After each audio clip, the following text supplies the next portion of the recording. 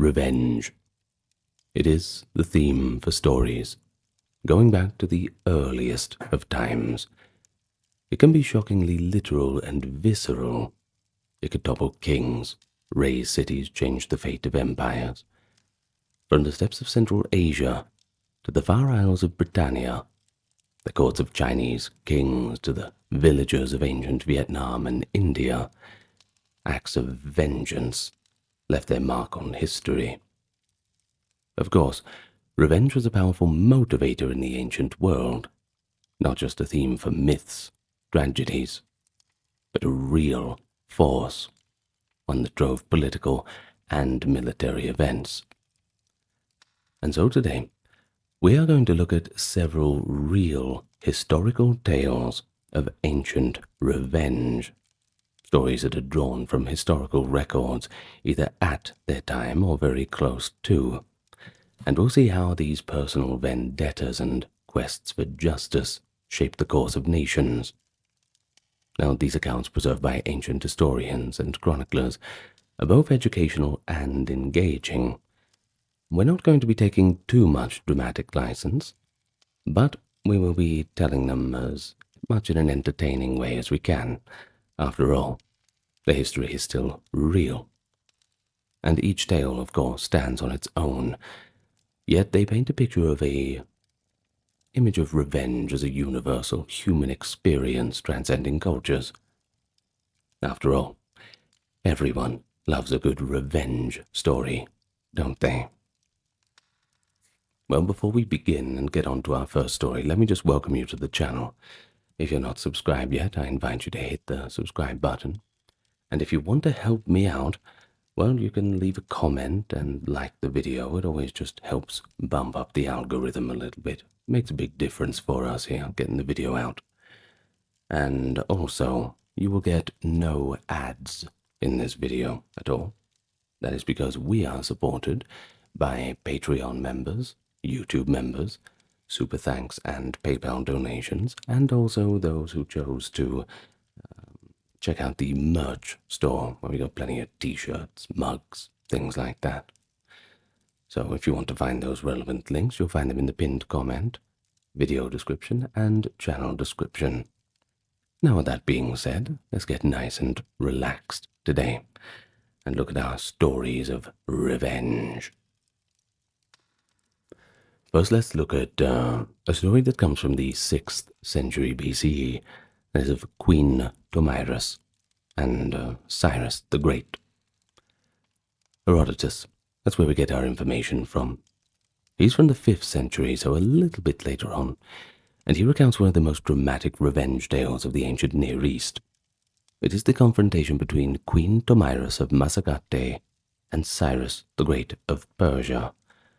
Cyrus was the founding emperor of the Achaemenid Persian Empire, a brilliant conqueror by anyone's measure, who had already subdued kingdoms like Media, Lydia, and, I'm sure you've heard of this one, Babylon.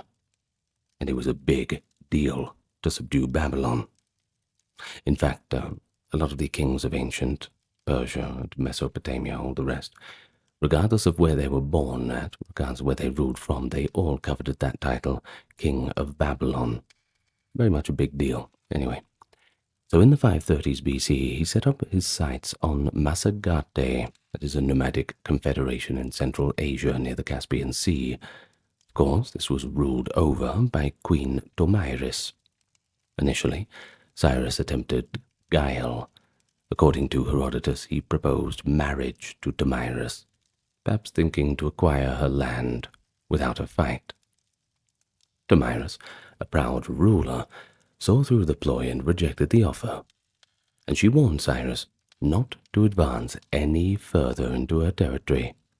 She even sent a message urging him to be satisfied with his empire and not meddle with the Massagathe, foretelling that persistence would end in his ruin. But Cyrus was on a bit of a roll, you see. Like I said, he'd already conquered Babylon and all these other little kingdoms, and he was confident in Persia's military might. So, of course, the old hubris, he ignored the warning. What followed was a war sparked as much by Cyrus's imperial ambition as by Damaris's determination to avenge an unforgivable personal loss. You see, in the initial clash, Cyrus used a stratagem. He left behind a banquet of wine and delicacies at an abandoned camp. The Massagetæ forces, who were unaccustomed to strong wine, indulged, and they became easy prey. Among the captives taken by Cyrus's army was Spargapises, Damaris's own son, and a commander of the troops nonetheless.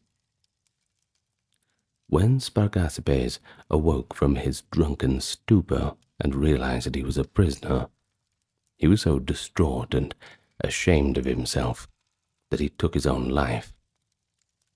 As for Queen Damaris, she heard of this and her grief was profound. Think about it. She'd lost her only son. And not in a good way either. Nothing honorable to look at, no honorable death in battle. No, he was just captured under deceptive circumstances and driven to take his own life. Grief turned to fury, and Damaris swore the fiercest vengeance. Her message to Cyrus, as Herodotus records it, was quite chilling on its own.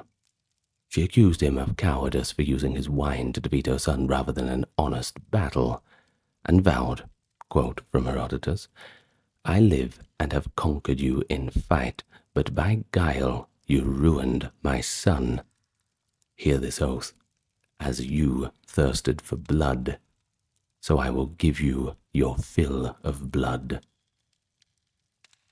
Such words, attributed to the barbarian queen, certainly show how personal this conflict had become. So, Damaris marshaled her forces for a decisive battle. The enraged queen and her Massagetæ warriors met Cyrus's Persian army in a fearsome engagement that, according to Herodotus, was one of the bloodiest battles of that age. Despite Cyrus's experience and the Persian reputation for discipline, the Massagetæ, fighting on their home terrain, galvanized by their queen's thirst for vengeance, managed to overwhelm the superior Persian force. Cyrus the Great, the till now undefeated conqueror, was himself killed in the confrontation. The Persian army suffered a crushing and embarrassing defeat. But that wasn't all. What Damaris did next cemented her place in history. Determined to literally fulfill her oath, she searched the battlefield for Cyrus's corpse. When it was found, she beheaded Cyrus's body. Damaris then took a wine skin, or a large bowl in some versions, filled it with blood, possibly the blood of Persian soldiers, and plunged Cyrus's severed head into it. She then proclaimed, according to the ancient accounts, "I warned you I would quench your thirst for blood, and so I have done it." Well, a ghastly and symbolic act of revenge, of course. The man who had caused her son's death, accused of being bloodthirsty, was posthumously sated with blood.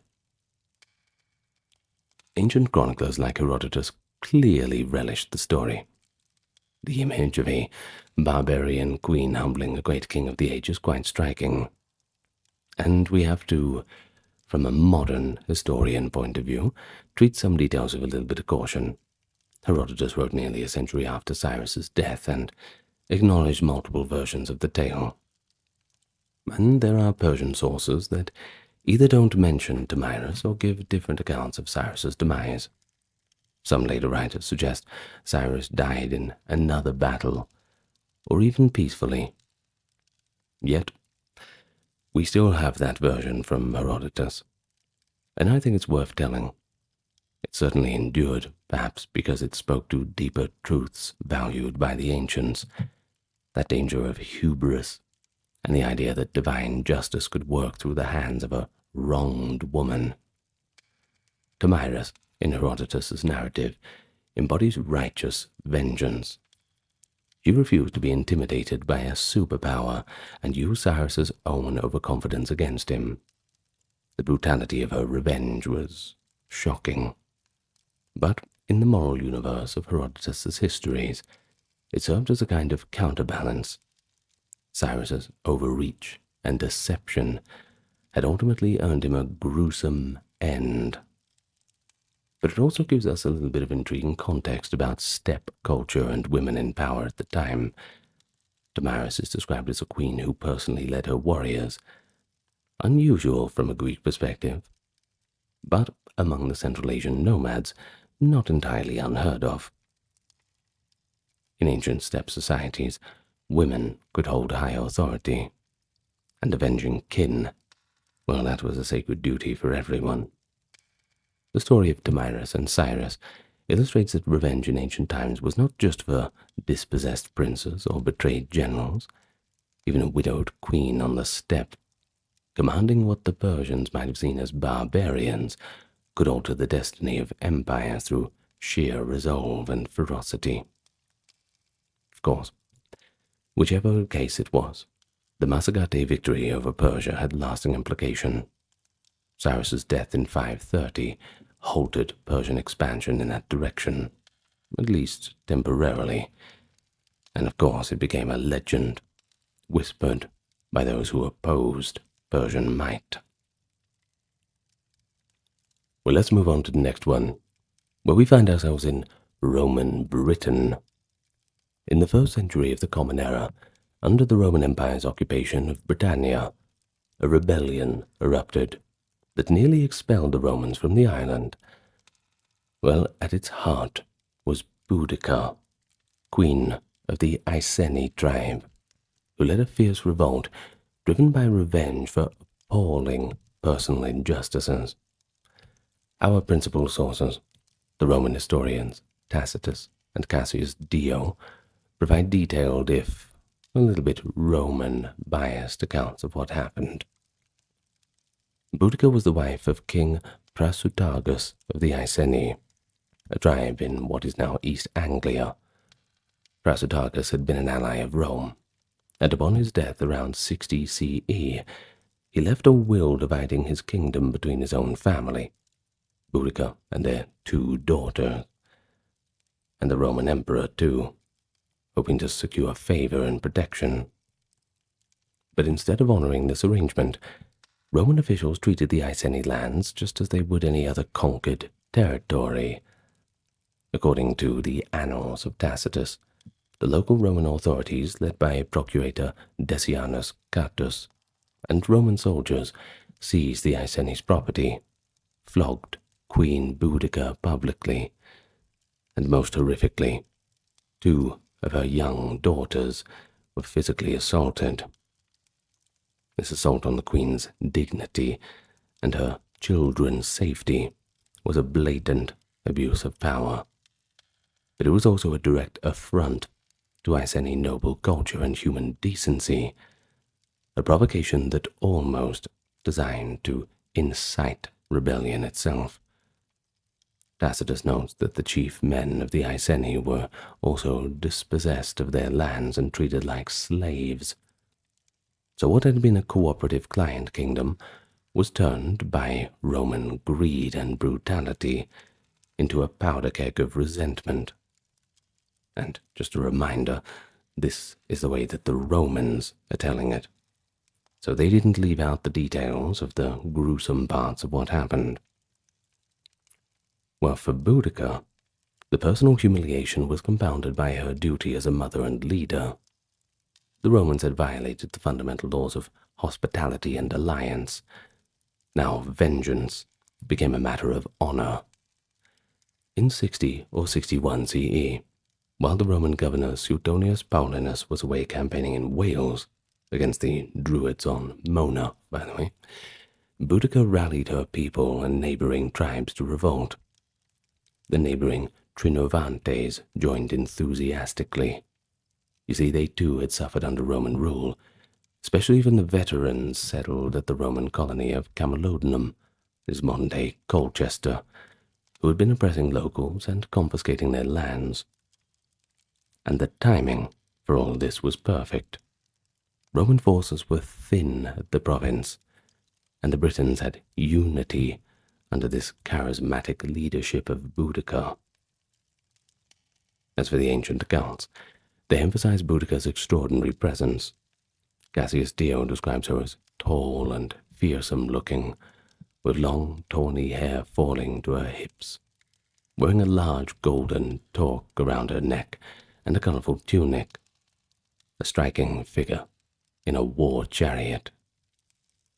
These details, albeit from a later source, show how the Romans perceived her, an embodiment of barbarian pride and fury. Tacitus, in his Annals, provides a compelling speech attributed to Boudicca before the final battle, which reveals her motives. Riding in a chariot with her daughters beside her, Boudicca allegedly told her warriors that she was not fighting, quote, as a queen of noble lineage for my lost kingdom, but as an ordinary woman for my liberty and for vengeance. She reminded them of the indignities that she had suffered, her body bruised by Roman whips, her daughter's honor defiled, and cast the war as a struggle of an oppressed people against a bloodthirsty invader. Tacitus has her say in the account, "This is a woman's resolve. As for you men, you can live and be slaves if you want." Such words, whether or not Boudicca actually spoke them this way, were intended to ignite the Britons' sense of injustice and outrage. By Tacitus' account, Boudicca presented herself as driven by revenge for her own and her people's wrongs, and she invoked divine support for what she framed as a just rebellion. Of course, the rebellion was initially stunningly successful, which speaks to how widespread resentment against the Romans had grown. Boudicca's forces first targeted Camalodunum, that hated Roman colony. They razed the city to the ground, slaughtering not only the hated Roman veterans, but also their families and any Roman or collaborators they found. Archaeology confirms a layer of destruction and charred debris at Colchester dating to this revolt, a testament to the thorough vengeance inflicted. A Roman legion, that being the 9th Legion, sent to relieve the city, was ambushed on the way and nearly annihilated by Boudicca's warriors. Just another blow to Roman prestige. Things were not looking good. And it was at this time where Boudicca doubled down. She marched on Londinium, modern-day London, which was then a burgeoning trade town, but undefended. The Roman governor Suetonius was rushing back from Wales and could not assemble enough forces to protect Londinium, and made a painful decision to evacuate those who could flee, leaving the rest to their fate. The Britons entered London, and they put it to the torch, massacring the inhabitants in a frenzy of revenge. The pattern repeated at Verulamium, that is modern-day St. Albans, another Romanized town. It too was burned and its population slaughtered. Ancient sources claim that in these onslaughts some 70 to 80,000 Romans and pro-Roman Britons were killed, often by gruesome methods. Cassius Dio sensationally writes that Britons hanged, burned, and crucified their captives, even impaling noble Roman women and cutting off their breasts in ritualistic displays of vengeance. These may be exaggerated atrocity stories, but they certainly convey the horror with which the Romans viewed the uprising. A, quote, just revenge from the Britons' perspective became, in the Roman eyes, a nightmarish bloodbath. Well, it is important to, of course, critically assess these accounts. After all, this is a history channel, so we do have to look at them with a bit of a discerning eye. Now, Tacitus likely inflated the drama, only to highlight Roman heroism in quelling the revolt, illustrating that brutality can erupt from oppressed peoples, and perhaps that was a warning of sorts, too. However, the core truth is undeniable. Boudicca's revolt was fueled by a genuine sense of injustice. The Britons targeted symbols of Roman power and collaborators, which indicates that this was not just mindless savagery, but directed rebellion. Boudica's personal grievance galvanized a broader anti-Roman movement. The scale of the destruction shows how quickly anger at abuse can turn into large-scale violence against the perceived oppressors. The Roman response, once they regrouped, was obviously merciless, and ultimately decisive. Governor Suetonius Paulus managed to concentrate perhaps around 10,000 soldiers, a mix of the 14th Legion, parts of the 20th, and auxiliaries. Though vastly outnumbered by Boudica's host, some ancient sources put her forces at 100,000, which, once again, might be an exaggeration. The Romans had discipline and tactics on their side. They chose a battleground narrow enough to negate the Britons' numeric advantage. Before the battle, Tacitus depicts Boudica driving along the ranks in her chariot, invoking the injustice done to her and urging her people to courage, a scene meant to contrast with Suetonius's terse, soldierly exhortation at his legionaries. In the ensuing battle, locations uncertain by the way, perhaps along Watling Street, Roman tactics prevailed. The legion stood firm in a defile and hurled their javelins, then advanced in tight formation. The Britons, with their families, watching from wagons in the rear, a sign of confidence that backfired, were eventually trapped against these wagons when they began to flee. The Romans slaughtered combatants and non-combatants alive. Tacitus claims that around 80,000 Britons fell in the final battle, compared to just a few hundred Romans. Once again, likely an exaggeration, but it conveys a complete Roman victory. Boudica herself did not fall in battle. According to Tacitus, she took poison afterward to avoid capture. Cassius Dio suggests that she fell ill and died, but in either case, she escaped the fate of being paraded in a Roman triumph, which would have been the ultimate humiliation, of course. And so with Boudica's death, the rebellion collapsed. The Romans enacted harsh vengeance of their own. Troops under Suetonius ravaged any remaining pockets of resistance. Tacitus remarks that, that famine followed, partly because so many Britons had concentrated on war that they neglected their harvests, a tragic aftermath illustrating how the quest for revenge, even if initially successful, can bring devastating consequence to both sides. Now back in Rome, the Emperor Nero, alarmed by losses, considered withdrawing from Britain entirely. But eventually the province was reinforced and remained under Roman rule for centuries. Suetonius Paulinus was replaced for being too punitive. The imperial government, now the crisis was over, sought a more conciliatory approach to avoid future revolts.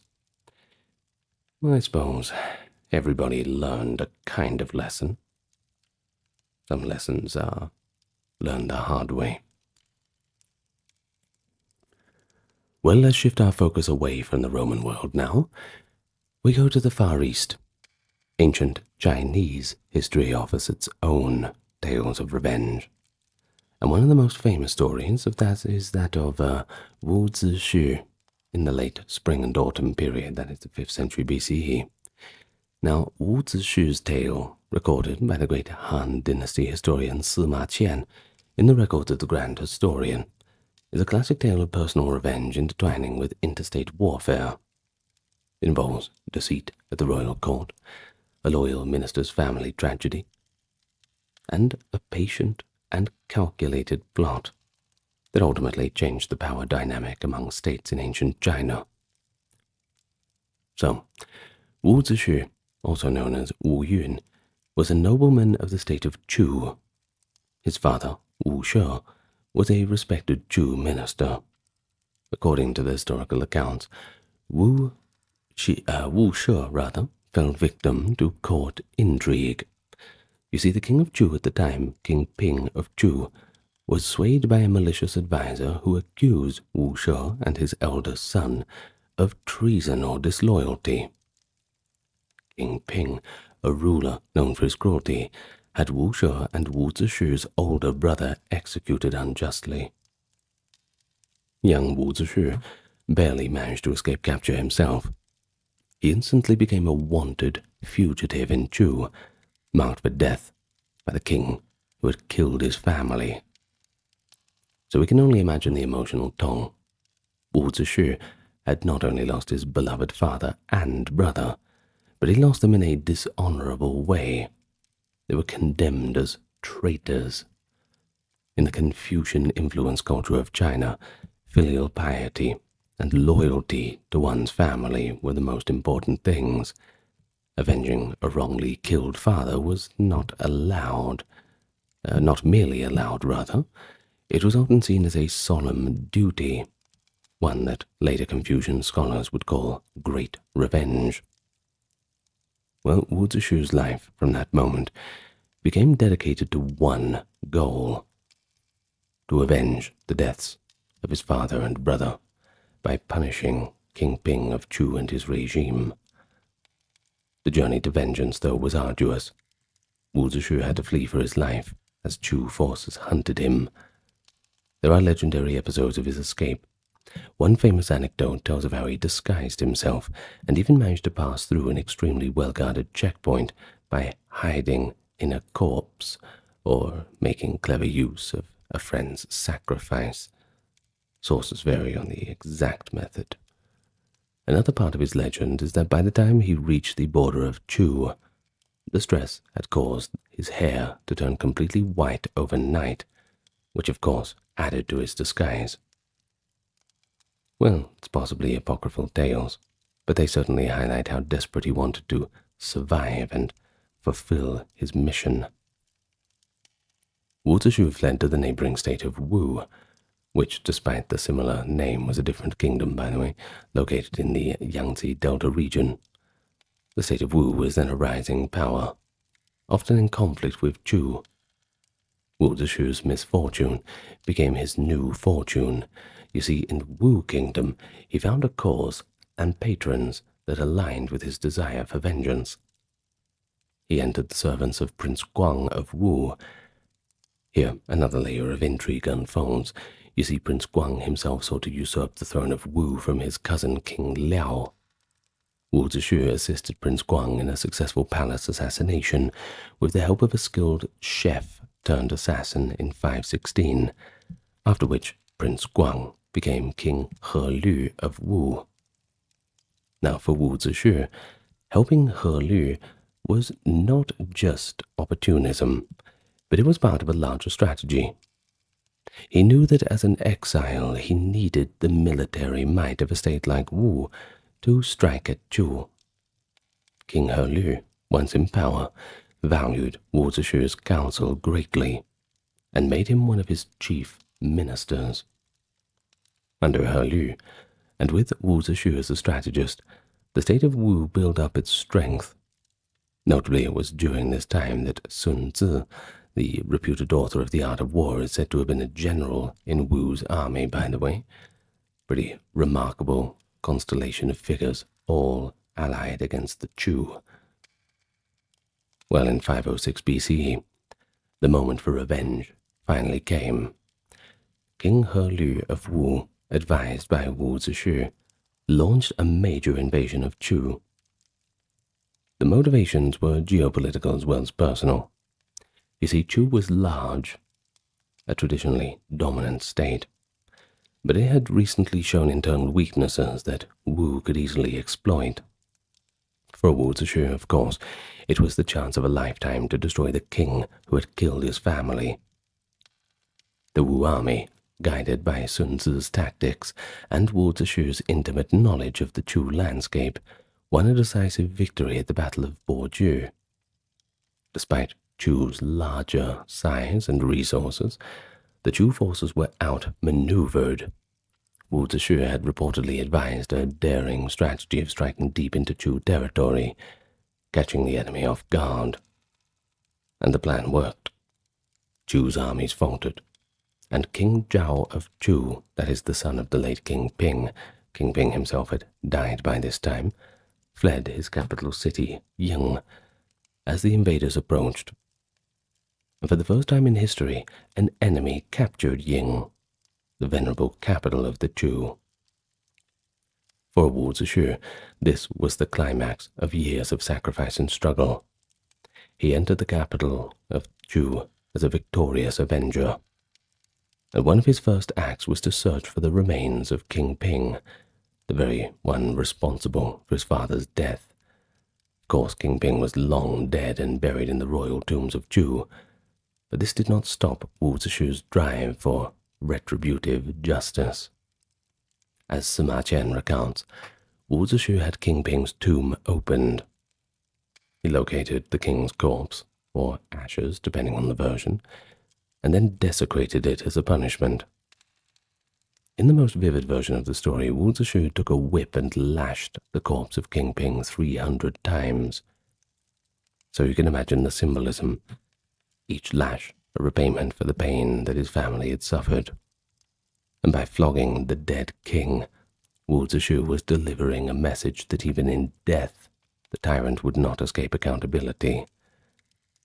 It was an act both deeply personal, but also symbolic in a political sense.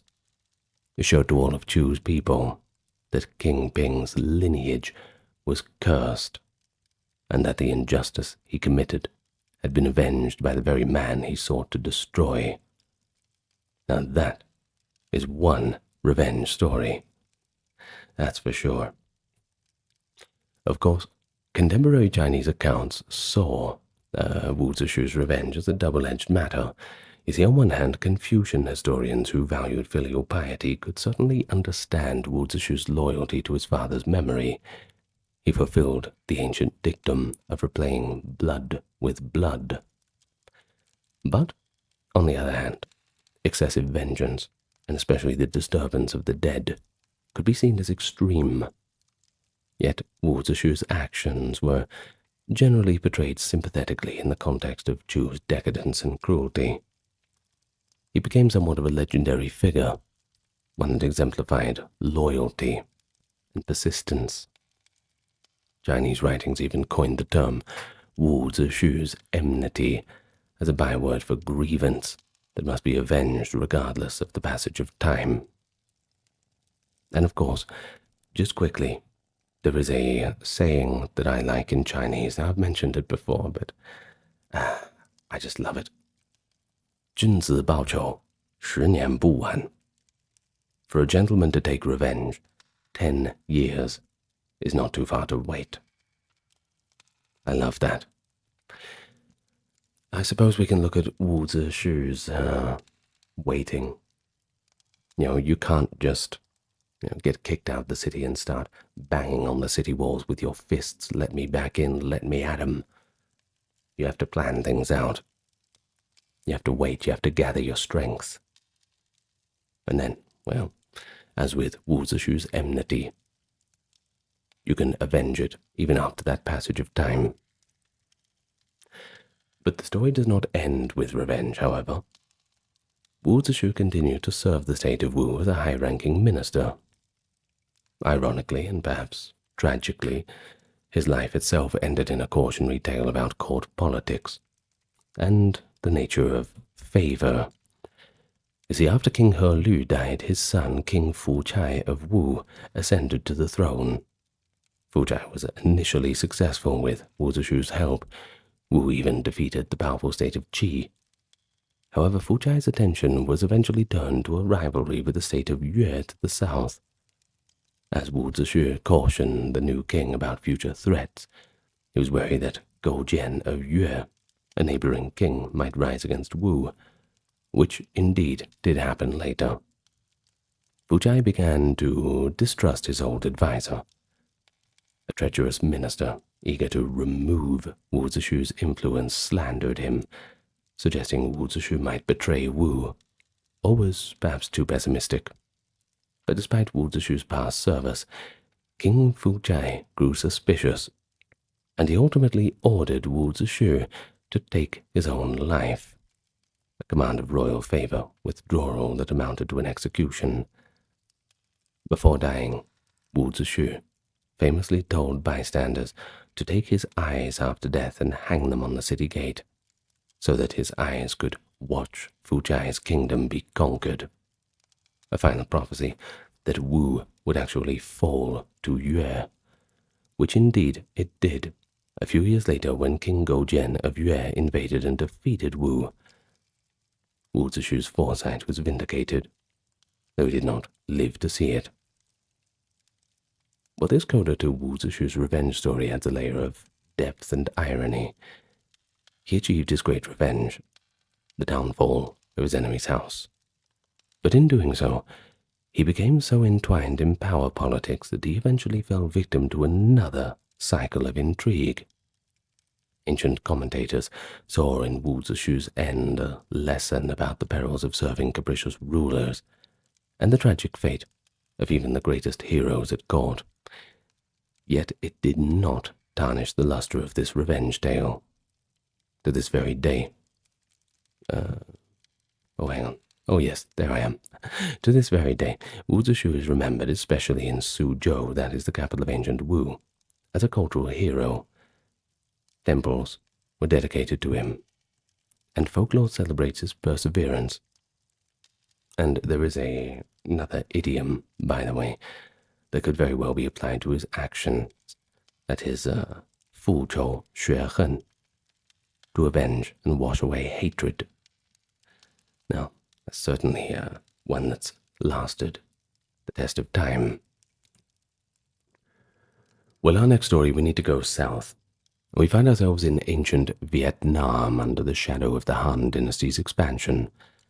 It features two sisters who led one of the ancient world's few large-scale rebellions by female leaders. They are known to history as the Trong sisters, Trong Trak and Trong Nghe. I think I'm pronouncing the Vietnamese right. I hope so. Well, and their personal revolt against the Chinese rule in 40 to 43 CE is a powerful example of revenge for both personal and national grief. The primary records of their insurrection appear in Chinese histories, particularly in the Hou Han Shu, the Book of Later Han, which was compiled in the 5th century CE. Though written from the perspective of the victorious Han empires, it preserves the outline of the sisters' exploits. Vietnamese oral tradition and later chronicles add some details. Well, some of them are legendary.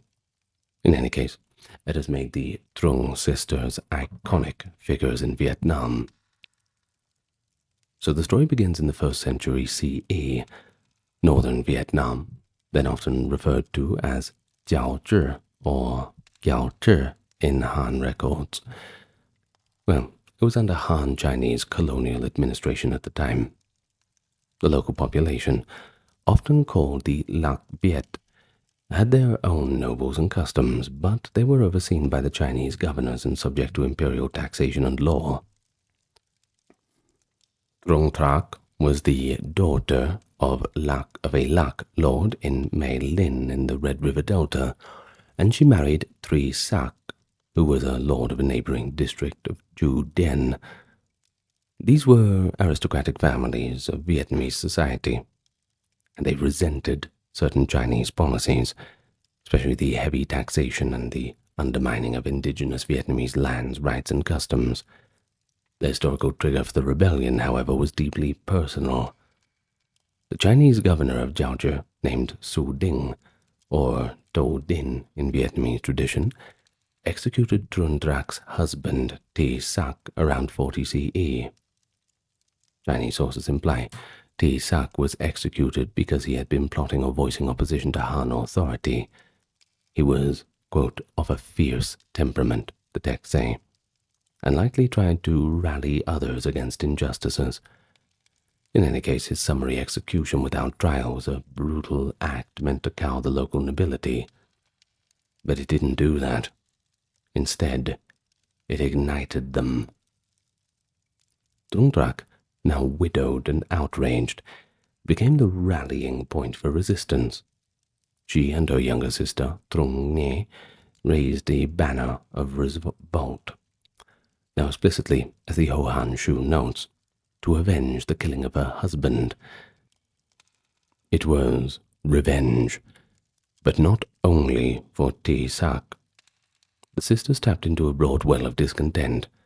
Many local chiefs and their people were just fed up with the oppressive rule of Su Ding, who was remembered as cruel and rapacious, a tyrant in the true sense. The Trung sisters, coming from a respected family and now with a martyr to inspire them, provided leadership that had been lacking.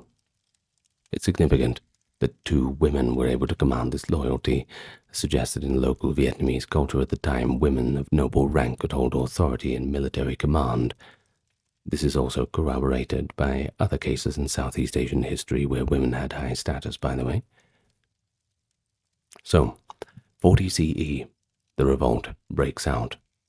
According to historical records, the Trung sisters managed to rally a large force.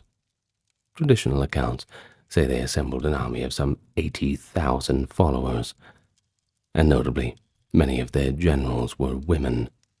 Vietnamese legend lovingly named several, like Phung Thi Chinh, and who was, by the way, a woman said to have given birth on the battlefield and kept fighting anyway, which, well, that's an achievement of its own. They capitalized on the element of surprise. The Han garrisons and officials in the region were caught off guard by what seemed to them to be an unlikely quarter, and by the swift mobilization of the Lac Viet. The rebellion spread quickly. The Trung sisters' forces targeted centers of Han power. They attacked the Chinese strongholds and administrative cities of Jiaozhi and neighboring commanderies. And in quick succession, they overran dozens of towns and settlements that had been under Han control. The hated governor, Su Ding, had to flee for his life. Within moments, the Trung sisters had effectively liberated a vast region. Later traditions say they seized as many as 65 cities and strongholds. Flush with success, Trung Trak was proclaimed queen, sometimes given the title Queen Regnant of Lin Nam. So for about 2 years, they ruled an independent territory free from Han domination. And that was an extraordinary achievement, given that the Han Empire at the time was near its height under Emperor Guangwu. And one can view it as both large-scale act of revenge and an early war of independence. Trung Trak's motivations, as recorded, were clearly to punish the Chinese for killing her husband and to restore dignity and the autonomy of her people. That dual objective certainly resonated widely. Many who joined them likely had their own scores to settle. Chinese rule had displaced local leaders and imposed foreign cultural norms, including changes that eroded the traditional role of women in inheritance and society. Some scholars suggest one factor in the rebellion was the Chinese imposition of patriarchal order over a previously more matriarchal or at least egalitarian local culture. However, the Han Empire was not just going to let this slide. The rebellion would not go unanswered. By 41 CE, once news reached the Han court, and the initial shock had subsided, Emperor Guangwu ordered a retaliatory expedition. He dispatched one of his best generals, Ma Yuan, known as the wave-quelling general, to lead the counterattack. And so, in 42 CE, Ma Yuan marched south with a veteran army. Sources indicate he had about 20,000 regular troops plus auxiliaries, and advanced methodically into the Red River Delta. The Han were determined to crush this revolt and reassert control, partly as a warning to other restive regions. The Trung sisters faced the challenge of defending against a disciplined, well-equipped imperial force. According to Chinese accounts, the sisters fought bravely. Several battles occurred over the year 42 and into 43, as Ma Yuan pushed into rebel-held territory. Eventually, a decisive confrontation took place, traditionally said to be at Lang Bach, perhaps in the vicinity of modern-day Hanoi. the Han army, with superior organization, gradually gained the upper hand. One by one, the rebel-held towns fell. Thousands of the Trung sisters' supporters were killed. The ones who weren't surrendered. Finally, the Trung sisters themselves were defeated. Han records claim that by early 43, both Trung Trac and Trung Nghe were captured and executed, beheaded by Ma Yuan's forces. Vietnamese legend, however, holds that facing the undefeatable threat, the sisters threw themselves into a river to avoid the dishonor of capture. In any case, their revolt was extinguished, and Han authority was brutally reinstated. Ma Yuan, to prevent further uprisings, carried out reprisals. He reportedly massacred resisting aristocratic families, executed thousands of locals, and even melted down prized bronze drums, symbols of the power for Viet tribes, to make a statue at the Han court. A symbolic disarming of the native culture. And so the rebellion of the Trung sisters ended in blood and reoccupation, but its legacy endured in the Vietnamese memory as the first uprising against foreign rule, and of course a testament to Vietnamese valor and desire for autonomy. And the revenge aspect is critical to this story. It was the outrage of one woman that lit the spark. In historical hindsight, one might say, the rebellion was inevitable given the tensions, but without Trung Trac's personal leadership motivated by vengeance, it might not have coalesced when it did. In any case, the sisters became martyrs and inspirations for later generations, and indeed nearly 200 years later, another woman would lead a similar revolt against the Chinese rule, likely inspired by the Trung's memory. Okay, last one for today. If you're enjoying this concept, well, perhaps we'll do more revenge stories, like revenge stories of ancient Greece, revenge stories of ancient Rome. Let me know what you think, and then we'll do them. In any case, now we actually turn to India, a good place to end off for today. You see, revenge in antiquity was not only the province of warriors and queens. Sometimes it was the careful plan of a scholar-statesman that altered the course of history. In ancient India, the transition from the Nanda dynasty to the Maurya Empire, late 4th century BCE, is wrapped in legends of intrigue and vengeance. At the center of this story is Chanakya, also known as Kautilya or Vishnugupta, a Brahmin scholar often credited as the author of the Arthashastra, a treatise on statecraft. Chanakya's protege was Chandragupta Maurya, who would become the first emperor of the Mauryan Empire. The tale of how Chandragupta came to power, toppling the ruling Nanda king, is told in various ancient Indian sources, Buddhist, Jain, and Hindu texts like the Buddhist Mahavamsa and later chronicles such as the Sanskrit play Mudrarakshasa, Some of the Hindi names are a little bit difficult, Sanskrit names and so on. Well, while the details vary, a consistent thread is revenge. That revenge that Chanakya vowed against the tyrannical Nanda king, and how that personal vendetta led to the founding of a new imperial dynasty. So let's see where it all starts. The Nanda Empire, based in Magadha, which is modern Bihar up in the north, was one of the most powerful kingdoms in India around the 4th century. The last Nanda king is often referred to as Dana Nanda. He was reputed to be immensely wealthy. The Nandas were said to hoard treasure, but also arrogant and unpopular among many of his subjects and courtiers. According to Buddhist tradition, Chanakya first encountered Dhammananda at a ceremony or court assembly, where Chanakya's appearance, he was supposedly physically unattractive, shabbily dressed Brahmin caused the king to ridicule and insult him. One account says Dhanananda publicly insulted Chanakya for his ugliness and ordered him to be thrown out of the gathering. Well, understandably, Chanakya felt humiliated, but not before he swore an oath that he would overturn the Nanda dynasty and cast Dhanananda down from power. Now this is a remarkable scenario, a learned man vowing to destroy a king, essentially just because of an insult. But in the context of ancient values, a patron or ruler was expected to show respect to Brahmins, that is, learned priests, and mistreating one was both sacrilegious and politically unwise. Chanakya's pride and sense of justice were inflamed.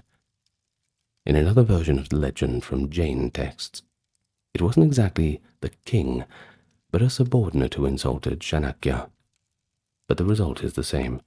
Chanakya determined that the Nanda regime must end. Of course, you couldn't just have a lone scholar overthrow a king by himself.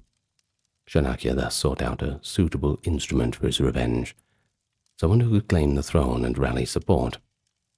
And as fate would have it, he found Chandragupta, a young man of either royal lineage or at least great ambition.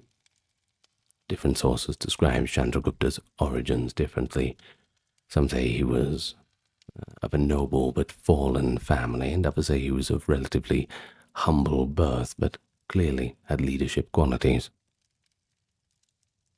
Chanakya took Chandragupta under his wing, educating him in politics and war, essentially grooming him to fulfill the destiny of toppling the Nandas. Chanakya tested Chandragupta's resolve and intelligence through various clever ordeals. One famous anecdote is that Chandragupta demonstrated ruthlessness by cutting off another candidate's head to retrieve an amulet, proving he had the necessary lack of hesitation to be a monarch. Armed with Chandragupta's charisma and claim, Chanakya set about building an alliance and army. This period coincided with the invasion of northwest India by Alexander the Great in 326 BCE, by the way, and the subsequent power vacuum after Alexander's departure in 324. Chanakya was astute in seizing this moment of disarray. He is said to have gained support from various quarters dissatisfied with Nanda rule, local chiefs, former generals, and even some of the common people who chafed under the heavy taxes. The Nandas, for all their wealth, were not beloved. Chanakya was also skilled in resource gathering. One tale claims he discovered a hidden treasure to fund the campaign, or even used a crafty alchemical trick to multiply gold, as one legend suggests turning one coin into 8 through a secret. Likely metaphors, of course, for savvy financial and strategic planning. Either way, I wish I knew how to do that. Well, the initial attempts to overthrow the Nandas were not immediately successful. One account in the Jain tradition and a play called Mudrara Shaksa suggests that Chandragupta and Chanakya's first attack on the capital Pataliputra ended in failure, with their army beaten and scattered. Forced to flee, though, they learned from their mistakes. A popular folklore anecdote illustrates Chanakya's learning process. While in hiding after a defeat, Chandragupta overheard an old woman scolding her child for burning his fingers by eating from the center of a hot porridge, saying he should have taken from the cooler edges first. Well, Chanakya supposedly drew a lesson from this. They had been like a foolish child, striking at the center, i.e., the capital Pataliputra, first. Instead, they should conquer the outlying regions and cut off resources and support the center before attacking the capital itself. Well, this kind of strategic thinking aligns well with the principles that Chanakya later espoused in the Arthashastra about weakening an enemy through its peripheries and alliances. Thus recalibrated, Chandragupta and Chanakya adopted a war of attrition and coalition building. Over a couple of years, they gradually took control of border regions and isolated Magadha.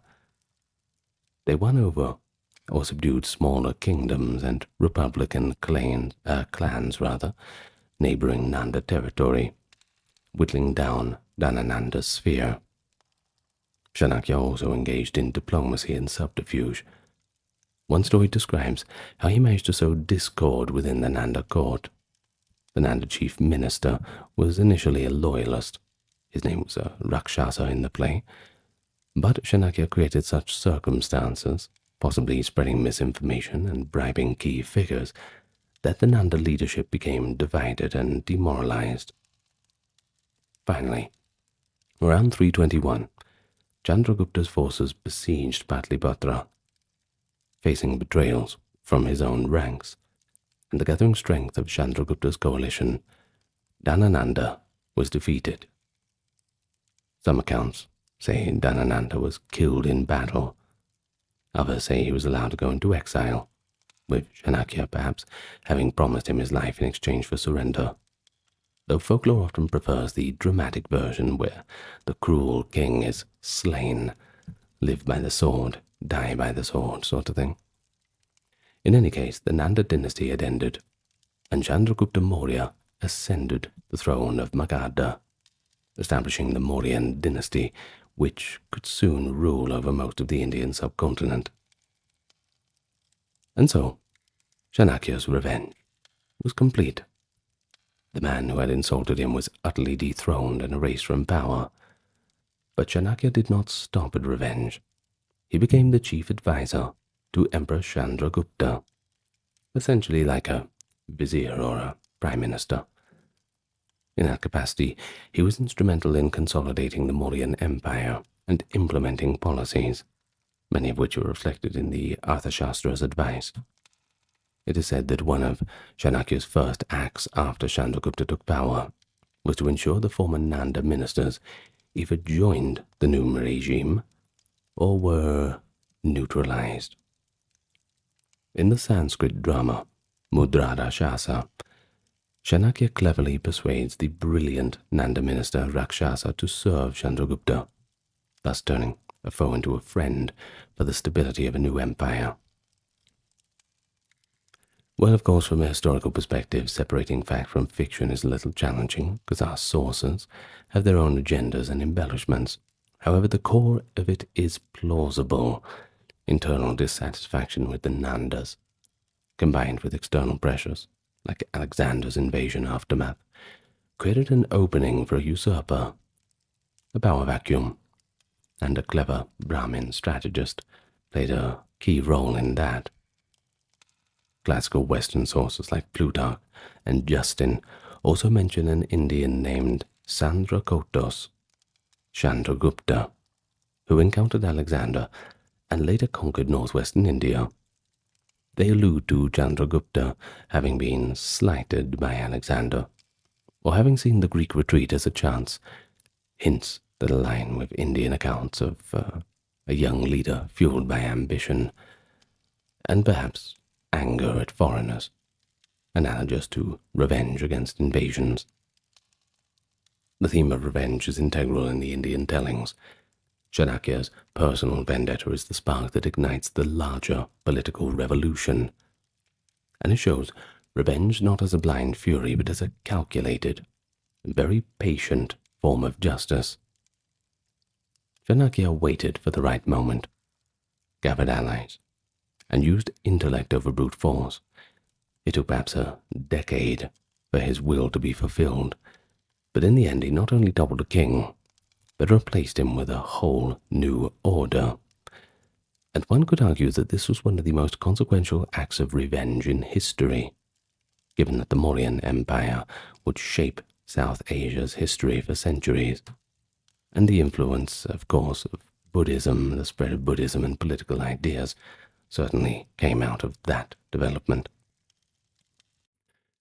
Chinese occultism. It has pretty much everything you would expect. Practices and beliefs spanning from alchemy to divination, spirit communication and magic. And indeed, from ancient times, the Chinese people have sought to discern the hidden forces at work in our world and to influence their fate through ritual. But unlike the Western concept of the occult as something secretive or forbidden, in the Chinese context, these practices were often just part of mainstream life. Emperors consulted oracles, Taoist sages pursued immortality, and even the villagers prayed to local gods for protection. So today we're going to have a look at Chinese occult traditions, from the earliest origins up to the modern day. We'll talk about the key figures who shaped their development too, and the diverse regional manifestations. Perhaps you're not familiar with literati figures like Pu Zongling and Ge Hong, but you certainly will be by the end of this, and I think you'll be able to hold your own in a conversation about the topic, perhaps surprising a few people who are interested in it too. Now, all that being said, allow me to issue the customary good-mannered welcome. If you are new to the channel, I do invite you to click that subscribe button and leave a like and a comment. It really helps push us out in the algorithm.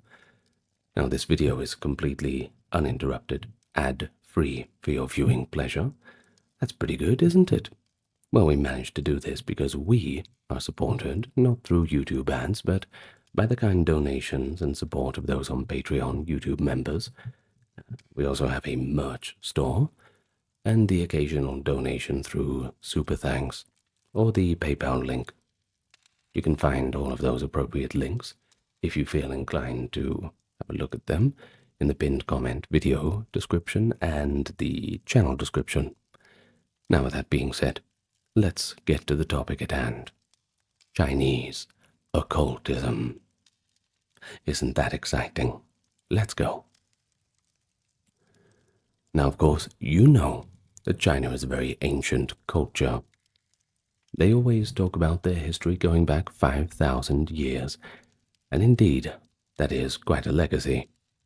And the earliest evidence of Chinese occult practice goes all the way back to the Shang dynasty.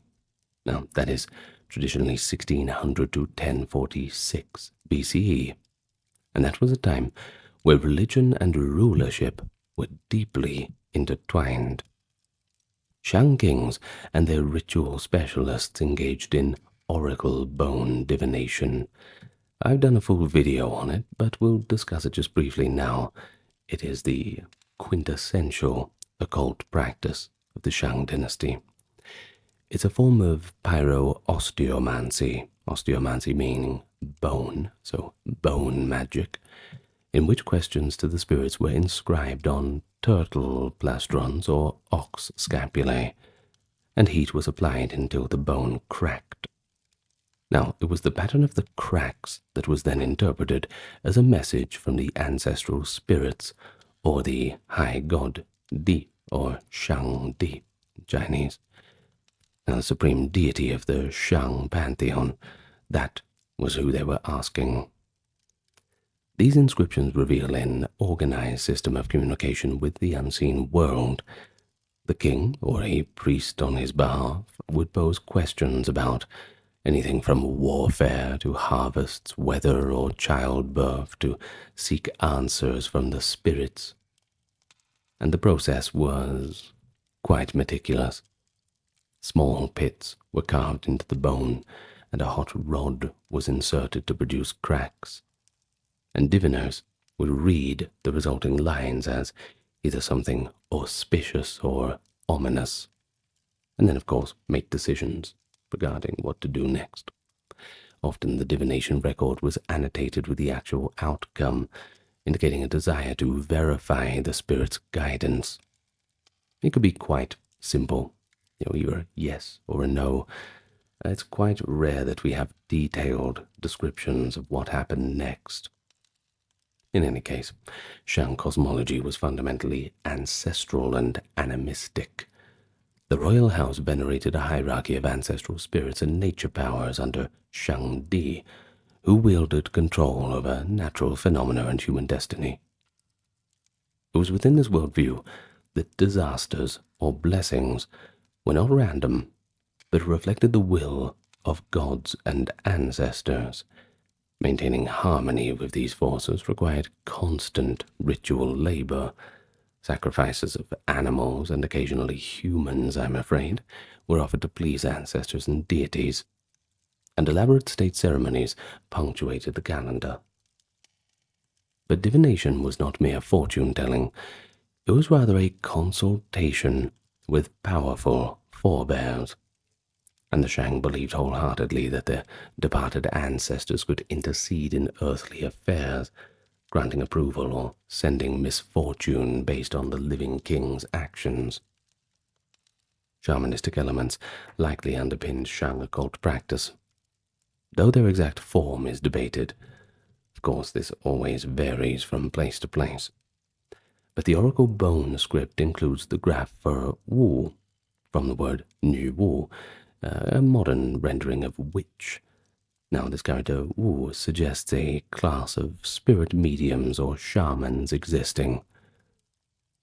Well, some scholars infer that Wu specialists performed ecstatic dances, rain-making rituals, or astrology, acting as intermediaries between our world and the next.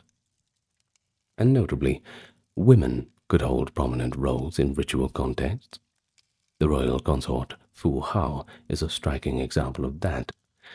Now, Fu Hao was one of King Wu Ding's wives, and she served rather as a military general and high priestess. Her tomb contained over 500 inscribed oracle bones from her personal divinations and rituals. Inscriptions show that Wu Ding entrusted Fu Hao to conduct special sacrifices to the royal ancestors, indicating that shamanic authority in Shang was not limited to the king alone. Now, this is a remarkable find, because it reveals that even in earliest times, a woman could act as a leading occult practitioner, communicating with spirits to guide the state. Now, regionally, Shang divination practices extended beyond the royal capital, of course. Oracle bones have been unearthed in sites in Shandong and Henan, suggesting that scapulomancy, that is, shoulder bone divination, and related rituals were used by vassal lords and commoners under Shang influence. While the king presided over the major state ceremonies, local estates had their own ritual experts who worshipped the same pantheon of spirits and ancestors. Now, what does this all mean? Effectively, it signifies that the basic techniques of Chinese occultism, sacrificial offerings and crack-reading divination, were already diffused across regions by the late 2nd millennium BCE, and that certainly goes back a fair while.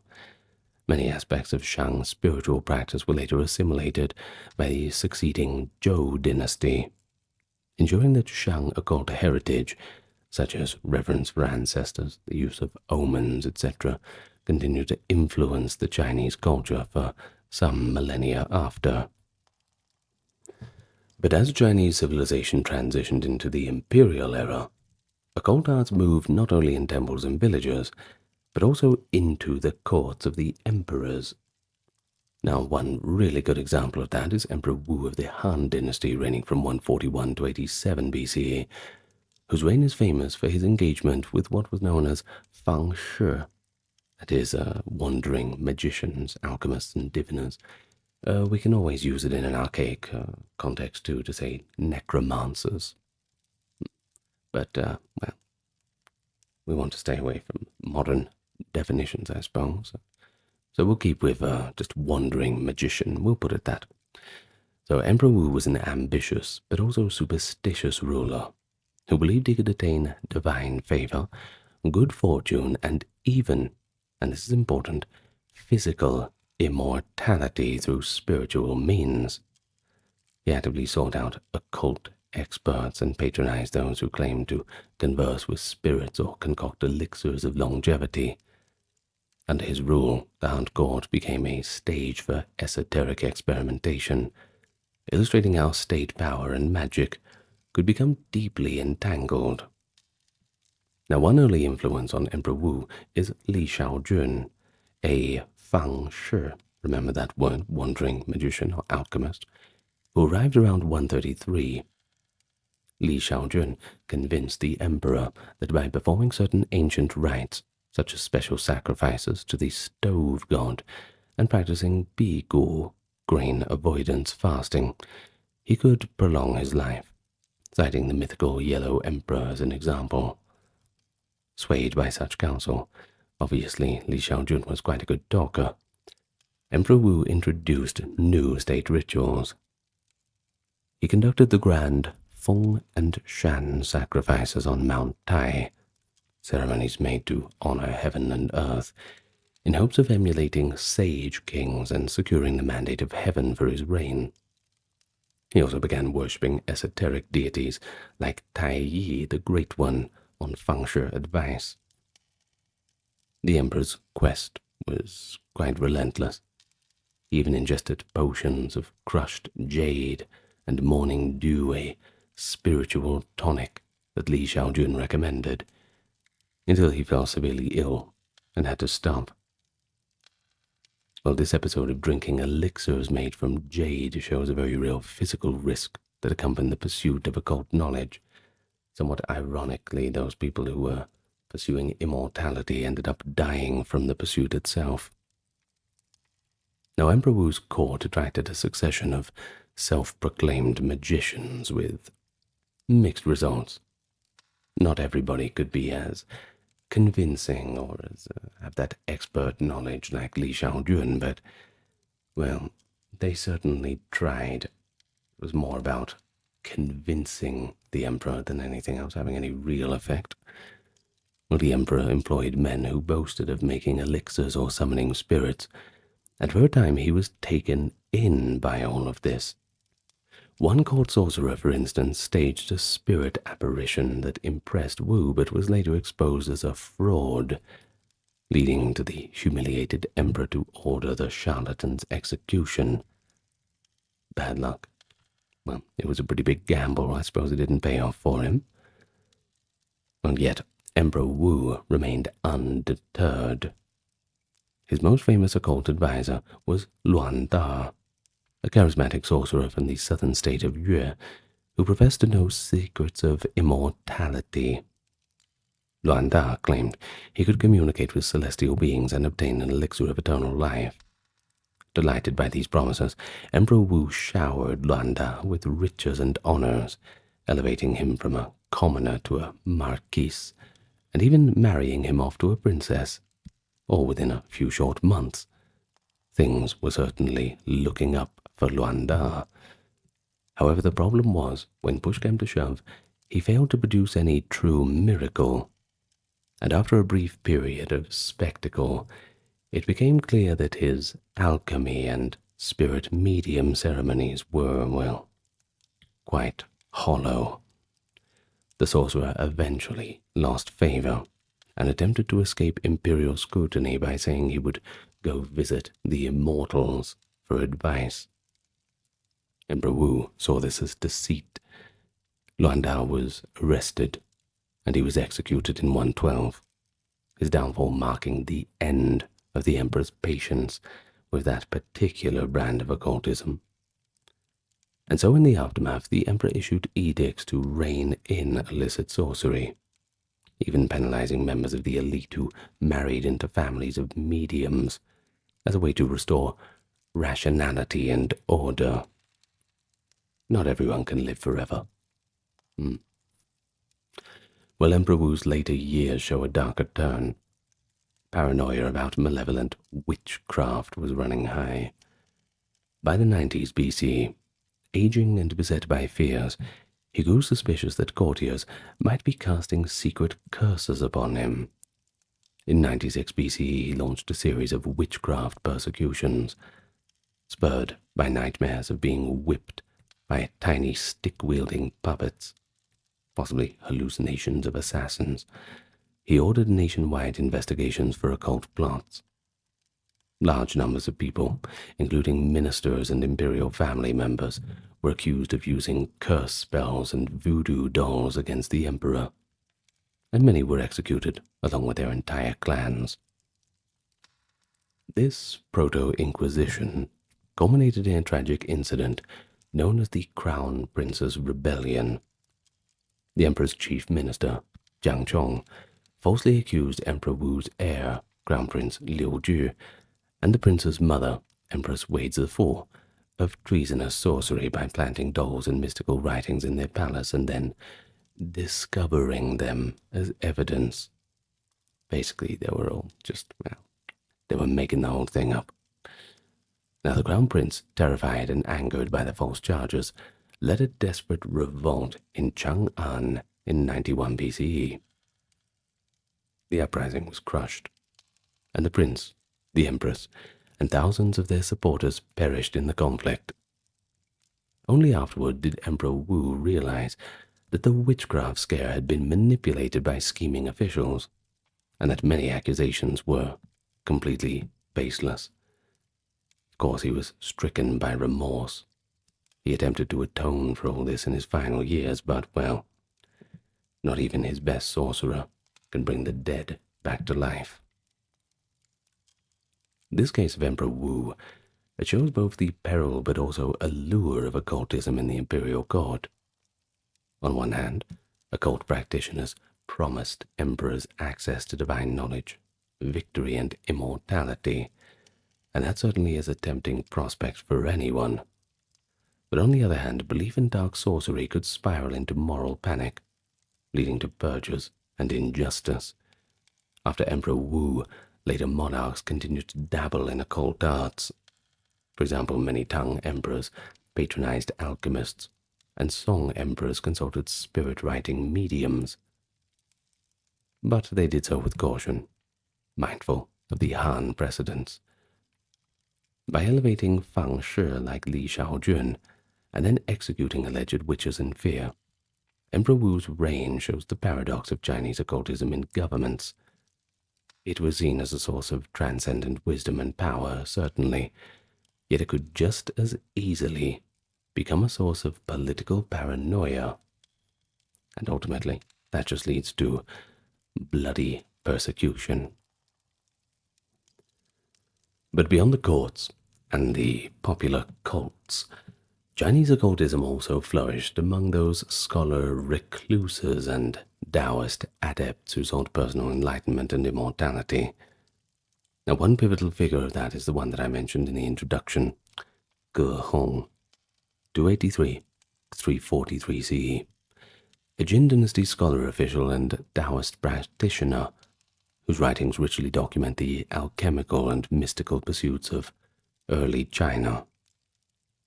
Ge Hong lived in an age of political disunity and social upheaval, when many literati had turned away from public life to explore alchemy, Taoism, and the esoteric arts, a possible path to transcendence. His magnum opus is the Bao Po Zi, that is, Master Embracing Simplicity. It stands as one of the most important treatises on Chinese occult science, covering topics from medicine and demonology to the fabrication of elixirs and secrets of divine transcendence.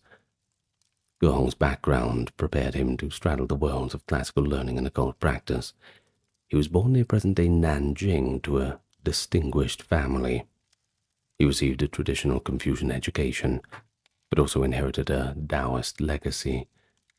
His great-uncle, Ge Xuan, was a famous Taoist adept reputed to have become an immortal. Citation needed on that one, Ge Xuan. While under the tutelage of Zheng Yin, himself a disciple of Ge Xuan, Ge Hong began studying the arts of longevity while still young. It's the best place to start, of course. It's kind of like investing, I suppose. You got to get in early. In any case, though he served as a military officer and minor official, he was more passionate about collecting arcane knowledge. Amid the turmoil of invasions in North China, Ge Hong eventually retreated to the south. He spent years living as a recluse on Mount Luofu in the far south, today's Guangdong province, where he gathered herbs and minerals and conducted alchemical experiments in the search of the elixir of life. This retreat to a mountain in the subtropics shows a broader southward migration of Chinese esoteric traditions. By Gehong's time, the locus of Taoist activity had shifted somewhat to southern and inland regions. After all, those were a little bit less affected by war. Masters could practice in relative seclusion and a little bit of peace and quiet. In the Bao Pu Zi, Gehong provides a candid and detailed account of occult arts as he understood them.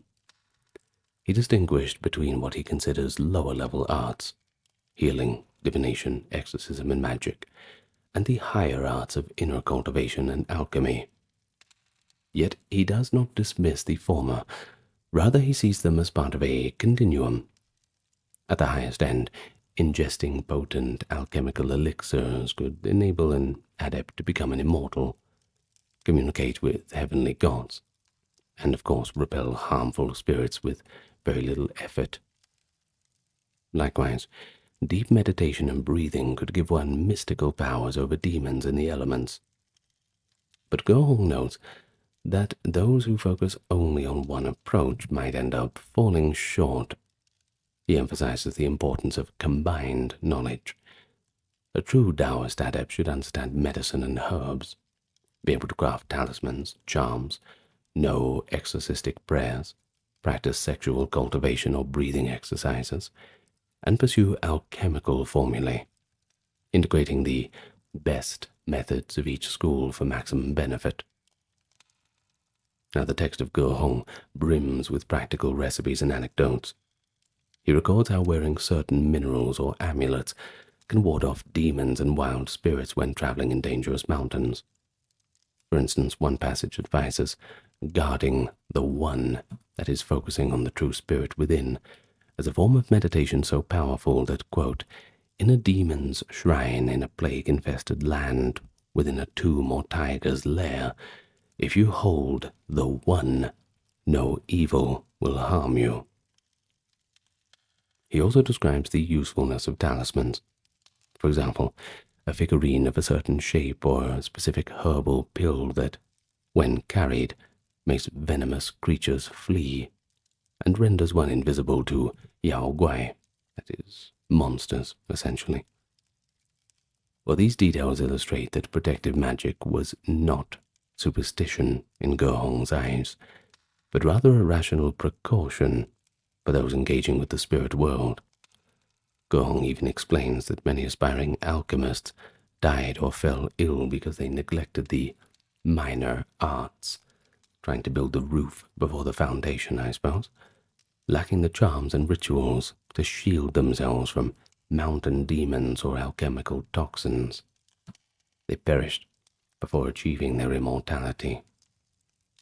Thus, in Gehong's view, mastery of the occult required both lofty spiritual discipline, but also down-to-earth magical know-how. You have to take the appropriate steps. Can't just rush into things.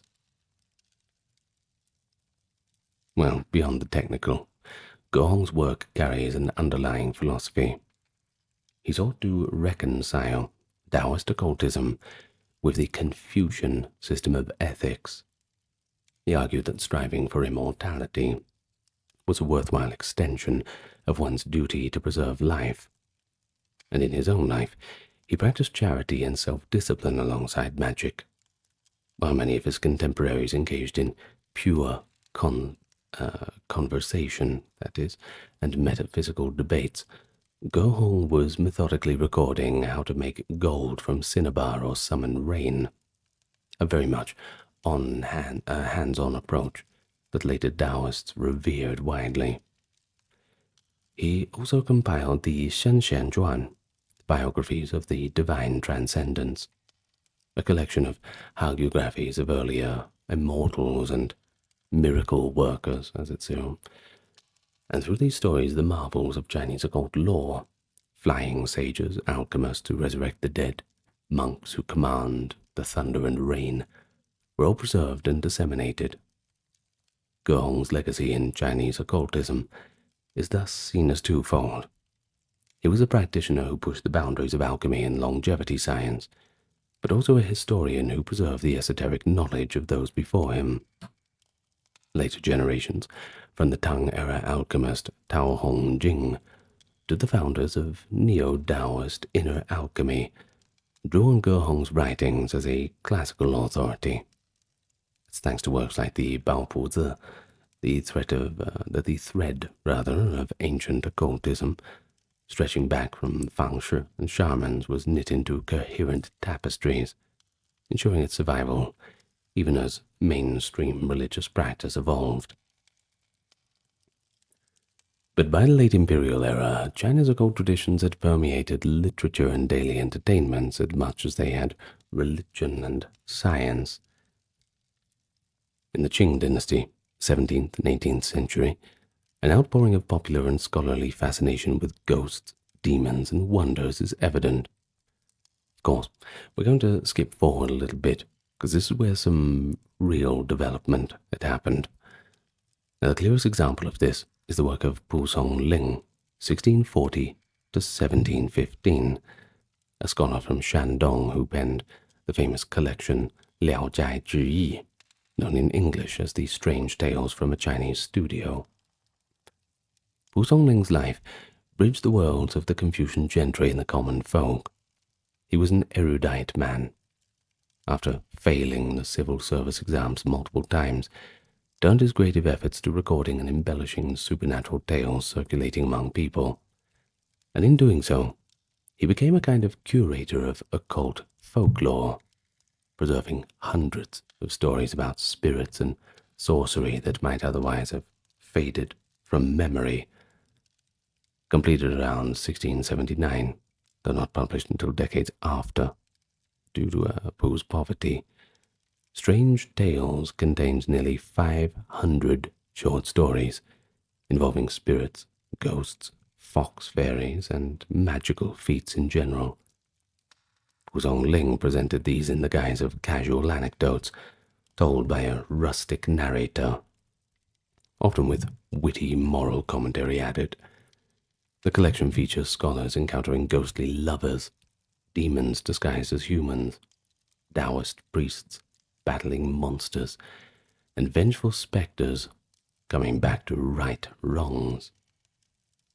Many stories highlight Taoist sorcerers or Buddhist monks who have mastered occult powers. They can see the true form of demons, cast spells, or negotiate with the king of the underworld for a soul's release. These figures often serve as the heroes who resolve the spectral crisis, reinforcing the idea that righteous magic and virtue can triumph over evil. But perhaps Pu Songling's most famous story is The Painted Skin, which offers a pretty chilling portrait of a shape-shifting demon and ultimately the power of exorcism. In this tale, set in Pu's home province of Shandong, a scholar named Wang gives shelter to a woman he finds on the roadside, feeling pity for her situation. But unknown to him, she is actually a demon, wearing a painted human skin to appear as a lovely maiden. The demon seduces Wang and stays in his home. One day, a Taoist priest passing through warns Wang that an evil spirit is present, but Wang initially dismisses it.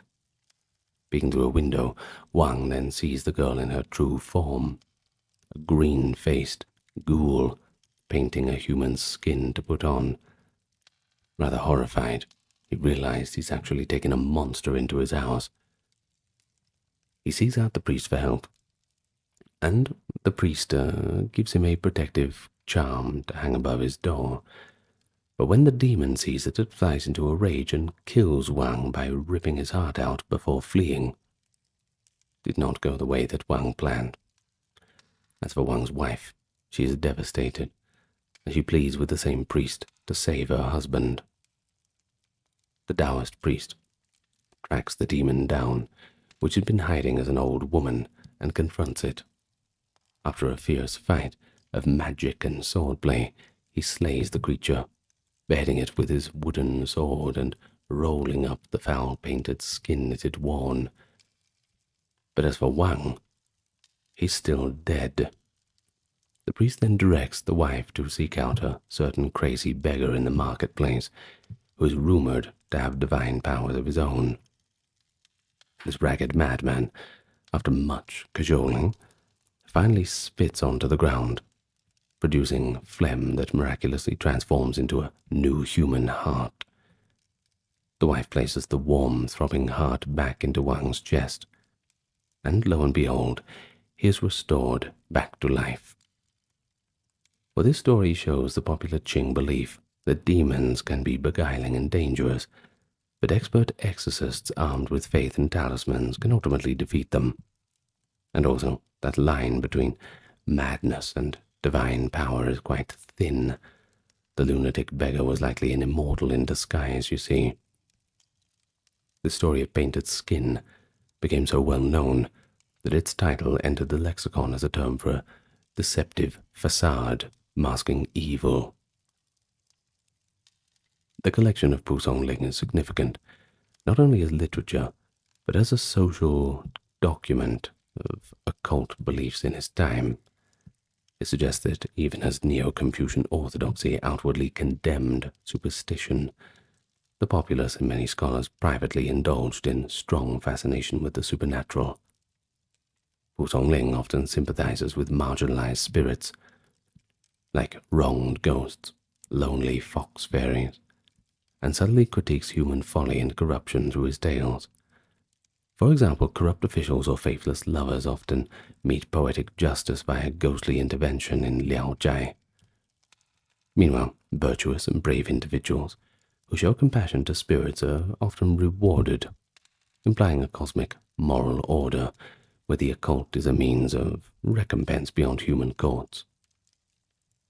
Pu's own voice sometimes intrudes to praise a character's piety, or to wonder at the mysteries of heaven, and this gives a sense that the occult phenomena was woven into the moral universe of the late Ming and early Qing period.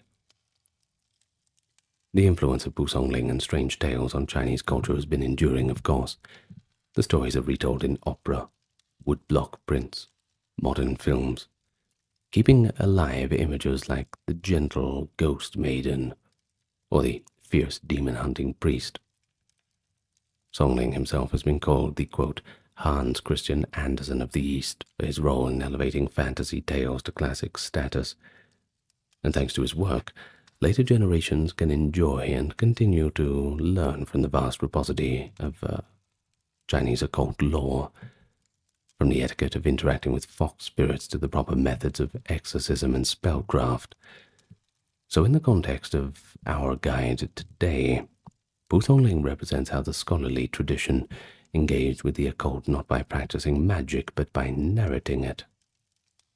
His work bridges that gap between the learned and the popular, a literati masterpiece that faithfully preserves folk occult tradition through his ironic, humane, and imaginative stories. We see the final centuries of imperial China still dancing with ghosts by candlelight, even as modernity marched forward. Of course, China's vast size and cultural diversity gave rise to significant regional variations in occult practice. Different areas developed their own emphasis. For example, the South became famous for spirit medium cults and shamanic healers, while the North saw more organized sects and communal temple rituals. There were also contrasts in the popular pantheon and ritual styles between provinces, and understanding this regional diversity shows that Chinese occultism was never monolithic. It was always adapted to local traditions, geographies, social structures. So in the southern coastal provinces, so we're talking about Guangdong, Fujian, Taiwan, spirit mediumship had long been a prominent feature of folk religion. Here, the typical occult specialist is the Ji Tong, literally a divining youth, also called Tang Ke. serves as a mouthpiece for the gods, effectively. Now, Tangki, by the way, is a term from the Fujian dialect, Minan Yu, as it is called.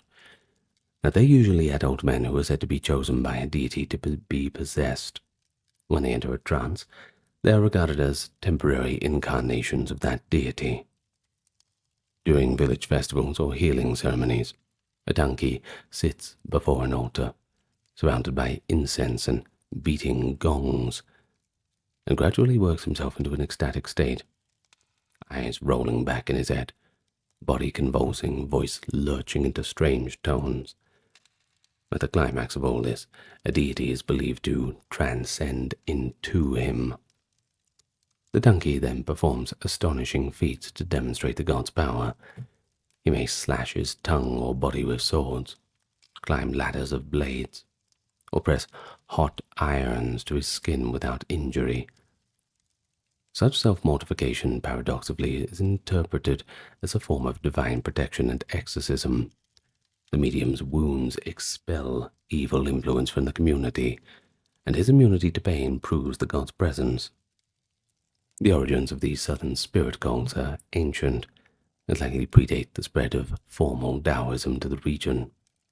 Scholars have traced Tangki practices to the Minnan region of Fujian, noting possible influences from indigenous shamanistic rites of the Yue peoples who inhabited the south before full Sinicization. Over time, medium cults syncretized with Taoist and Buddhist elements. For example, a Tangki shrine might honor a local deity, such as a martial guan or a princess deity of a sort, but also display images of the Taoist three pure ones on its main altar. In a typical ceremony, the layout of the Tangki's tent is aligned to cardinal directions and cosmic order, with altars dedicated to heaven, the underworld, and the five sacred armies arranged in a symbolic map of the cosmos. And this shows how folk trance mediumship incorporated into the greater Chinese cosmological pattern.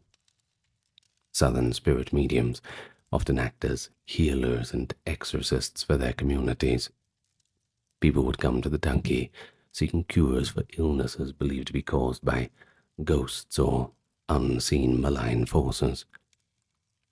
The medium, in trance, would write talismanic inscriptions in red ink, or even in his own blood, and these charms are burned and the ashes drunk as medicine by the patient. Alternatively, the Tangki might violently whip himself, or wrestle with invisible entities, claiming to chase away the demon inflicting a sick person. The tangible intensity of these rituals made them very popular among ordinary folk, who might not understand the classical liturgies of Buddhism or Taoism, but could viscerally appreciate a performance where the gods show up, in person, I suppose, via a neighbor's body. And because of this grassroots appeal, Tangki cults thrived through the late imperial period, often outside the control of state or more orthodox Taoist and Confucian temples. Now, to northern China, their occult practices historically took a somewhat different shape. In the north and central plains, villagers tended to focus on communal worship of tutelary deities rather than individual trance mediums. A typical northern village, with residents of multiple surnames, might have a village temple dedicated to a protector god. For example, the Dragon King for rain, or a local guardian dubbed the village lord. Religious events were managed by temple associations, and rituals were led by ritual masters, who often inherited the role through family lines, hereditary matters, this kind of thing. These masters were well versed in liturgical texts, performing exorcisms or fortune-telling using scripts and invocations that had a more Taoist flavor. Though many were not formally ordained, instead of wild spirit possession, northern ceremonies were more scripted. For instance, a Fasher might conduct a Noor exorcism by donning a fearsome mask or using swords and spells to drive out plague demons, following an outline passed down for generations. But another difference was in the pantheon and mythology. Northern folk religion incorporated many ancient Chinese mythological figures as gods, such as Fuxi, Shenlong, Pangu, and others, reflecting a continuity with older national legends. Southern regions, by contrast, often elevated more recent, locally relevant figures, like ancestral heroes or regional sea gods, to divine status. Moreover, in the central and northeastern provinces, folk sects had greater influence historically. These were semi-underground religious societies, like the White Lotus sect or the Eight Trigrams sect, that combined moral teachings with promises of miracle working. They taught scriptures, practiced group chanting or breathing exercises, and believed in an impending apocalyptic salvation. Because such sects were sometimes seen as politically seditious, they took firmer root in the more remote northern areas, where imperial scrutiny was not so strong. Southern China, with its strong lineage ties to local cults, proved to be less fertile ground for roaming sectarian preachers. But despite these contrasts, it's important to remember that there was no rigid north-south divide, but rather a gradient of emphasis. Even in Guangdong or Fujian, one finds public temple festivals and learned Taoist priests, and even in Hebei or Shanxi, spirit mediums and shamans were not unknown. In fact, the Northeast had its own strong shamanic tradition due to interaction with the Manchu and Mongol cultures.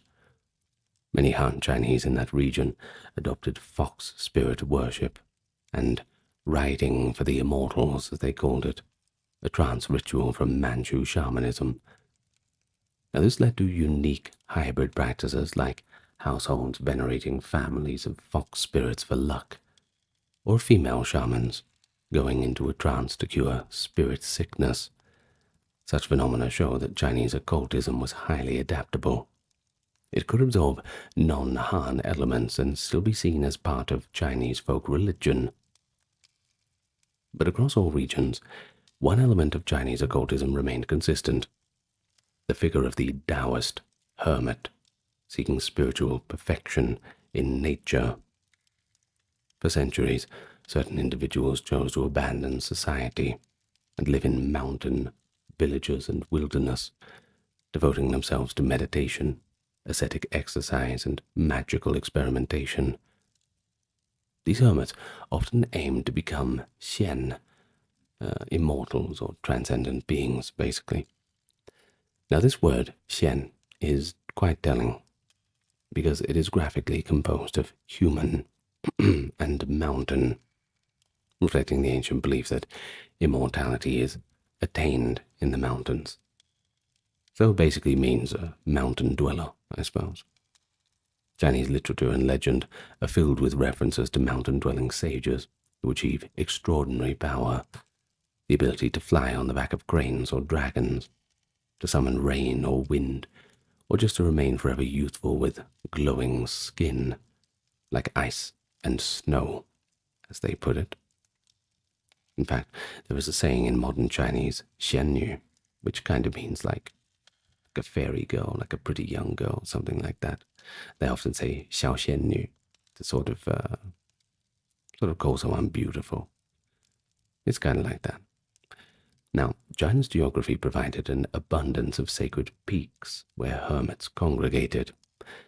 The famous Taoist mountains, such as Mount Wudang in Hebei, Jingzheng in Sichuan, Longhu in Jiangxi, and Mount Hua in Shanxi. They all became associated with communities of recluses and small monasteries. At Mount Wudang, for example, hermits cultivated internal alchemy and martial arts, and by the Ming era, Wudang was revered as the seat of profound Taoist wisdom and wizardry. Mount Longhu was the historic seat of celestial masters. but it also sheltered independent alchemists who preferred solitude to the clerical life. Travelers' diaries from the Tang and Song period sometimes mention encountering eccentric hermits. One might describe an old man in tattered robes living in a cave who dispensed herbal cures, or a bearded ascetic who spoke in cryptic poetry about the stars. The practices of hermits, of course, varied, but accounts like that fed the popular imagination and inspired others to take up the hermit path. Some were primarily alchemists, tending furnaces in secluded grottos in hope of creating the golden elixir.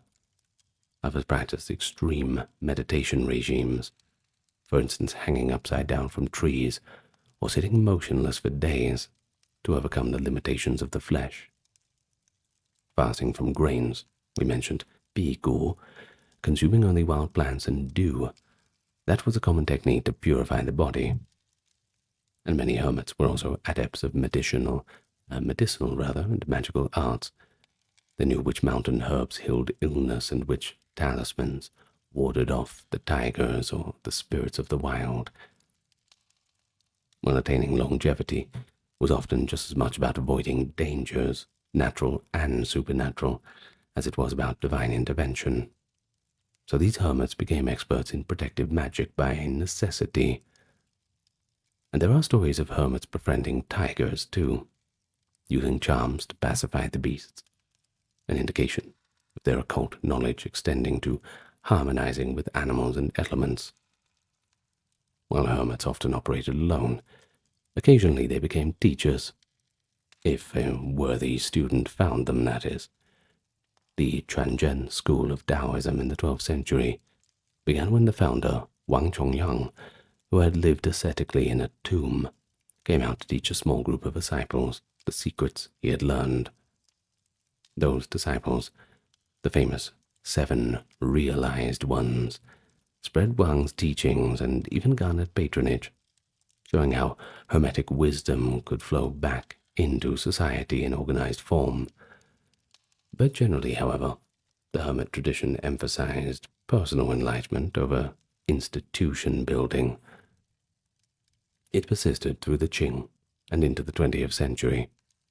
Even today, one can find a handful of modern hermits in the Yongnan or Wudang Mountains continuing this age-old quest.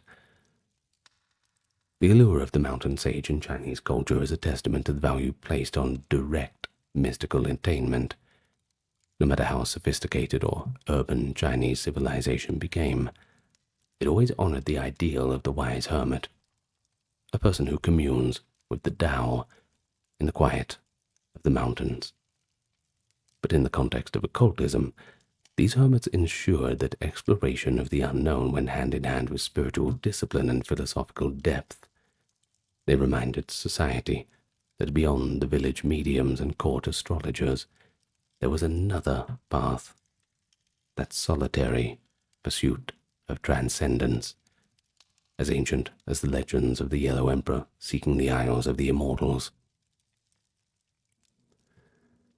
So how do we sum it all up, I suppose in its many forms, the Chinese side of occultism has been a continuous thread woven throughout China's history, and it goes all the way back to those Bronze Age diviners at Anyang, to the storyteller mystics of the Qing dynasty tea houses. I suppose we've seen how deeply the Chinese have engaged with the other side of things, seeking knowledge of destiny through the cracked bones and yarrow sticks, striving for immortality with elixirs and breath exercises, even negotiating with ghosts through mediums and magic. Well, we certainly have a civilization attempting to harmonize the earthly realm with the spiritual, and crucially, what Westerners might label occult was not necessarily a secret or marginal thing in China. It often stood at the center of public life and imperial policy, provided that it aligned with broader cosmological principles and ethical norms, of course. Now, a consistent theme is the interplay between the official acceptance and private practice. At times, as under certain Han, Tang, or Song rulers, occult arts like alchemy, astrology, and geomancy were endorsed and funded, leading to the new synthesis of science and magic. At other times, fervent Confucian administrators managed to crack down on what they saw as superstition, driving esoteric practices into quieter forms such as folk rituals or literature. Yet the occult never really disappeared. It never has. It's still around, just in various forms. It has adapted. The shamanism of the Shang gave way to the refined Taoist theurgy of later epochs. The village sorcerers and sect leaders persisted under different guises, even as society rushed towards a more modernized state. And the regional differences, rather than tearing apart Chinese culture, just added layers of richness to it, testament to an underlying unity of belief that heaven, earth, and the myriad of spirits were all just connected, one grand tapestry of existence. But by the end of the imperial era, Chinese occult beliefs were deeply ingrained. Every village had its protective talismans and spirit tablets. Every city had temples for the restless dead and the gods of fortune, and educated men like Pu Song Ling had absorbed ghost lore into the canon of respectable literature, which, of course, we can still enjoy today. Even as China entered the modern age, the legacy of millennia of occult tradition did not vanish.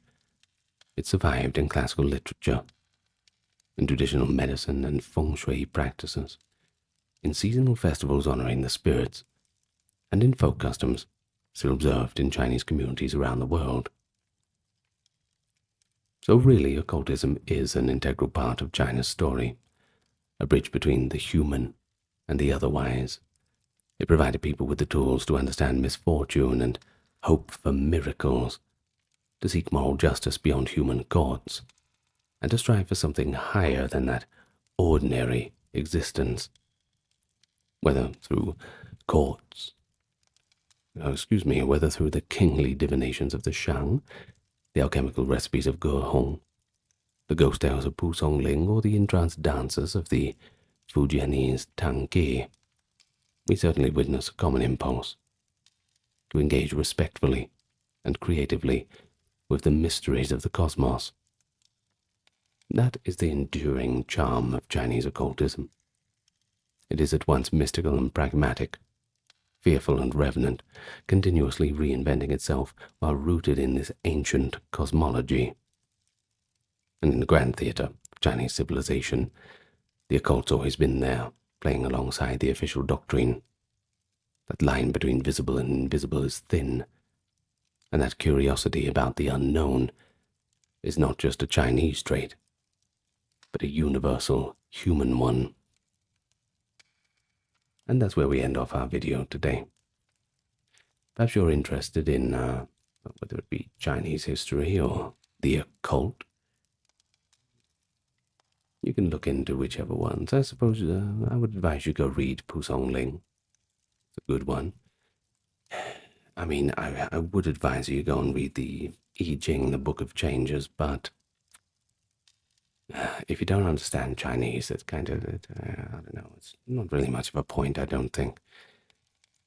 Anyway, it's a very difficult read in Chinese. I will give you that, but reading it in English, I just don't see much of a point. Ancient Rome. It's often remembered for its grandeur, and, quite fortunately for us, a rather well-documented history, from the conquest of its legions to the intrigues of the emperors.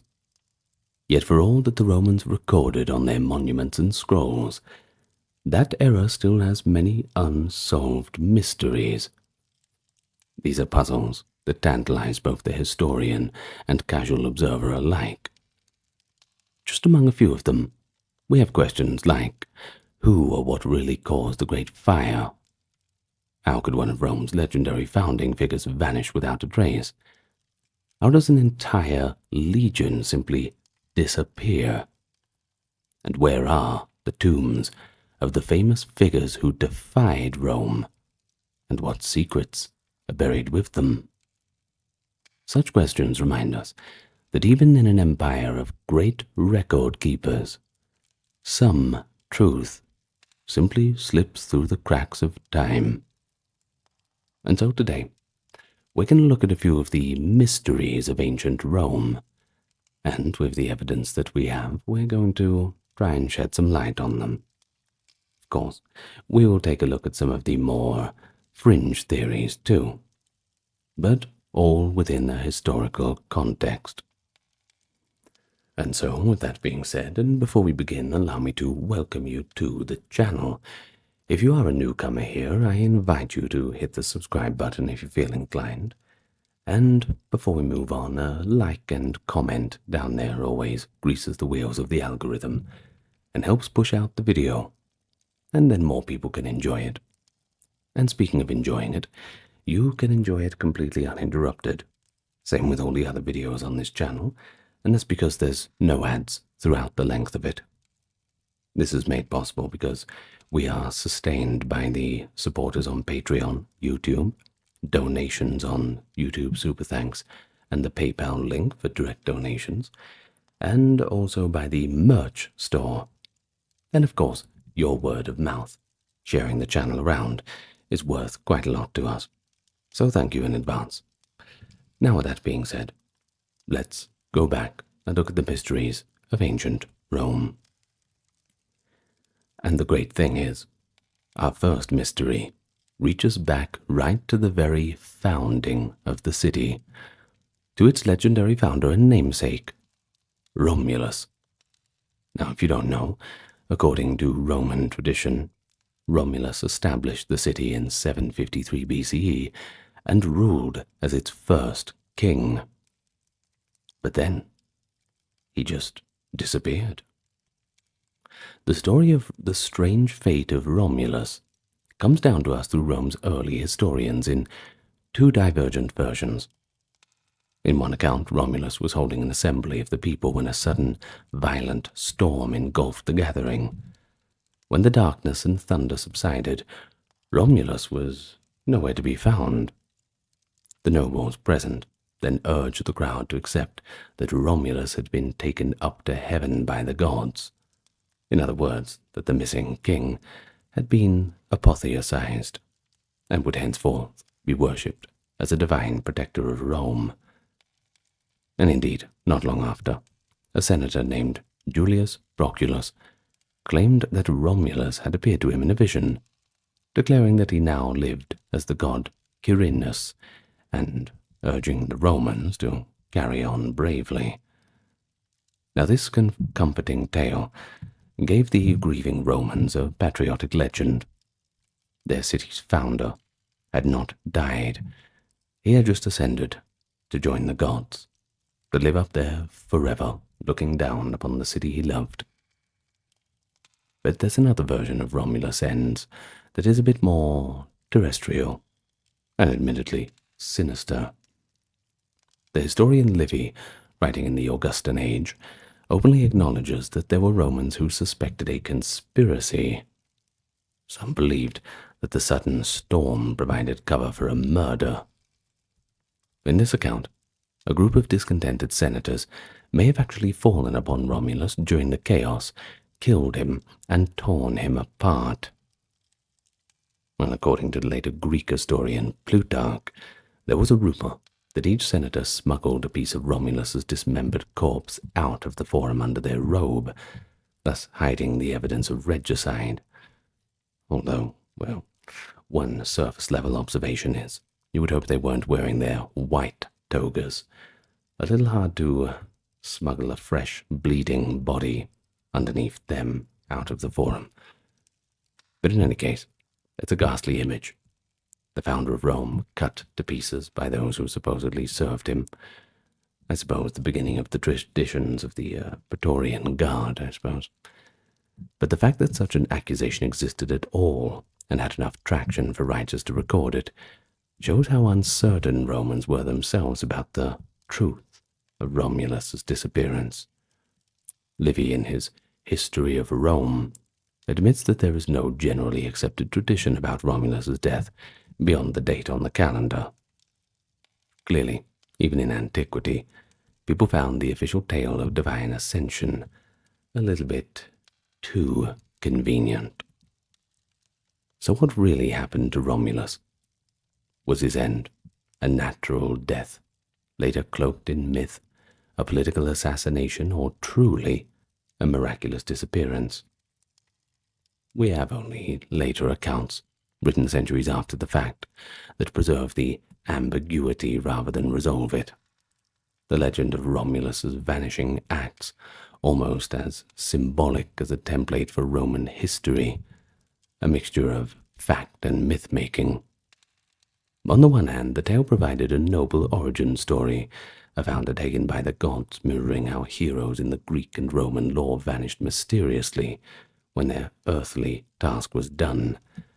But on the other hand, the skeptical whispers of murder hinted real political tensions in early Rome, a reminder that even Rome's birth was not without its controversy. In any case, the mystery of Romulus's fate remains unsolved, because it sits at a hazy boundary between legend and history. We are left to wonder, if one peered through the lightning and rain on that fateful day, would one have seen an empty spot where a king stood, or the bloody dagger of an ambitious, traitorous senator? Unfortunately, the truth is lost to time. But at least we've got these two narratives, and those ensured Rome's first mystery endures to intrigue us thousands of years later. Well, the next little mystery, and is perhaps one of the most infamous unsolved mysteries, and that is the Great Fire of Rome in 64 CE. Now, this blaze broke out in July of 64, raged for over a week, and destroyed a huge portion of the city. And almost immediately, questions flared up as much as the flames did. Was the fire an accident? Or was it deliberately set? And if it was deliberate, whose orders? Well, the historical accounts that we have, written by Roman historians a generation or more later, offer a glimpse into the swirl of rumor that surround this disaster. First of all, the fire began in the crowded, narrow streets around the Circus Maximus, a district full of wooden shops that were effectively, well, tinder boxes really, highly flammable. Fanned by the summer winds, the blaze spread with terrifying speed through Rome's densely packed neighborhoods. Emperor Nero was away at his villa in Antium when the fire started, but he returned to the city as it burned. All sources agree that Nero threw himself into relief efforts initially, opening his gardens and public buildings to shelter the homeless, bringing in grain to feed refugees, and so on, and also planting reconstruction with stricter building codes to prevent future fires. So it all looks good on his behalf, but despite these measures, many Romans suspected something nefarious behind the calamity. A dark rumor began to take hold that Nero himself had actually ordered the fire. The Roman historian Tacitus, in his work Annals, notes, quote, that neither human help nor imperial munificence, nor all the modes of placating heaven could stifle scandal or dispel the belief that the fire had taken place by Nero's order. In other words, public suspicion of Nero's guilt was almost as destructive as the fire itself, and it continued to smolder even after the city was rebuilt. But why would Nero burn his own capital? Well, those who blamed him offered a few possible motives. The first was that Nero, an inspiring architect and builder, wanted to clear out Rome's old, crooked streets and crammed insulae in order to redesign the city on a grander and more orderly plan. And indeed, after the fire, as we mentioned, Nero did embark on an ambitious rebuilding program with wider avenues and the use of fire-resistant stone. But he also took for himself a large swath of cleared land in the center of Rome to build a sumptuous new palace, the Domus Aurea, Golden House. Suetonius, a biographer writing in the early 2nd century, outright claims that Nero set fire to the city so openly that people saw members of the imperial household torching buildings themselves. Suetonius even recounts the famous anecdote that Nero watched the city burn from high towers of Messenius, and, well, exulting in the beauty of the flames, sang the entire epic of the poem The Sack of Troy in costume. Well, this is the origin of that legend that Nero played the fiddle while Rome burned, though he had a lyre, not the fiddle, of course, and our sources differ on whether this performance actually occurred.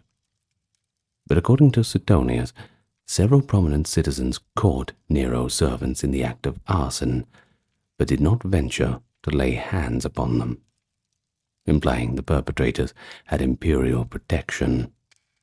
Now, this betrayal leaves very little doubt that, at least in Suetonius's view, that Nero was culpable, driven by aesthetic zeal or sheer perversity to destroy Rome and start anew. Tacitus, however, he's a little bit more cautious. Writing about 50 years after the fire, Tacitus relays the rumors, but he stops short of endorsing them fully. He acknowledges that people believe the fire was ordered by Nero, but he himself calls it uncertain whether accidental or caused by the emperor's malice, as each version has its sponsors. Direct quote from the text, that is. But Tacitus does report one critical detail. To squelch the widespread suspicion against him, Nero looked for scapegoats, and he targeted an obscure new religious sect, the Christians, and accused them of starting the fire. According to Tacitus, to scotch the rumor, Nero substituted as culprits those whom the crowd called Christians, and he punished them with the utmost refinements of cruelty. End quote. Thus began a brutal persecution. Christians were thrown to wild beasts or burned alive at night as human torches in Nero's gardens, punishments so grotesque that even Roman onlookers felt pity and sensed that it was an unjust sacrifice to the ferocity of a single man. Tacitus's inclusion of this episode implicitly shows Nero's desperation to divert blame. If the emperor truly had no hand in the fire, why would he need such barbaric theater to shift public opinion? It's a good question. But in any case, the Great Fire of Rome remains a mystery. Though modern historians do note that fires were common in ancient times with wooden construction, a blaze of that magnitude could well have just been, accidental, really.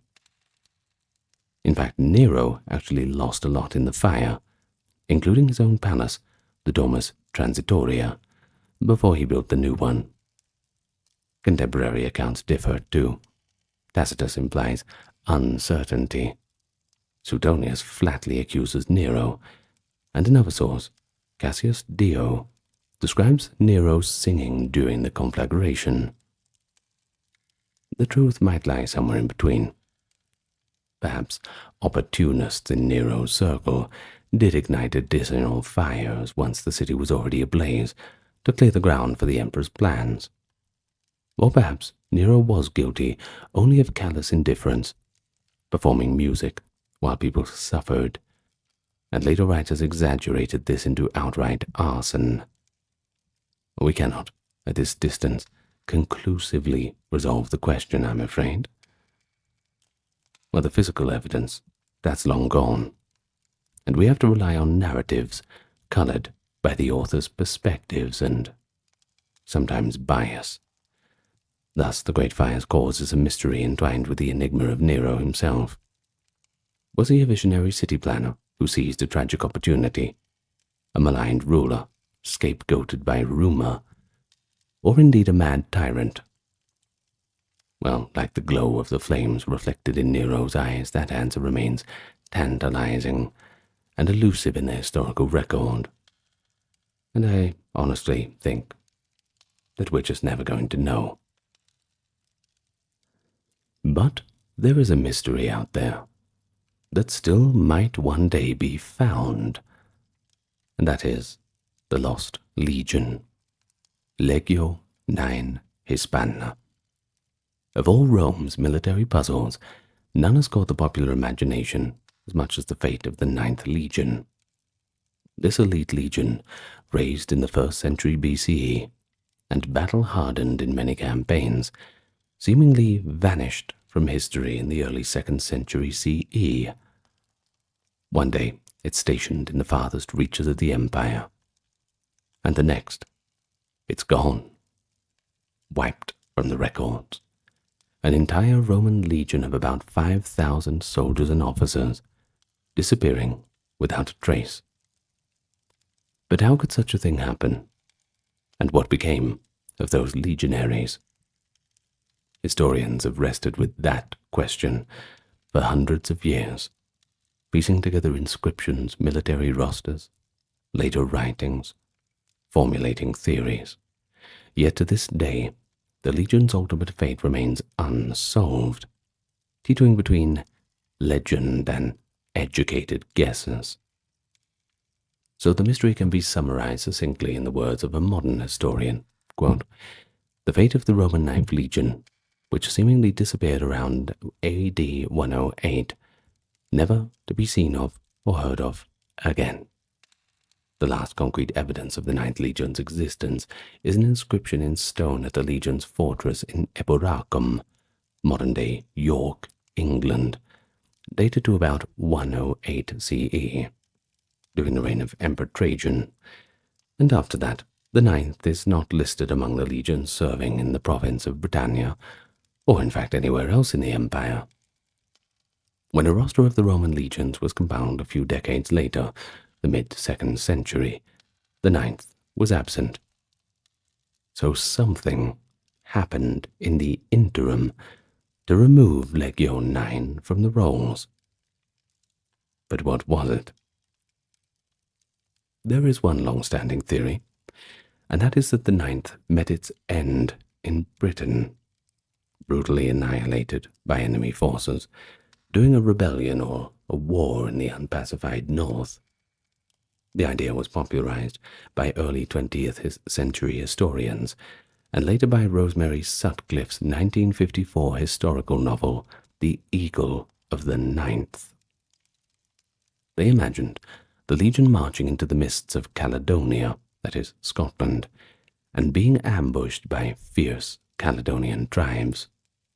And indeed, northern Britain was a volatile frontier. We know that for a fact. And the Ninth had already been mauled by Britons during the Boudiccan Revolt of 60 CE. But perhaps around 115, there was an unrecorded uprising in Scotland, in which the Ninth Legion was surrounded and slaughtered to the last man, its eagle standards captured, and its glory extinguished in a remote glen. Of course, this would neatly explain why the legion never reappears. A legion that was wiped out in disgrace might simply be disbanded or not recreated. It's a number left vacant, perhaps out of practicality, maybe out of shame. However, solid evidence for such a disaster is lacking.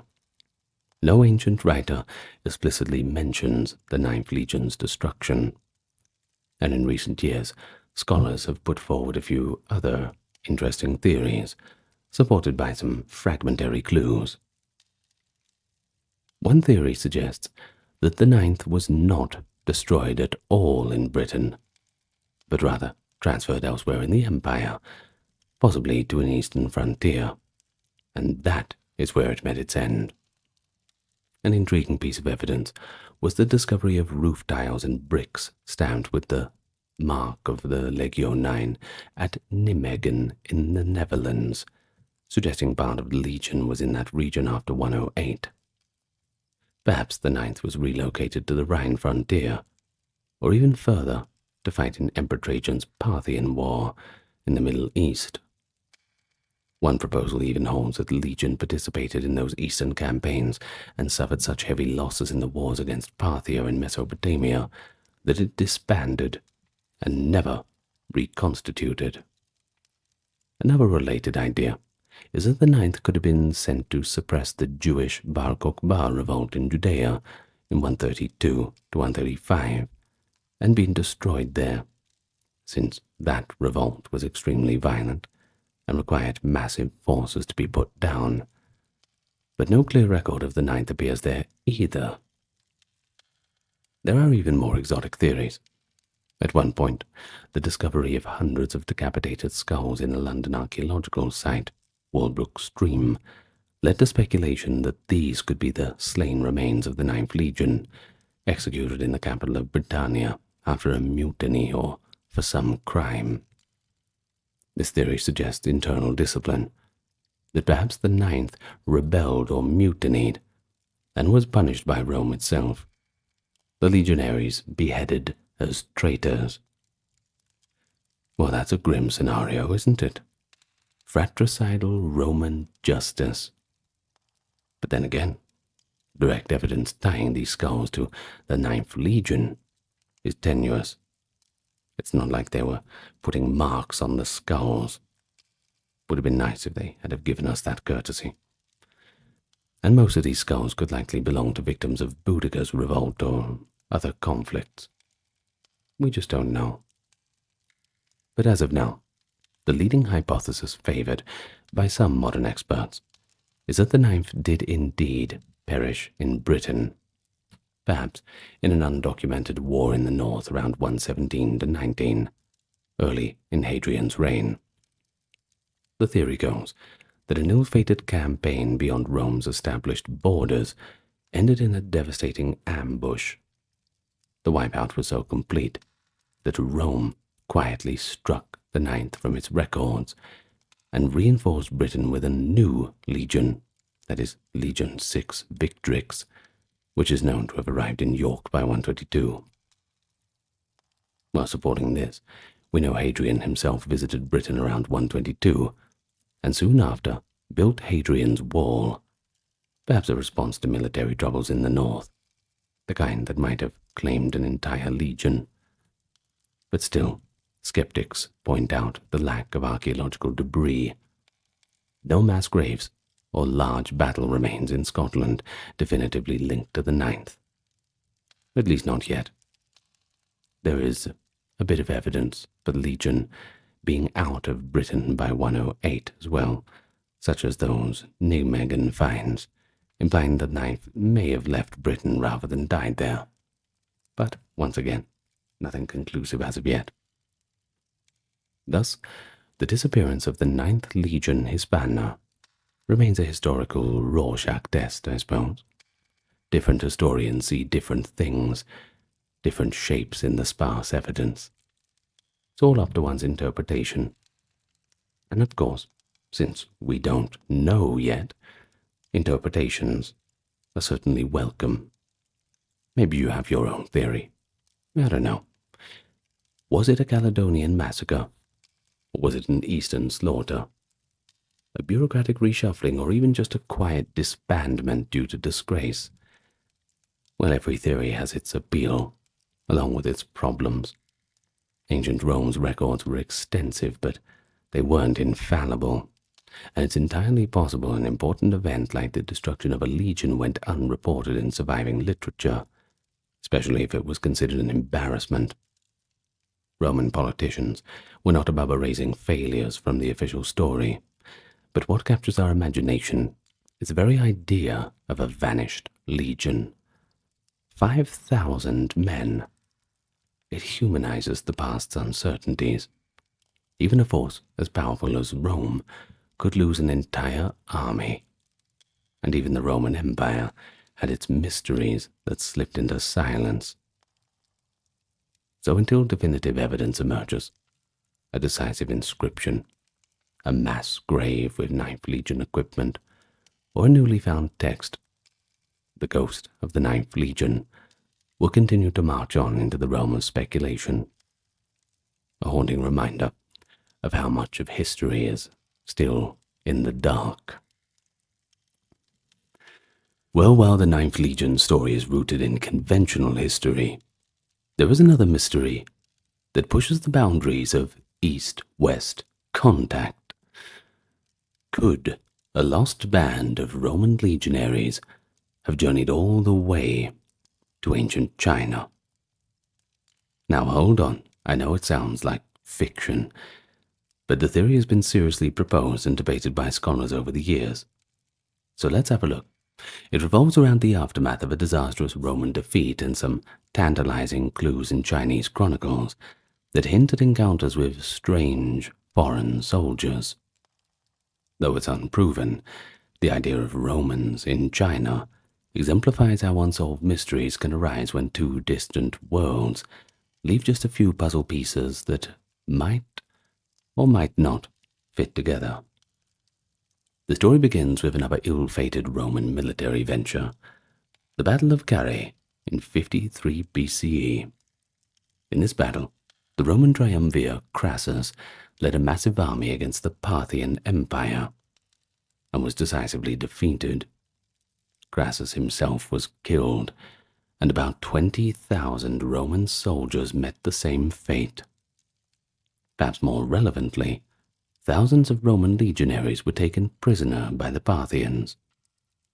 The ancient sources report that some of these captives were relocated eastward by the Parthians, possibly settled on the empire's far eastern borders in what is now Turkmenistan or Afghanistan. Normally that would be the end of the story, at least from Rome's perspective. But fast forward about 17 years to around 36 BCE, Chinese historical texts describe a battle on China's western frontier in the province of what is now Uzbekistan or Kazakhstan, between the Chinese Han imperial forces and a nomadic group with a local ruler named the Zhezhi. In the account of this Battle of Zhezhi, the Chinese historian Ban Gu makes an intriguing observation. One contingent of the enemy forces fought in a fish-scale formation, lines of soldiers interlocking shields in a tight grid, strikingly reminiscent of the Roman testudo or tortoise formation, where legionaries overlap their shields to form a protective shell. The Han Chinese had never before mentioned such a tactic used by nomads, and it's an odd detail, planting the seed of a theory. Could these fighters have been Roman mercenaries, perhaps remnants of Crassus's lost legions, now employed by a Central Asian warlord? In 1957, a sinologist named Homer Dubs published a paper boldly suggesting exactly that.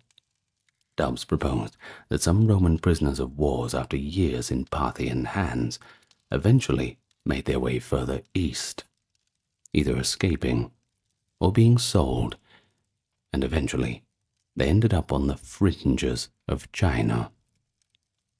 According to this reconstruction, these Romans were men who astonished the Han Chinese with their disciplined fish-scale shield wall. And after Zhezhi's defeat, Dubs speculated, the Chinese captured these foreign soldiers and resettled them in a remote frontier town called Lichen, in what is now Gansu province of northwestern China. And here's another detail. Chinese records do note that after the battle a group of prisoners, it says of unclear origin, were resettled by the Han authorities in a place called Lichen. Dubs goes further, noting that the very name Lichen in Chinese sounds like Li Jian, which was the Chinese term for Rome, or rather for the far west, possibly derived from Alexandria or Romans as known through intermediaries. So could it be that Lichen was essentially Rome town, founded by these ex-legionnaires? The hypothesis is, well, it's a little far-fetched, but it certainly fires up the imagination. For decades, researchers and enthusiasts looked for evidence that Lichen's inhabitants might be of European descent. From unusual genetic traits among villagers, some had light hair or eyes, to archaeological remains that might hint at a Roman military presence, though none conclusively have. In any case, Chinese and Western historians alike were, and many still are, fascinated by the possibility of East-West contact, well before the known formal exchanges of later centuries. The notion of Roman soldiers teaching the Han about tactics or blending into a Chinese community is an interesting one, symbolizing a kind of globalization of the ancient world. But what about the evidence? What supports or refutes this scenario? Well, on the supportive side, we have the curious Chinese description of the battle formation and the mention of resettled captives. We also know that the Parthians sometimes sold war captives as mercenaries, and Lichen's location is along the Silk Road, a plausible place where East and West could intersect. On the skeptical side, critics point out that fish-scale formation might have been a known tactic in Central Asia independently and not necessarily a Roman import. Also, DNA analysis of residents in the Lichen area conducted in recent years did not find clear evidence of European ancestry beyond the normal background levels that one might expect from Silk Road mixing. In fact, a 2020 study debunked the idea that Lichen villagers were particularly Roman in their genetics. They appeared essentially similar to other regional Chinese populations, indicating no significant input from Mediterranean gene pools. Furthermore, if a group of Romans had assimilated into Han society, one might expect a bit more fanfare or record of these exotic warriors in the Chinese annals, which are usually quite detailed. Apart from that one battle note, the Chinese sources don't trumpet the capture of remarkably different-looking soldiers. Thus, the Romans in China remains an enticing historical conjecture, rather than an established fact. But it does show how a mystery can be born at the intersection of two traditions. Roman history doesn't tell us what happened to all of Crassus's survivors, and Chinese history gives a tease that could, if one stretches hard enough, be interpreted as their reappearance. But between those two gaps, the imagination has a bit of room to wander. Some have gone so far as to call Lichen the possible site of a Roman descent community, building model Roman forts and promoting tourism on the legend. Others remain quite doubtful. But the academic consensus leans towards skepticism, viewing the tale as an interesting but unproven footnote. Even so, the episode has served as a useful purpose in scholarship. It reminds historians to look more closely at connections between East and West. We do know that Romans and Chinese were aware of each other by the first centuries, albeit through indirect contact. I have done a full video on that. If you are interested, you might want to look in the Chinese history playlist. But it is impossible that a few stray Romans found their way to the Han Empire. Well, not really impossible, just unconfirmed, I suppose. At least in the end, this mystery exemplifies how a lack of evidence in one story, the missing Parthian prisoners, can latch onto a snippet from another story, the Han battle record, and it just comes together to create a brand new legend. Until some decisive clue is unearthed, say Roman artifacts in a Chinese archaeological dig from the right time period, or a text explicitly naming those captives as men from Da Qin, the Chinese word for the Roman world, by the way, the Roman-China connection will remain speculative. Of course, The ancient world was vast, full of migrations and different encounters, many unrecorded, and sometimes these what-ifs exist at the margins of what we know in historical context. So lost legionaries of Cannae possibly wandering to China is such what-if, an unsolved historical riddle, right at the fringes of two great empires' stories.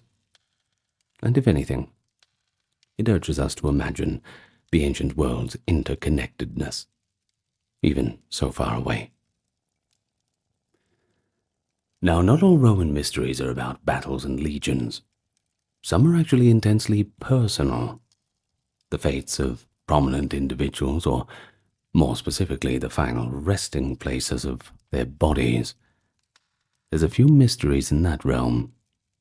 Two of the most famous examples involve women who were formidable adversaries to Rome. First, we have Queen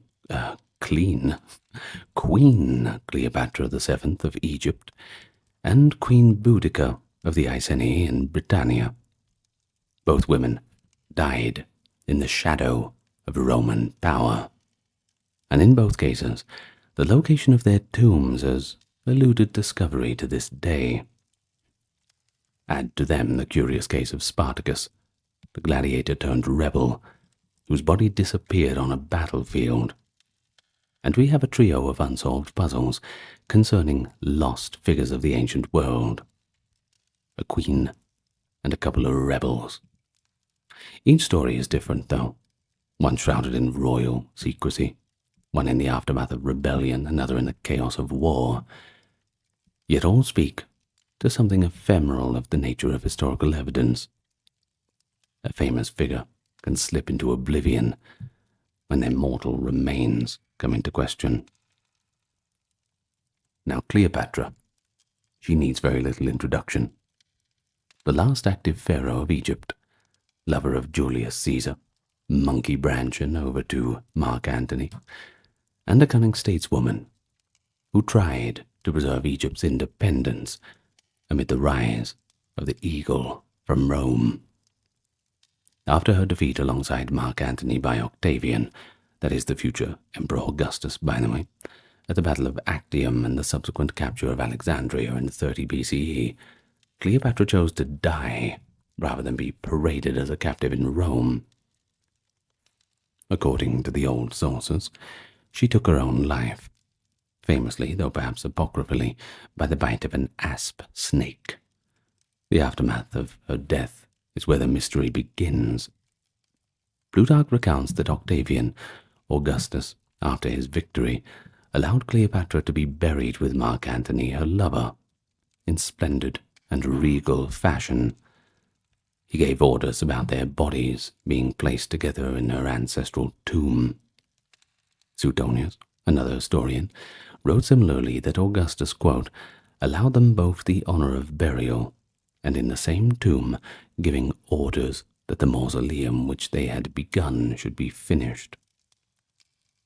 These accounts make it clear that Cleopatra and Antony were interred in a mausoleum in Alexandria, and this was likely a fine tomb that Cleopatra had started building for herself very long before her death and the fall of her kingdom, which, well, she didn't see that coming. In any case, for the Romans of the time, this was the end of the story. Cleopatra was dead and buried, and Egypt was conquered. But it's not the end of the story for us. It is rather the beginning of a great archaeological mystery. Where is that tomb now? Over the centuries, the mausoleum's location has been lost. Alexandria itself suffered numerous natural disasters, earthquakes and tsunamis in late antiquity, and parts of the Ptolemaic royal quarter sank beneath the harbor. Despite extensive searches by archaeologists, including high-profile efforts in recent years in and around Alexandria, Cleopatra's tomb is yet to be found. It's not through lack of trying, of course. Every so often a headline emerges claiming the tomb's discovery is imminent. often focusing on a site called Taposiris Magna, which is outside of Alexandria, where an Egyptian Dominican team has been excavating tunnels and graves that might have links to the royal couple. Yet, to date, the pair remain undiscovered. If and when Cleopatra's tomb is found, it would be a find of astonishing historical importance, potentially yielding not just the Queen's mummy if it was preserved, but artifacts and writings from her reign. But until then, she rests as one of antiquity's most alluring phantoms. We know that she had a grand burial. We just don't know where it is. Moving from Egypt to Britain, we encounter Boudica, the warrior queen, who led one of the most violent uprisings against Roman rule. In 60 to 61 CE, Boudica spearheaded a coalition of Britannic tribes that nearly expelled the Romans from Britain completely. Her forces famously burned Roman Londinium and Camalodunum, and then moved on to Verulamium, Now that's London, Colchester, and St. Albans, respectively. She burned these three to the ground and slaughtered thousands of Roman colonists. Bad day to be a Roman, that's for sure. Eventually, the Roman governors Suetonius Paulus regrouped and defeated Boudica's host in a decisive battle. Location still uncertain, but somewhere along Watling Street in the English Midlands. Boudica's fate after her defeat is recorded, but is not consistent. Here we have two classical sources, giving different endings. Tacitus, the Roman historian, who chronicled the revolt in his Annals, states succinctly that Boudica ended her days by poison. In other words, facing capture, she took matters into her own hands, a detail that would align with the brave and defiant image that she has began to embody. Well, Tacitus does not elaborate further on her burial, but Cassius Dio, writing quite a bit later, offers a variant. He says that Boudica fell ill shortly after the battle, possibly from shock or stress, and that she was then given a lavish burial by her people. Well, despite the difference, both accounts agree that Boudica died at the end of the rebellion, by one way or another. But the mystery is then, where is Boudica laid to rest? If Dio's account of a costly burial is true, well, there might be a significant tomb or a burial mound somewhere out there in the British countryside holding the remains of the fearsome rebel queen. But no such grave has ever been identified. Over the years, various tales and theories have sprung up. One popular legend claims that Boudica's burial place is under platform 9 or 10 of London's King Cross railway station of all places. Well, this suggestion stems from the idea that the final battle may have occurred somewhere on the outskirts of what later became London, and Victorian law placed her tomb at King's Cross. However, there is zero archaeological evidence to support that story, but it does persist as a charming bit of folklore. In truth, we simply don't know where Boudica's buried. It could be a mound lost among many others, or perhaps the Romans, enraged by the uprising, quietly disposed of her body and suppressed any monument to her. Tacitus also implies a mass execution of the defeated. And indeed, Roman reprisals were brutal across Britain after the war, setting an example, I suppose. Still, the notion of finding Boudica's grave is quite a captivating one. Imagining the discovery of the remains of a woman who dared to take on Rome, akin to finding the grave of, say, King Arthur or something, or some other semi-legendary hero. It's quite tantalizing. But until some lucky archaeologist unearths a cache of first-century artifacts inscribed with clues, Boudicca's final resting place remains just one more unsolved piece of the puzzle. Now lastly, consider Spartacus, the gladiator who led a massive slave rebellion against Rome in 73 to 71 BCE. Now, unlike Cleopatra and Boudica, Spartacus was not royalty. He was rather a slave turned rebel leader, and the Romans certainly never honored him with a tomb. But the mystery surrounding Spartacus is of a different nature. You see, his body was never found on the battlefield. After 2 years of astonishing successes against Roman armies,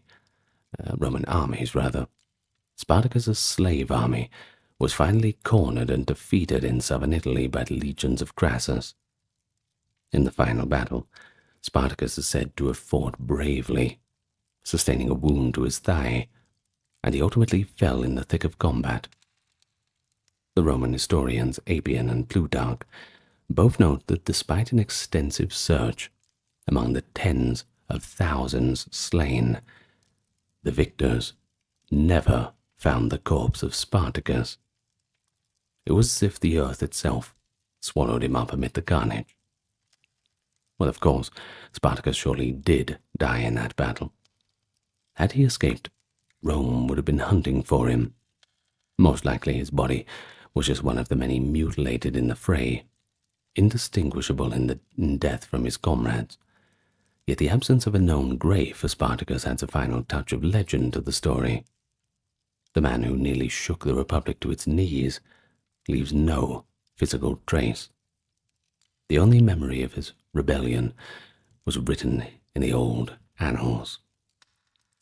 Roman authorities crucified 6,000 captured rebels along the Appian Way as a grim warning after the war. But Spartacus himself was not among those identified. In a way, this denied Rome the satisfaction of putting his head on a pike, or otherwise making a spectacle of his demise.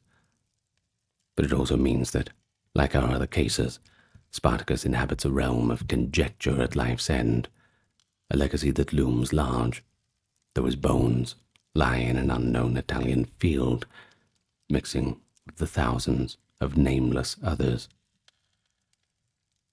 Now there is a theme that unites Cleopatra, Boudica, and Spartacus, and that's how the physical evidence of their endings went missing. With Cleopatra and Boudica, we have intentional burials that are lost to history, one somewhere under layers of Alexandria's development, or perhaps submerged offshore, the other hidden in Britain's vast green landscape. In the case of Spartacus, a lack of a burial, or perhaps one unmarked, leaves us nothing tangible to work with. But why do the lost tombs and graves matter? Well, it's partly because finding them could provide historical confirmation and context. Imagine reading an inscription by Cleopatra herself, the last words, or analyzing Boudica's remains for clues of her age and health. It's also partly because I think we're naturally drawn to closure. We want stories to have an ending that we can touch or see. The absence of a grave turns these figures into symbols. Cleopatra's missing tomb symbolizes the end of pharaonic Egypt and the beginning of a Roman dominion. The once great queen, literally erased. Boudica's vanished resting place symbolizes the way native resistance can be written out of history by the victors. Her story nearly forgotten until Tacitus rediscovered her much later. Spartacus's unmarked corpse symbolizes how the oppressed masses often disappear from the record, even when they momentarily upend the status quo. In all these cases, Rome won.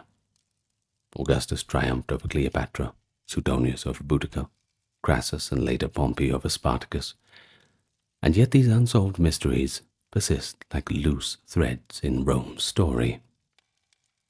I suppose we'll just have to keep searching, literally and figuratively. Now you must remember that not all unsolved mysteries of ancient Rome involve people or battles. Some even reside in the realm of objects or just cultural practices. The Romans left behind perplexing artifacts and allusions to secret rites that continue to confuse historians and archaeologists, that's for sure. And two examples stand out as especially intriguing.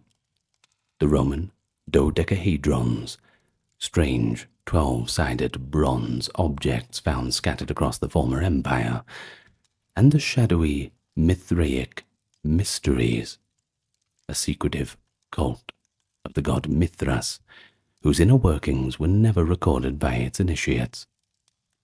Now these represent a different kind of mystery, not one of different missing pieces of history, but more of interpreting evidence whose purpose or meaning remains quite elusive. They've left us a few physical clues, but not a solid explanation. Now, across various parts of northern Europe, Gaul, Germania, Britain, archaeologists have unearthed over 100 small hollow objects cast in bronze, dating roughly from the 2nd to the 4th century CE. They are the dodecahedrons, geometric solids with 12 flat faces. Each face is a pentagon with a circular hole in the middle, and usually little knobs or bosses at the vertices. These objects range in size too. Some are as small as a golf ball, others as large as a grapefruit. But what's bewildering is that no ancient writer mentions them at all.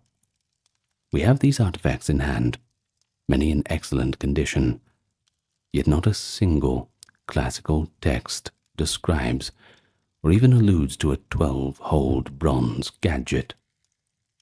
So without written guidance, we're left guessing of the function of these dodecahedrons. And guess they have, spawning a veritable cottage industry of hypotheses over the years. Were they candlesticks? The holes, good old candles, maybe? Fishing net weights, surveying instruments, gauge tools for determining the optimal sowing date for winter grain?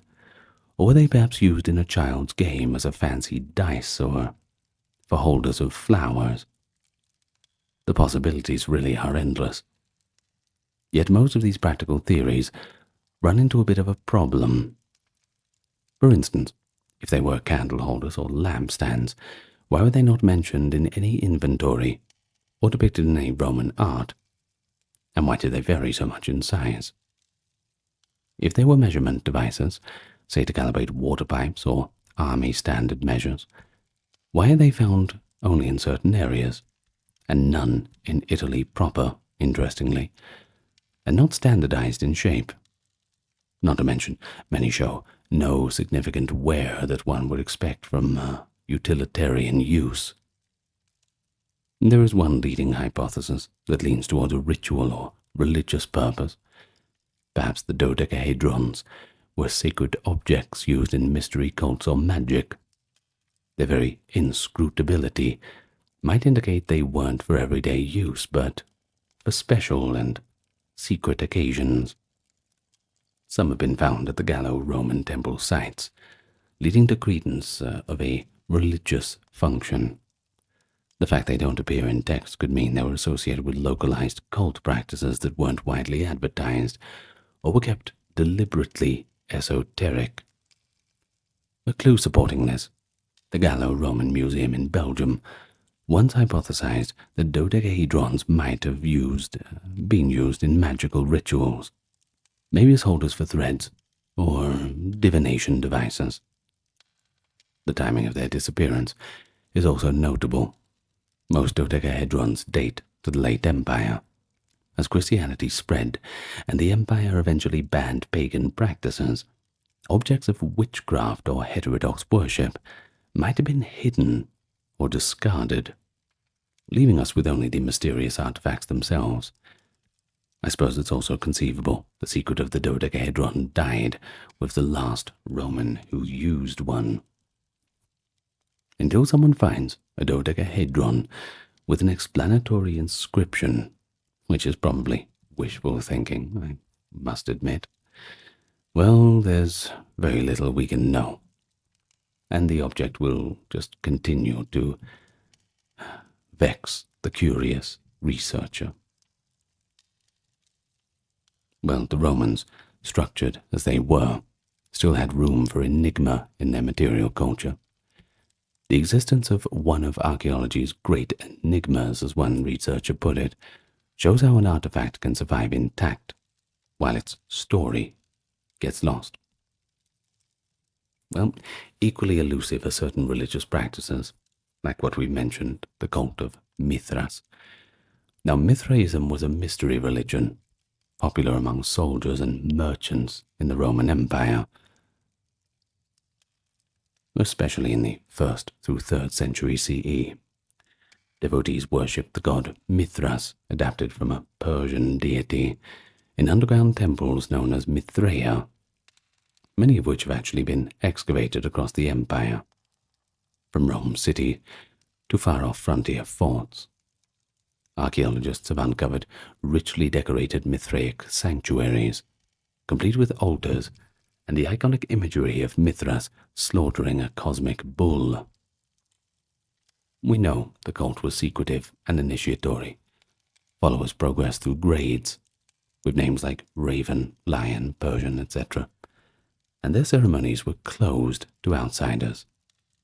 Early Christian writers, who saw Mithraism as a dangerous rival, allude to some of its rites, claiming, for instance, that the initiates reenacted or symbolically consumed blood, possibly of the bull, or underwent trials by fire or water. But the Mithraists themselves left no scripture or clear liturgy behind. Their teachings and rituals were sworn to secrecy, and they died out without a written trace when the cult was suppressed in the late 4th century. And that means that till today, despite having many physical remnants of Mithraic worship, that is, the statues, altars, and temple layouts, we just can't fully decipher what the ritual meaning was. So what exactly did the cult believe about Mithras slaying the bull? Was it an astrological allegory? What did initiates do in their ceremonies in those dark, candlelit caves? We see banqueting benches, so a communal sacred meal was probably involved. Can't have a party without food, after all. Perhaps commemorating a feast Mithras shared with the sun god. We find graffiti of devotees and inscriptions praising Mithras as Sol Invictus, the unconquered sun, and such. But so much remains conjecture. The absence of a Mithraic holy book or direct testimony from a worshipper leaves scholars piecing together clues like detectives. Every interpretation, astrological, philosophical, or even political, has its proponents. Yet none of them, not one, can be confirmed completely. So Mithraism stands as an unsolved religious mystery within Roman culture, running parallel to early Christianity in time and space, yet in contrast to Christianity, which left behind abundant writings, Mithraism is silent, save for its evocative art. We are left to read the symbols without a key. That enigma has made Mithraic studies a lively field, where theories abound, but consensus is elusive. Well, other cultural puzzles could be mentioned. For instance, the Sibylline books of Rome, collections of oracular prophecies that were kept secret and consulted by the Senate in crisis. They were eventually destroyed, however, so we don't know exactly what they contained beyond fragments and references. Or the identity of Rome's secret name. Indeed, authors hint that Rome had a hidden secret name used in religious rites and kept confidential to protect the city's divine patronage. Some speculated it was Amor, Roma spelled backwards, or perhaps Valentia, but nobody knows for sure. and of a closely guarded state secret, and if somebody did run their mouth off, the sources imply dire consequences. Well, the fact that even in a well-documented society some knowledge was intentionally kept hidden, well, it succeeded in remaining itself so intriguing. Perhaps it's for the best.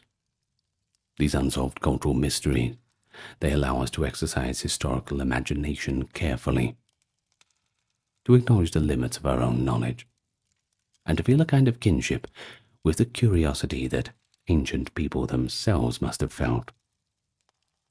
One can imagine a Roman child picking up a strange dodecahedron and asking a parent what it's for, perhaps even then getting a speculative answer, unless the parent was an initiate in the know.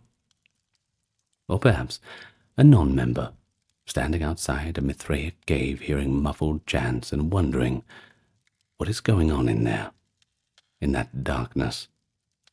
Perhaps they wouldn't let them in. In some ways, we stand in that same position. We're peering in from the outside, trying to illuminate a dark corner of the Roman world that we are not invited to. We only have a flicker of inference. Every new find can either bring clarity or just turn everything we know on its head. The hunt for answers continues, but so does the appreciation of the unknown as an integral part of studying antiquity. And who knows, maybe the mystery not being solved makes it all the more interesting. After all, sometimes the answers that we get in history tend to be a lot more mundane and boring than what our imaginations can conjure up. So what do you think about the mysteries of Rome? We certainly had a good time here together today. I certainly did. I enjoy these kinds of videos. And do remember that when we're talking about things like these mysteries, the things we haven't quite worked out, don't think that you're not qualified to offer your own sort of opinion about what things might be. After all, there were people who used to believe that Troy didn't exist, the whole thing was made up, and then they discovered Troy. There were all sorts of things that were set in stone until some new discovery was made, and then once more, like I said, things get completely turned upside down. Archaeology is always moving history along. Who knows what we'll find next? Anyway. The legal system of ancient Babylon, best exemplified by the Code of Hammurabi around 1754 BC under King Hammurabi, represents one of the earliest comprehensive written legal codes.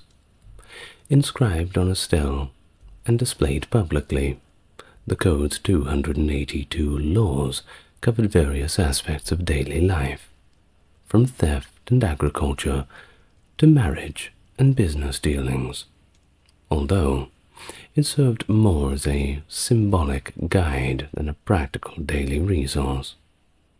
The code did introduce the principle of lex talionis, the law of retaliation, advocating that punishments should match the severity of the offense, encapsulated in the well-known phrase, an eye for an eye, a tooth for a tooth.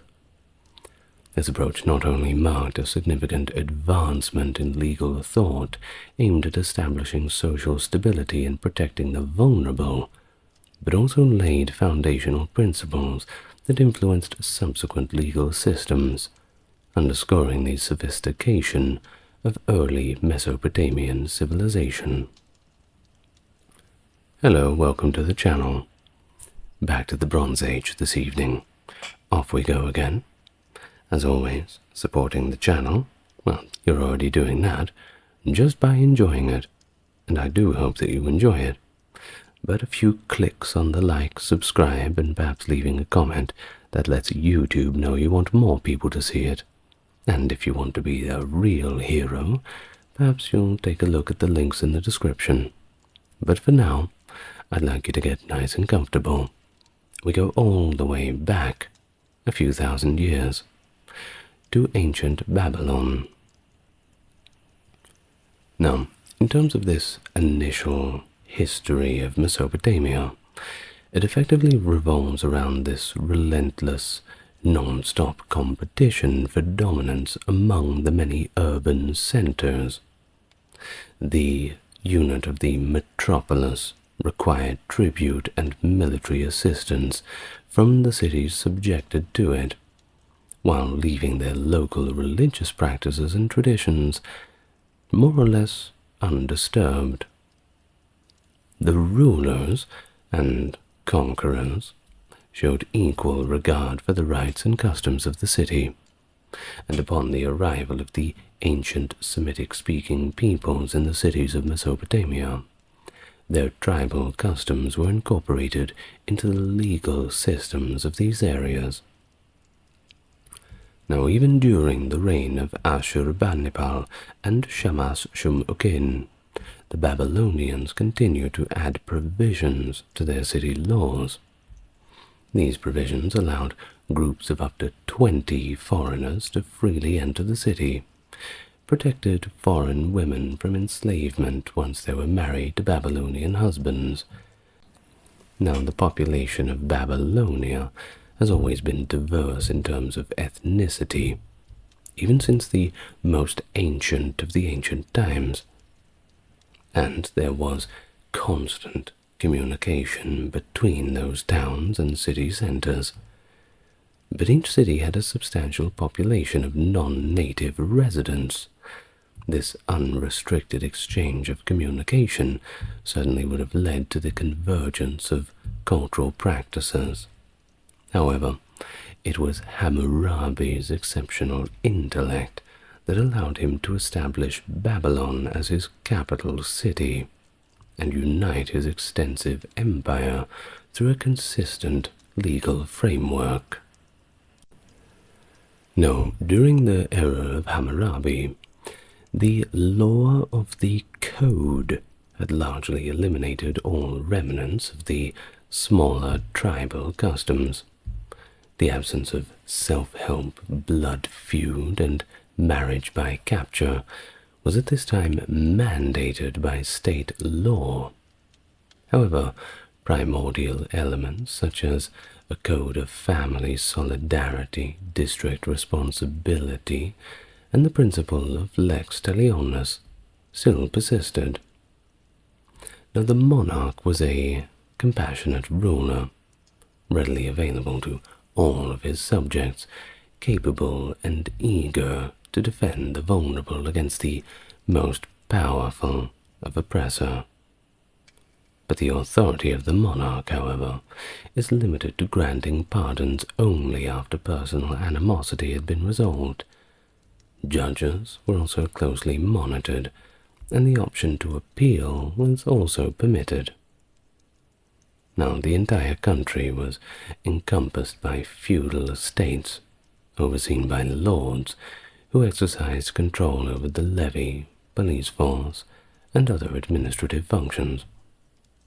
A conventional postal system also existed, and the Pax Babylonica, that is, the Babylonian peace, was so secure that in general ordinary citizens had very few reservations about traveling in their carriage from Babylon to the Mediterranean shore.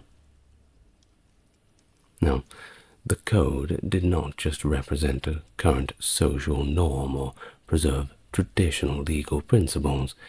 Indeed, over the course of many centuries, a consistent adherence to the law and a tendency to engage in legal disputes had resulted in the accumulation of extensive collections of past legal actions and court rulings in the archives of each city's temple.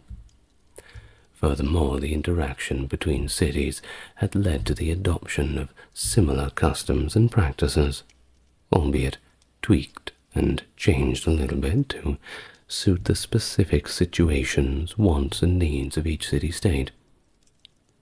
But it was also the widespread use of writing and the constant reliance on written agreements that additionally altered early traditions and set new precedents. Now, there was also this class system, and the code categorized the entire population into 3 different classes, that being the Avilum, the Mushkanu, and the Ardu. I'll just briefly explain what a few of them are, but don't look at it like how we look at the old Indian caste system. It's a little bit different. Now, the Avilum, as we'll start with, was initially a patrician male member of a privileged family who had a complete legal right and whose birth, marriages, and death were often recorded officially. He possessed aristocratic advantages and duties, including the authority to seek revenge for physical harm. But there's a catch. He was also subject to more severe penalties for criminal offenses and lesser wrongdoings, as well as an increased rate of fees and fines. This class consisted of the king, court, higher officials, professionals, and craftsmen. And over time, the phrase gradually lost its significance, and it became more of a simple, polite title.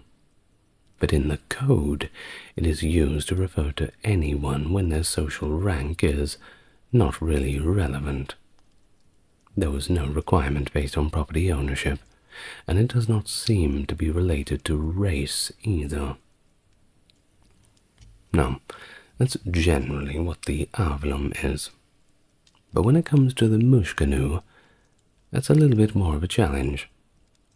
Now, the term in time eventually acquired the connotation of a beggar, and this meaning has been transmitted through Aramaic and Hebrew into other contemporary languages. However, while the code did not necessarily consider the Mushkanu to be impoverished, it is possible that it may have just been a person without land. Although they had freedom, they were obliged to receive financial reparation for physical harm, pay reduced fees and penalties, and they even got away with making fewer contributions to the gods.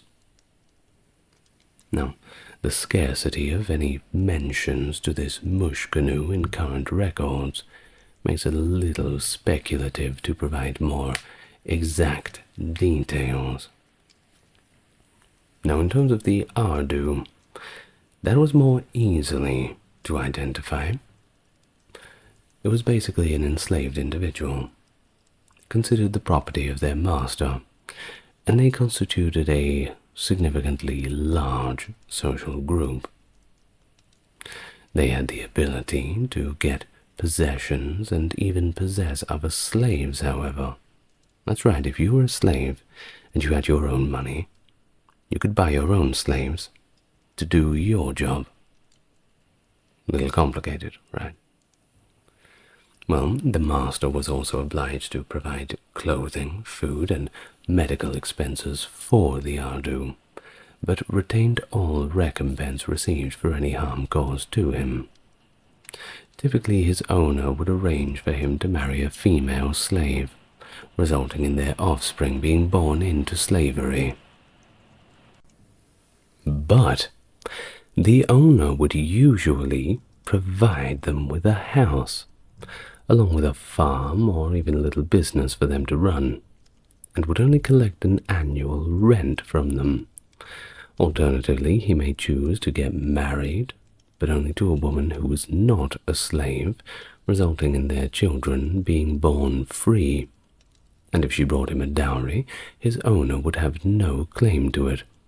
However, upon his death, half of his estate would be inherited by the owner. Now, he also had the option to obtain freedom by buying it from his owner, or the Ardu may be emancipated and devoted to a religious institution, or even adopted, after he transitioned from being a commoner to a noble. Now, slaves were acquired through overseas purchases usually, captured during warfare, or just obtained by reducing free individuals to a state of servitude due to debt or criminal activities. In fact, in ancient times it was very common for slaves to simply run off, so you're best to treat your slaves well. Not saying you should have slaves at all, but you know what I'm saying. Now, in terms of if a slave was caught trying to escape, well, the person who captured them was obligated to return them to their owner. Now, according to the Code of Hammurabi, the owner was required to pay a price of 2 shekels to the captor. It was around 10% of the average wage of a slave, the average value, rather. Now, engaging in the act of detaining or sheltering a slave was subject to the penalty of death.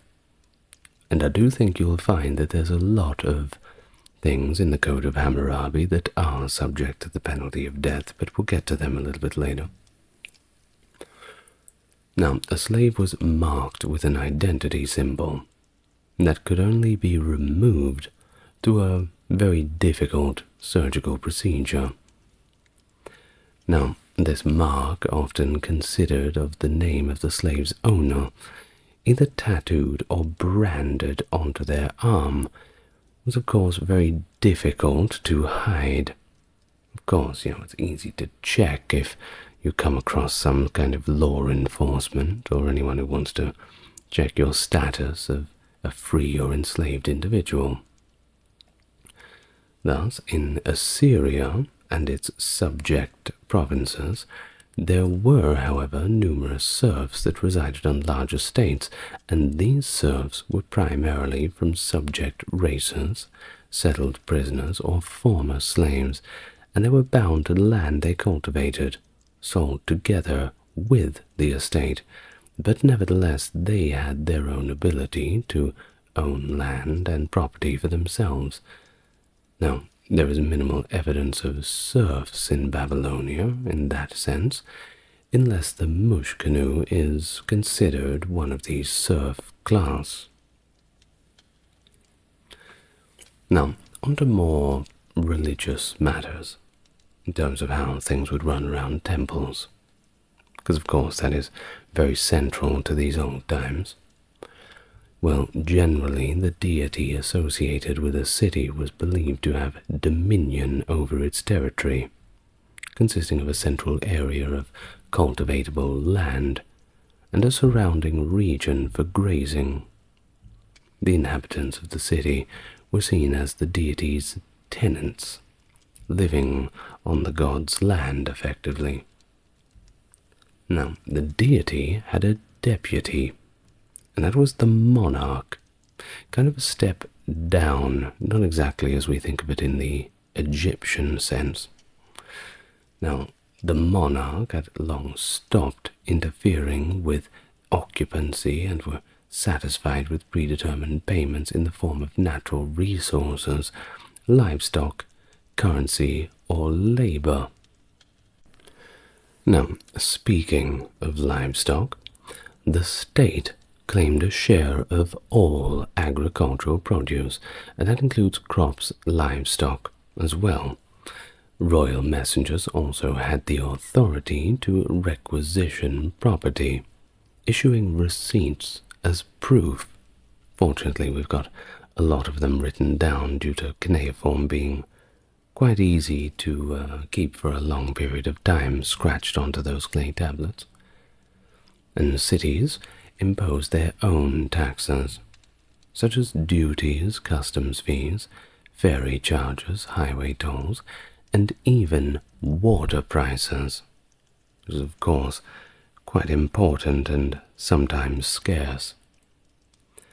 Now, this being said, the king did not own all the land, but he did have his own estates, along with personal possessions and the taxes that he had collected from the populace. High-ranking officials were granted endowments, including official houses, in return for personal services to the king. These lands, known as fiefs, were inalienable. They couldn't be sold, they could not be pledged, rented, or diminished in any way. Now, if the fief holder was called abroad, they could appoint a competent son to take over. And if by some chance they had no suitable son available, the state appointed a temporary replacement, while the wife received a portion of the resources for sustenance and that of her children. Now, temples, of course, played their crucial role in society, as they always do, and continue to in our modern world, to varying extents across the globe, of course. But they also generated revenue from properties, tithes, and regular payments, as well as the usual offerings and sacrifices. These offerings included various natural resources, even just straight-up cash, throwing those little coins and all the rest into it, also with durable goods. Large temples were staffed with numerous officials and servants. Initially, each town may have revolved around a single temple as a single deity too, where each household had the right to serve and share in its earnings, and this was also written into the code. You got a little bit of a cut. Everybody was in it together after all.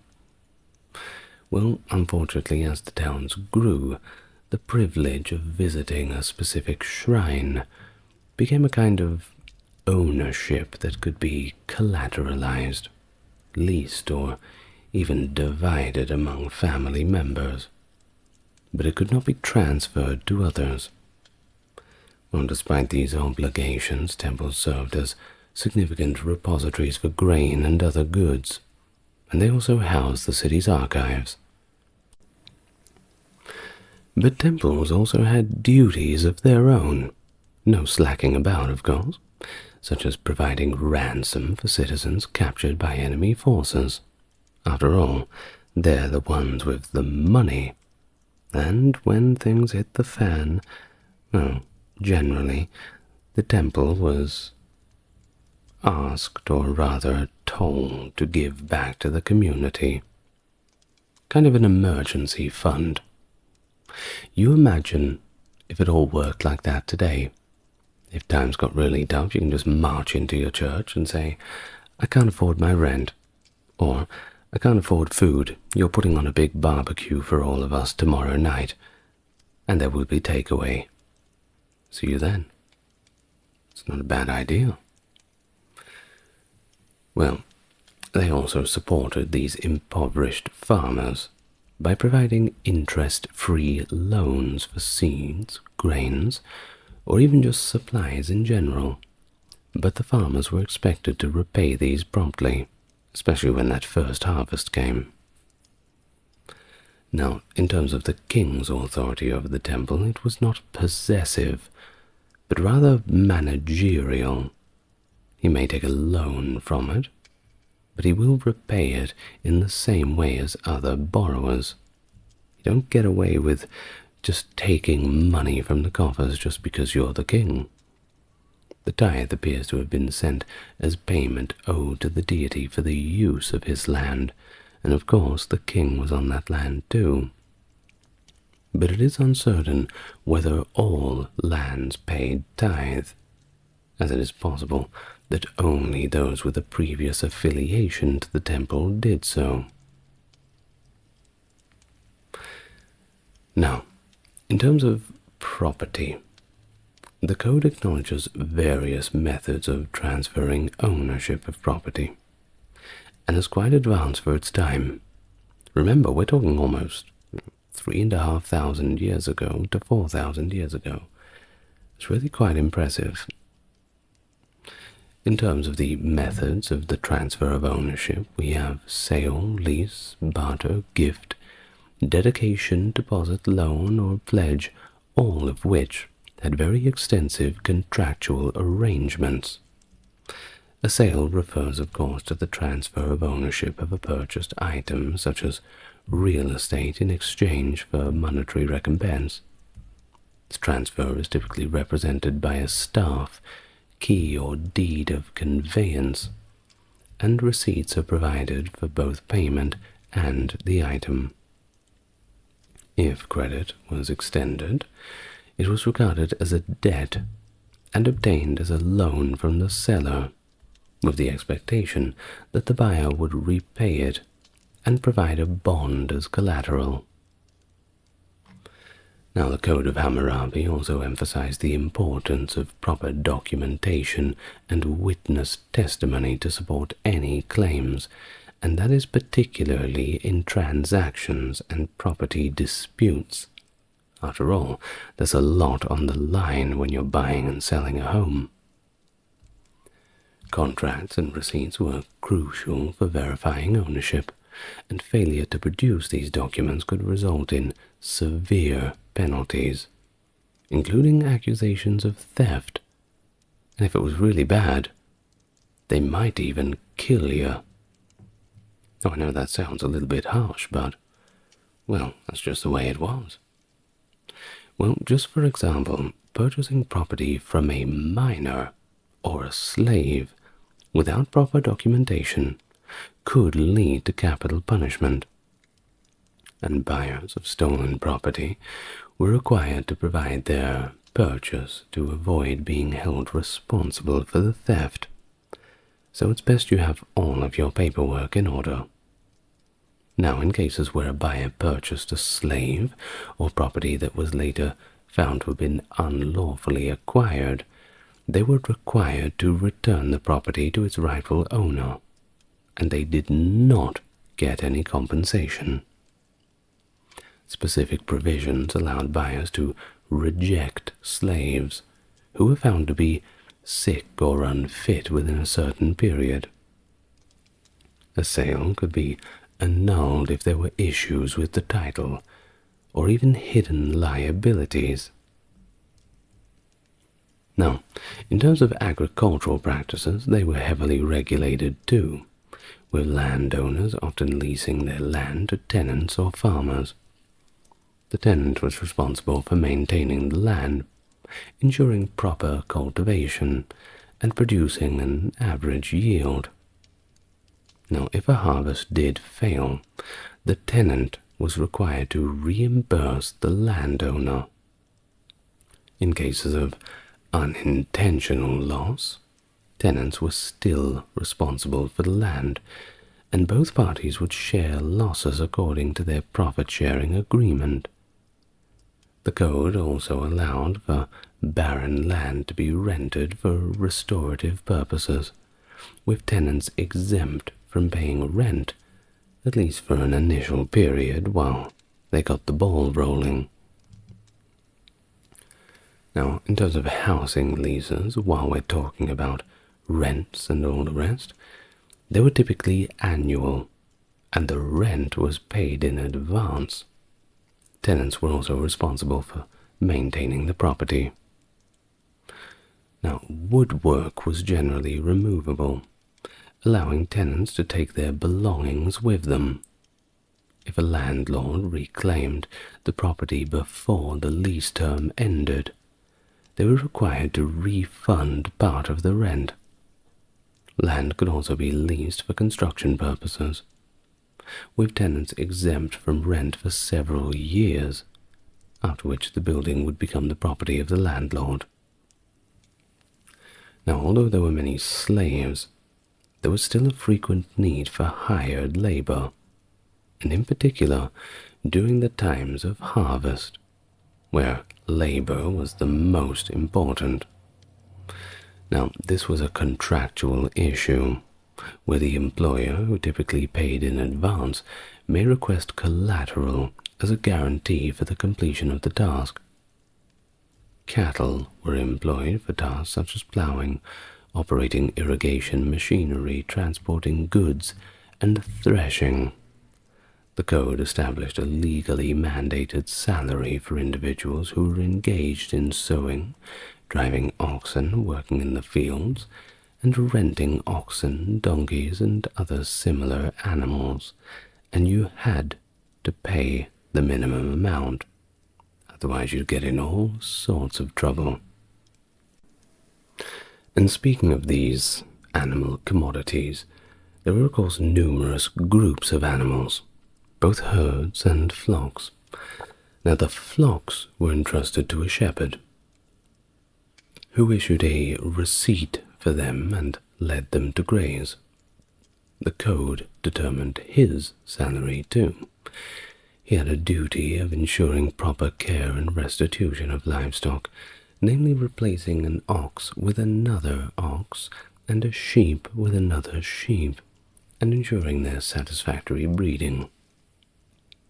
Any fraudulent utilization of the flock necessitated a restitution that was 10 times the amount, while any loss resulting from illness or predatory animals was the responsibility of the owner. The shepherd fully compensated for any losses resulting from his own negligence, of course, if he admitted to it being his own negligence. If he did let the flock to graze on a field of crops, he was required to compensate for damages 4 times the value. If he allowed them to trample on standing crops when they should have been confined, he had to pay 12 times. Payment in kind was also prevalent in business, although contracts typically included cash and specified the expected currency. And yes, they did have different currencies. So think about Assyrian, Carchemish, Larsa, and of course Babylon. There were a few others. Now, according to the code, it was required that a debtor be permitted to make payment in agricultural products based on a predetermined scale that was set by law. If a debtor possesses neither monetary funds nor agricultural produce, the creditor was then obliged to refrain from declining items as a form of payment. The code explicitly prohibited the seizure of a debtor's grain, and not only was the creditor required to return it, but their unlawful behavior also resulted in the complete forfeiture of their claim. A seizure without proper justification for the sake of collecting debt was also penalized, as was the act of seizing a working ox to satisfy a debt. Now, in the event that a person who owes money was apprehended, they had the option to designate their wife, child, or a slave as a hostage to fulfill the debt through labor. Which is, of course, horrible. Could you imagine? Well, the creditor had the legal right to retain a wife or child as a municipium for a maximum period of 3 years. If the mancipium died of natural causes while under the ownership of the creditor, no legal action could be taken against the creditor. However, if the creditor was responsible for the death due to cruelty, they were required to provide a son as compensation, or pay for a replacement slave. The individual had the ability to trade a captive individual, but was unable to trade a female captive who had given birth to her owner's child. In this case, the owner was required to buy her freedom. In addition to that, the debtor had the option to use his property as collateral, commonly pledging a field, house, or crop in contractual agreements. According to the code, it was also required that the debtor personally harvest the crop and use its proceeds to repay the creditor. In the event of a crop failure, payment was postponed, and no interest may be levied for that particular year. In the event that the debtor did not personally tend to the field, they were required to compensate for its cultivation. However, if the field was already being cultivated, the debtor was obliged to harvest it themselves and settle their obligation using the resulting produce. Failure to obtain a crop would not nullify the cultivator's contract. Now, frequently, pledges were established in cases when the inherent worth of an item matched the value of an obligation. However, antiquatic promise was more prevalent, where, that being the earnings from the pledge, were used to offset an interest on a debt. It is possible for a debtor to use their entire property as security to repay a debt without the creditor physically receiving any of it. In Babylon, it was common for debtors to provide personal guarantees, which ensured that they would return their debts, or the guarantor would become accountable for the loan. Trade, of course, was highly extensive. A typical practice involved a merchant delegating his products or money by a mobile agent, who would then search for a suitable market to sell the commodities. The caravans ventured very much beyond the boundaries of the empire. Well, of course you couldn't just show up and buy and sell without any records. The code explicitly required that agents meticulously record and provide receipts for every single item they received, with unrecorded items ineligible for claims. They were also obligated to repay double the amount received regardless of profit. If profits were low, the agent had to make up the shortfall, but he was not held accountable for losses due to theft or extortion during travel. Now, upon the agent's return, the lending merchant was required to issue a receipt for the goods. Any fraudulent entry or claim resulted in the agent being penalized threefold, while the lending merchant faced a sixfold penalty. Profits were also typically divided according to the contract, often equally. Of course, caravans were heavily involved in forwarding, where agents received goods in advance. The carrier issued a receipt, assumed full responsibility, and required a receipt upon delivery. And we have thousands of these, by the way. They're all over the place, which is a good and bad thing. Good because we have thousands and thousands of clay tablets that have been preserved. Bad because most of them are extremely boring. Well, cost of doing business, I suppose. Well, if they fail to fulfill the obligation of providing receipts upon delivery, well, they also had a penalty of 5 times the amount owed, and payment was usually made up front. Now, in terms of storage costs, especially for grain, well, they were set at 1/60th, and the warehouse manager was liable for discrepancies, forcing him to pay double for any losses, but only if a witnessed receipt had been provided.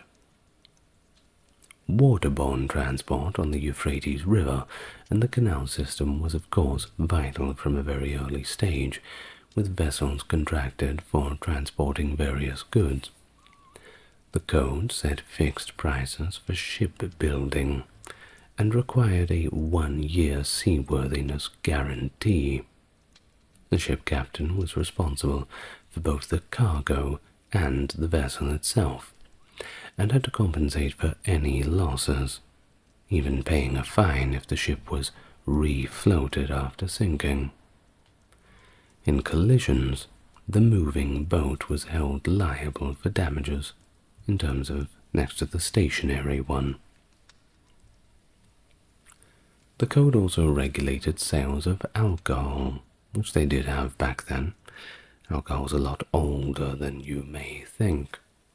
It set the prices for beer and prohibited tavern keepers, typically women by the way, from engaging in disorderly conduct or treasonous gatherings, with violations punishable by death. Tavern keepers were also required to report wrongdoers to the authority, which, if we have this written in the Code of Hammurabi, it implies that there was a well-organized police system. So there's that too. Now what about banking practices? Well, they included payment by banker or written drafts against deposits, with negotiable bonds for payments.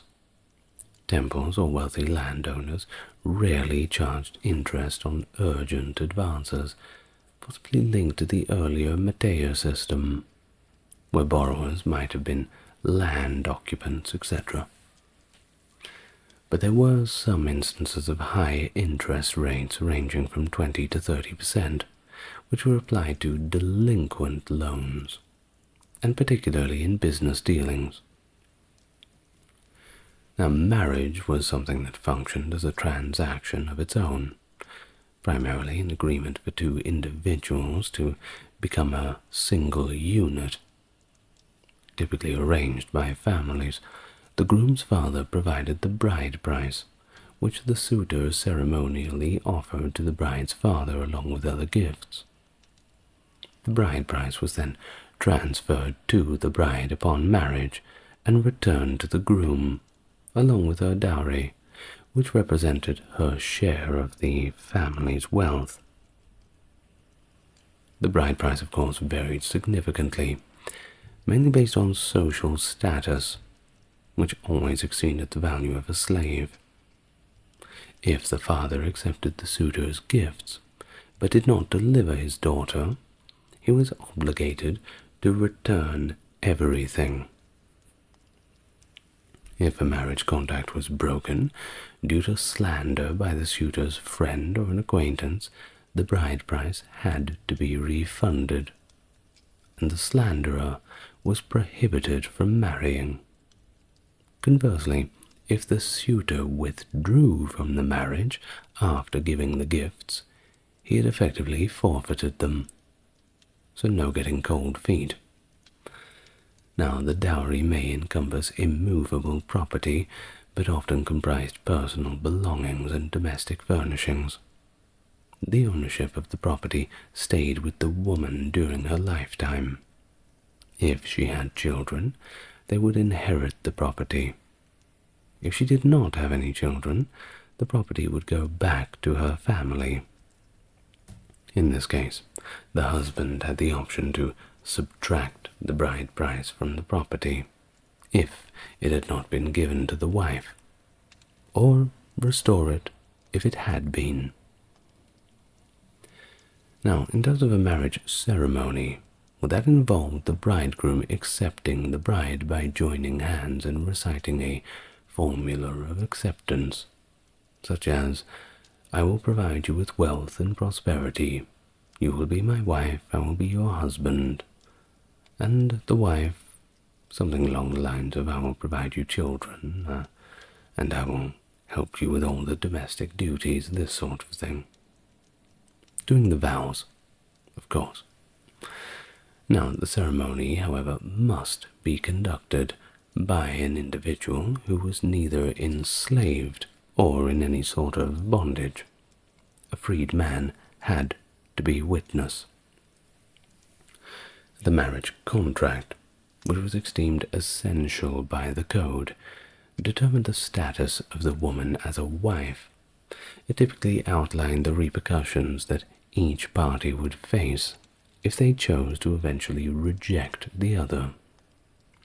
Now, additionally, restrictions may include the expectation that the wife fulfills the role of maidservant to her mother-in-law or to a first wife. Now, the married pair functioned as a unified entity when it came to external obligations, particularly in regards to debt. The man was liable for both his own debts and those incurred by his wife, even before the marriage. I can see how that could become a bit of a problem. I hope there's full disclosure. However, the husband did have the ability to utilize her as collateral. Remember how I explained before that you could give up a wife or a slave or a child if you got into a little bit of trouble? Well, hopefully it never came to that. I'm sure it did plenty of times. A little bit rude, though, don't you think? Well, consequently, the code permitted the inclusion of a condition in the marriage agreement, stating that the wife would not be held liable for her husband's debt prior to marriage. So you couldn't get yourself into debt, then go and marry someone without telling her about the debt, and then simply throw her to your debtor as collateral. You couldn't get away with that. Obviously, it had happened at least one time, because they had to make a law about it. So somebody had the nefarious idea of doing it. Now, it could also be written into marriage contracts, explicitly stated that the husband could not be responsible for the wife's debt prior to marriage, and that both spouses would be jointly responsible for any debts incurred after marriage, regardless of a separation. Now, a man had the option to establish a settlement for his wife by deed or gift, granting her a limited stake in the portion of his property. Or he may also retain the right for her to pass it on to a favored child. But the husband also had the choice to get a divorce, but he was required to return the dowry if this occurred. Additionally, if the wife had given birth to children, she would have custody of them. Subsequently, he was required to allocate to her the revenue generated from the property, together with the necessary resources to sustain herself and their children until they reached adulthood. She also received an equal portion of the allowance with the children, and apparently in his fortune upon death, and had the freedom to remarry. In the absence of children, the man would give back the dowry to the woman and compensate her with an amount equal to the bride price, or 1 mina of silver if no bride price had been established. The latter refers to the typical penalty specified in the contract for his rejection of her. But if the husband could demonstrate that his wife had been an inadequate spouse, the code permitted him to divorce her, retaining custody of the children and the dowry. Alternatively, he had the option to, demote her to the status of a servant within his own household, ensuring her provision of food and clothing. Which sounds pretty terrible, but, well, it's just the way it is. The wife also had the option to initiate legal proceedings against her husband on grounds of cruelty and neglect, and if she successfully substantiates those claims, she can receive a judicial separation and also retain her dowry. And she's taken the kids, I assume. But the man did not receive any additional form of punishment. If she failed to substantiate her case, yet was proven to be an inadequate spouse, however, she was subject to drowning. So, you better have very good proof. Now, in the event that a husband is absent due to circumstances beyond his control, such as being conscripted into a war, the wife may actually choose to live with another man. However, it's important for her to reunite with her husband once he does get back, and any children from the second relationship would remain with their biological father. If she received financial support, any violation of the marriage bond would be considered adultery. The marriage was terminated without any consequence for the wife due to deliberate abandonment or voluntary absence of the husband. If he came back, she was neither obligated nor allowed to go back to him. Now, in terms of relationships in general, monogamy was pretty much the norm. Now, if a wife was childless, she could offer her maid to bear children, and they would be considered hers in the eyes of the law, though practically they would be somebody else's children. The wife retained control over the maid, who could be demoted to slavery for insolence, but she could not be sold if she had borne children for the wife. If the wife provided a maid, the husband could not take a concubine. If she did not, he was permitted to do so. Now, a concubine was kind of like a second wife, a co-wife, I suppose, albeit of lower status, and the first wife had no legal authority over her. Concubines were free women, by the way, not slaves, and they were often given a dowry, and their children were also legitimate heirs. They could only be divorced under the same conditions as a wife. Temple priests, though they weren't supposed to have children, could get married, and their wives might also provide a maid to bear children. Free women were also allowed to marry slaves, and their children would be free. Upon the slave's death, the wife would take her dowry and half of her couple's acquisitions, with the other half going to the master as the slave's heir. But adoption was also a common practice, particularly when parents were unable to have children, or when their children had grown up and got families of their own.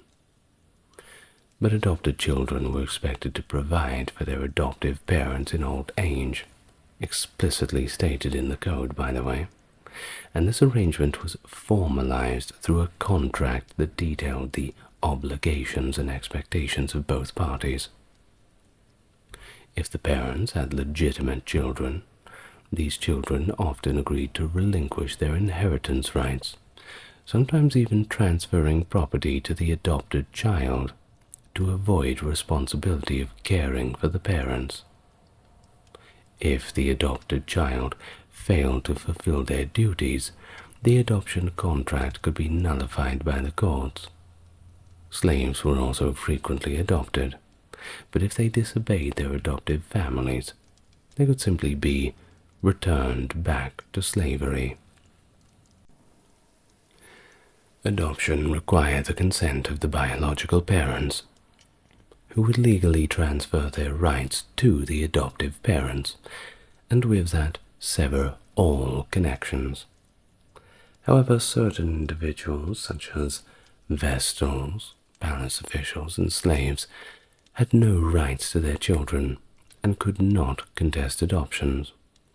Orphans and illegitimate children also lacked guardians to object to their adoption. The law harshly punished ingratitude from adopted children. For example, an adopted child who returned to their biological parents could actually have their eye removed. Didn't see that coming. And the one who denied their adoptive parents could also lose their tongue. Pretty harsh, isn't it? Well, adopted children had the right to inherit their adoptive parents' estate, and could even be designated as the eldest son, which typically made them the primary beneficiary. Upon the father's death, all legitimate children were entitled to an equal share of the inheritance. Provisions were made for unmarried sons who might receive a bride price, and for daughters who might receive a dowry. The father could also bequeath land to favored children. While the eldest son did not have automatic inheritance rights, he often served as executor, ensuring an equitable distribution of the estate, sometimes contributing from his own share. But of course, in ancient times, a father had the complete freedom to disinherit his son without any limitations. However, the code, once that came in, required the approval of a court, and that too only in cases of persistent disrespectful behavior by the son towards his father. He had to be a very, very naughty boy, throwing parties while dad's off fighting the Sumerians and all the rest. That sort of thing. Smoking behind the grain silos, now that's that will get you disinherited, oh, for sure. Now, but of course it could be the other way around too. You see, in the ancient times, before the code, if a son disowned his father, he would have his frontal hair cut and be marked as a slave, which made him eligible for sale. Similarly, if a son disowned his mother, he would have his frontal hair cut too, be publicly paraded around the city as a warning, and be banished from the household. But he would not be reduced to the status of a slave. Now, while we're on the topic of people being very naughty and doing things they're not meant to do, adultery was met with capital punishment for both individuals, and it was drowning. That was the punishment. However, if the husband chose to forgive his wife, the king had the authority to grant clemency to the lover. In cases of incestuous relationships between a mother and son, both individuals were subjected to death by burning.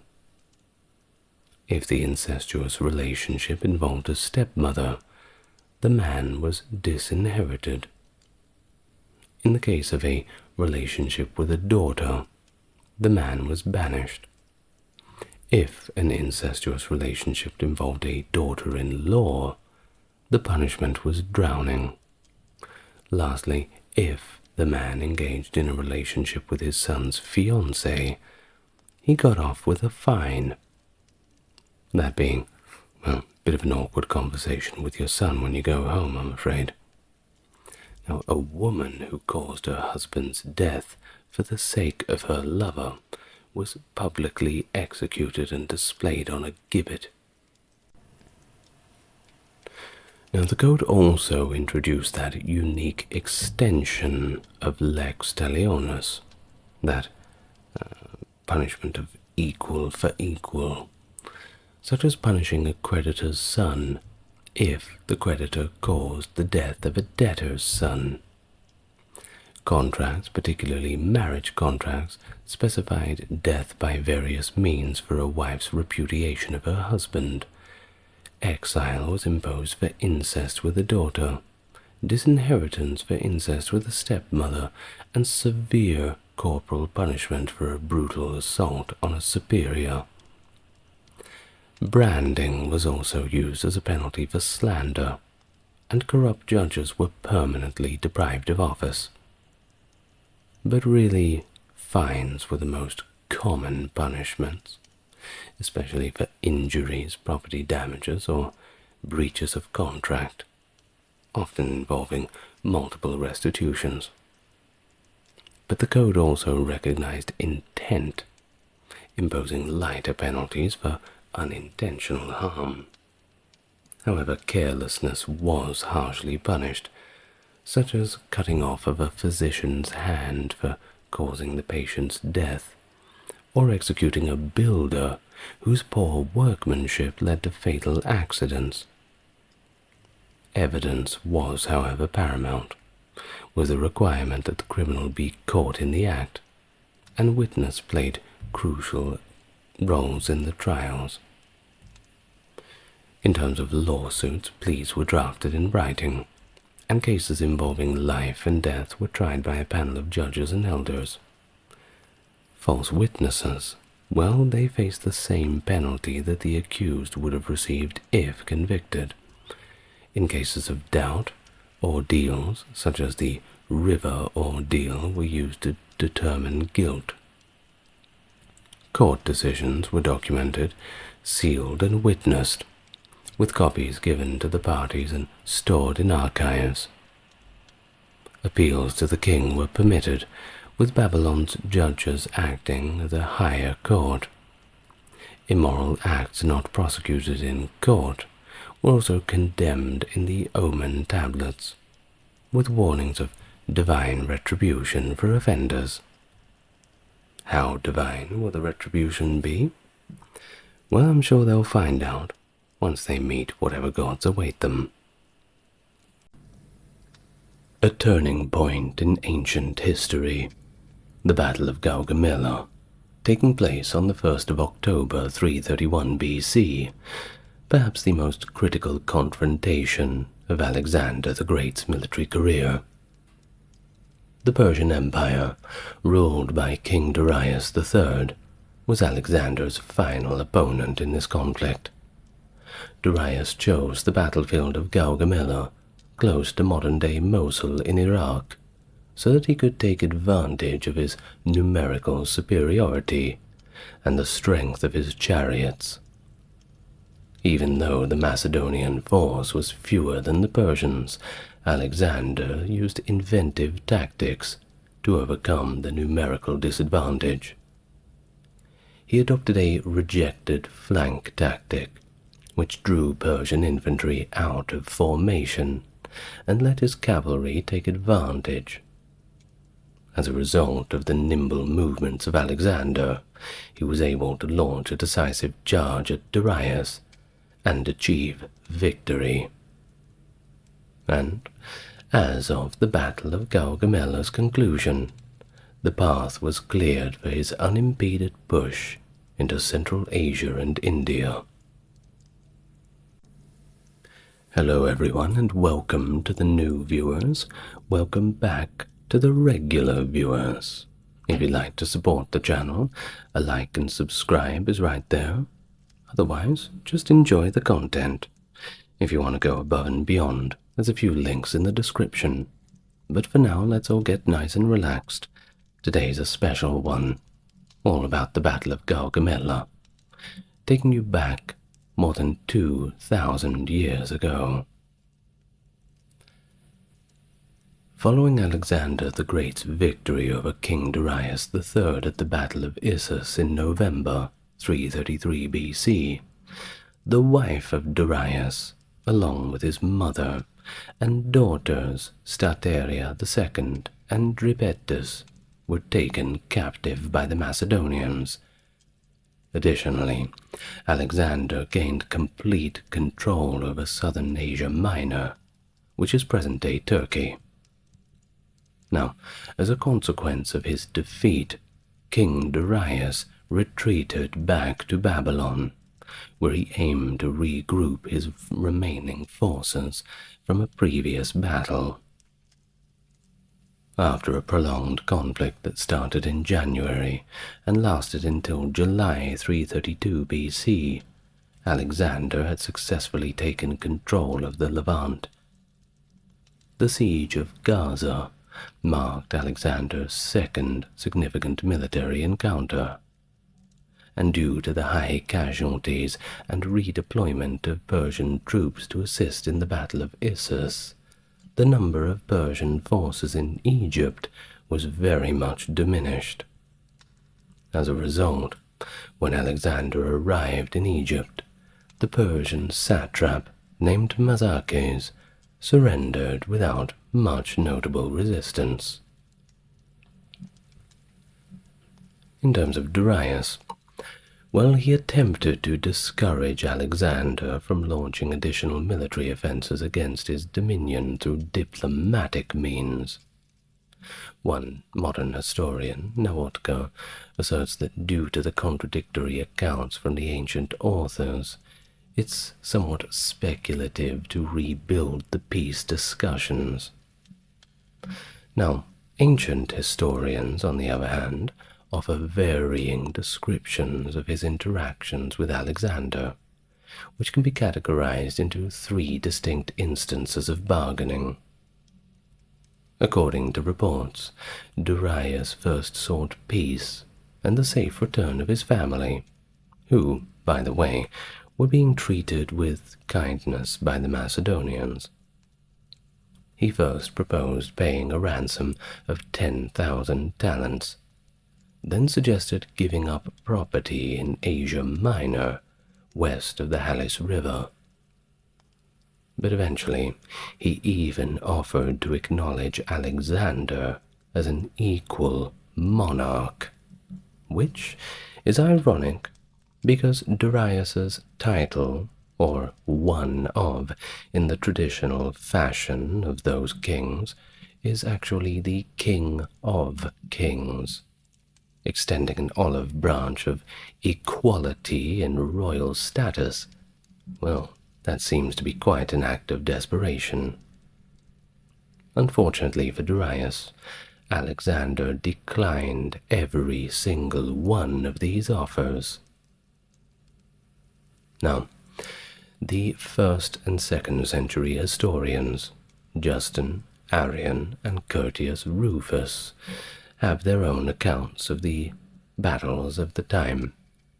Now, according to them, Darius had dispatched a letter to Alexander following the Battle of Issus.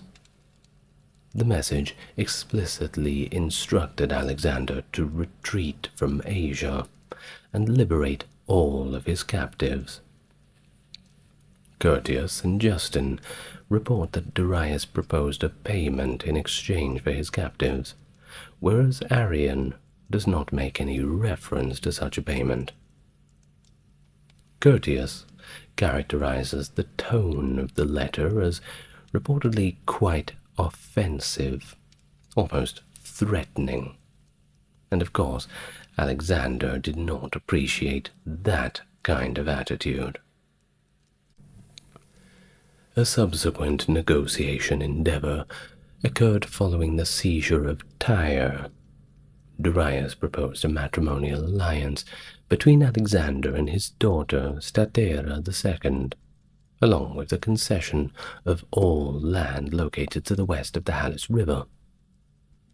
Justin is more general and does not specify a particular daughter. He merely refers to a part of Darius's realm.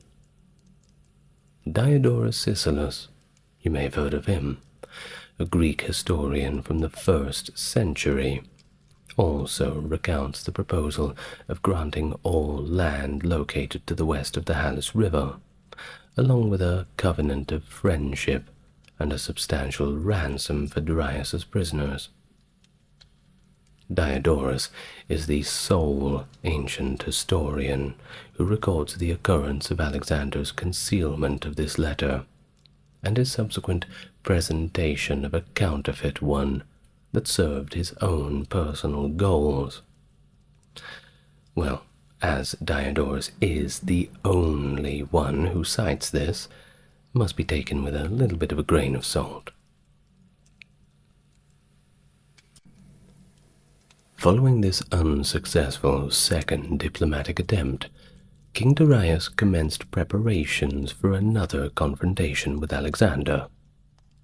However, despite previous attempts, Darius made one more endeavor to engage in negotiations with the Macedonians, following Alexander's departure from Egypt. The third offer made by Darius was even more generous. He commended Alexander for his treatment of his mother, Sisygambus, and granted him several rewards, that being all land located to the west of the Euphrates, a shared control over the Achaemenid Empire, the marriage to one of his daughters, and a substantial amount of 30,000 talents of cash. According to Diodorus, Alexander openly discussed this proposal with his companions, and one can't blame him. It's a pretty good deal. Well, Parmenion was the sole individual who voiced his opinion, stating, "If I were Alexander, I would willingly accept the proposed terms and establish a formal agreement." Well, according to the ancient sources, Alexander said back to him, "I would do the same if I were Parmenion."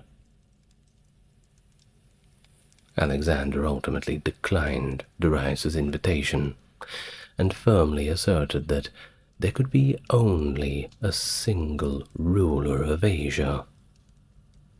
He summoned Darius to either submit to him or get ready to fight, with the purpose of determining the ultimate ruler of all Asia.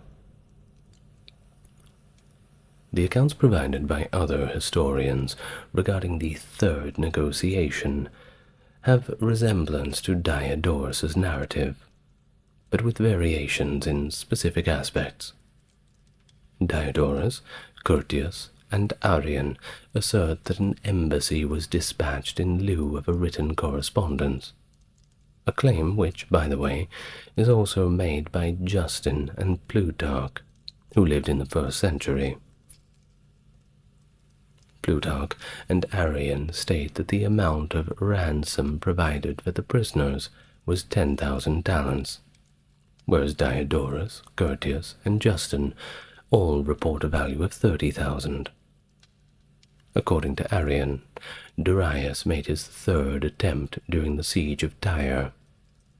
However, other historians believe that the second negotiating attempt occurred during that period. Despite his previous unsuccessful negotiation attempts, Darius had made the decision to now prepare for another confrontation with Alexander. Thus, Alexander traveled from Egypt to the Tigris River, passing through Syria in the northeast during the late spring or early summer of 331 BC. He arrived at Thapsacus on the Euphrates River in July or August. Mazaeus, under the orders of Darius, was supposed to lead 3,000 cavalrymen to protect the Euphrates crossing near Thapsacus, but he managed to escape as Alexander's army approached. According to Arrian, Alexander reached the Tigris by the end of September. In the summer of 331 BC, Alexander traversed the Euphrates River. Instead of taking a direct southeast route to Babylon, he opted for a northern path. This decision allowed him to have a clear view of the Armenian mountains and the Euphrates River on his left side. Additionally, this route provided easier access to supplies and spared his soldiers from enduring the intense heat of the more direct road. The Macedonians received information from the captured Persian scouts that Darius had established a camp beyond the Tigris River. So, despite the challenges, Alexander successfully crossed over the river, as it was not defended, on his way for the confrontation. However, back to Diodorus Siculus for a moment, who shows that Alexander's expedition to Mazaeus was the sole mission undertaken to cross the Tigris. In fact, due to his perception of the river's depth and the strength of its stream, he decided against defending it. Mazaeus employed scorched earth tactics in the region that Alexander's army had to cross, as reported by Diodorus and Curtius Rufus. On the 20th to the 21st of September 331 BC, a nearly complete lunar eclipse occurred after the Macedonian army crossed the Tigris River. Shortly after, Alexander's army captured 2 or 3 cavalrymen from the forces of Mazaeus. These captives provided valuable information about the location of Darius's army. They told him that they were all about 8 miles away, at a place called Gaugamela. Based on this intelligence, Alexander deduced that Darius would not respond to the ground-flattening activities at Gaugamela.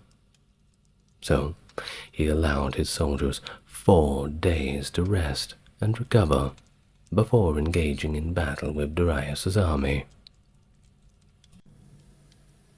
The Persians were expected to disrupt Alexander's army and sever its long supply routes as it advanced into Mesopotamia.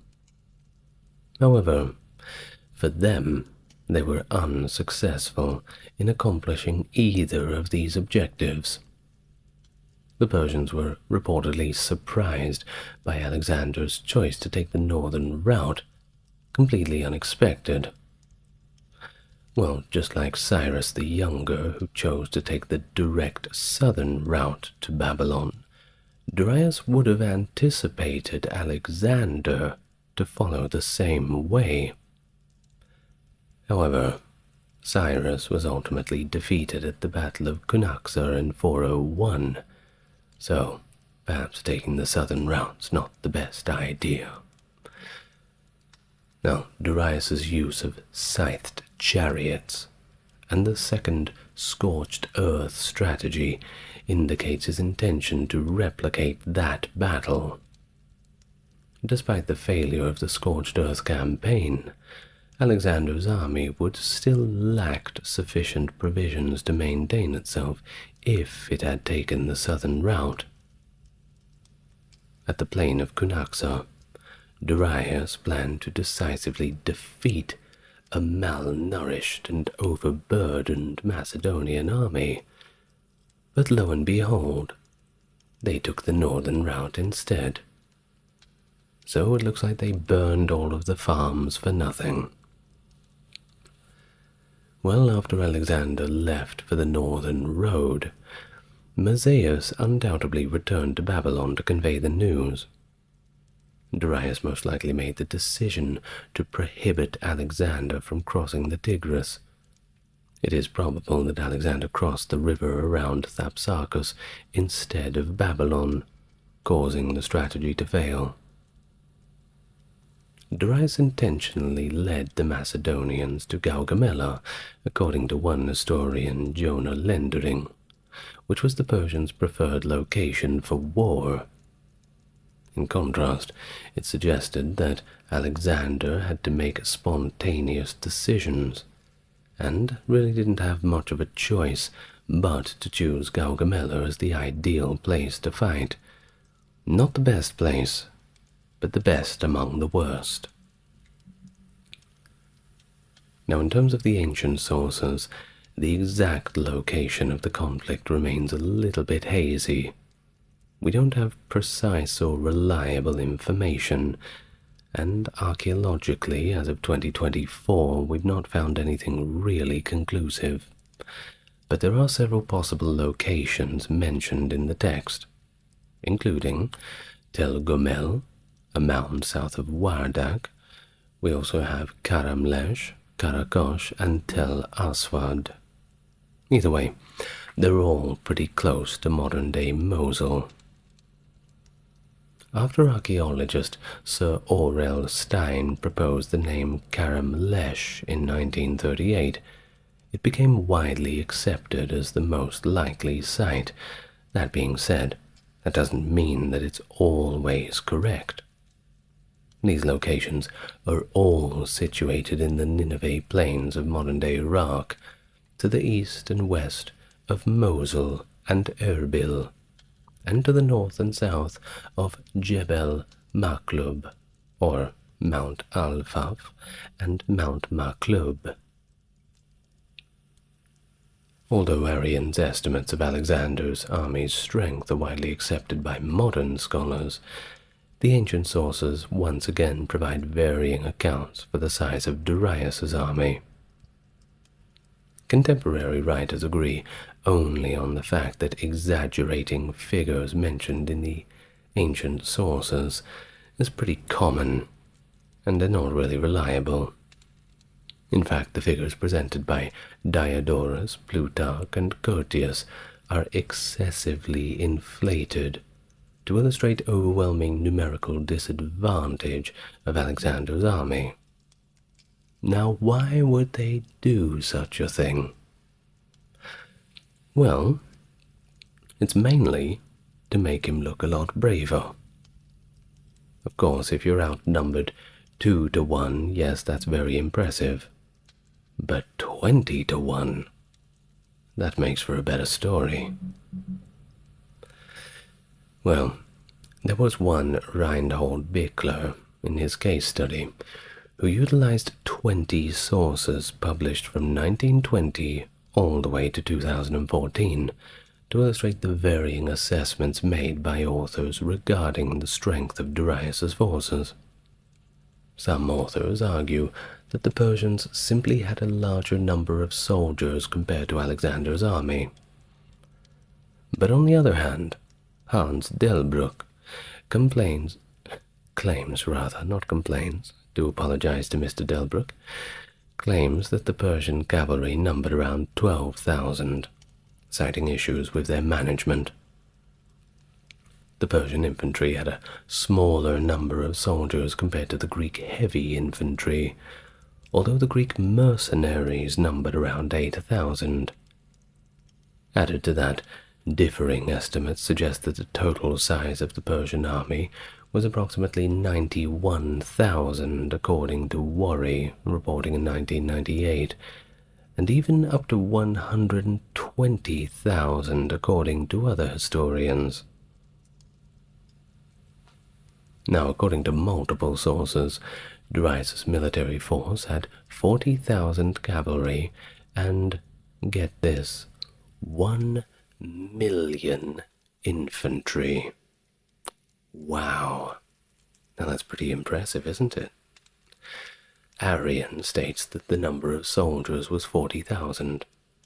Diodorus Siculus claims it was 200,000, and Plutarch estimates it to be 1 million, though interestingly enough, in Plutarch's work, there isn't really a breakdown of the forces.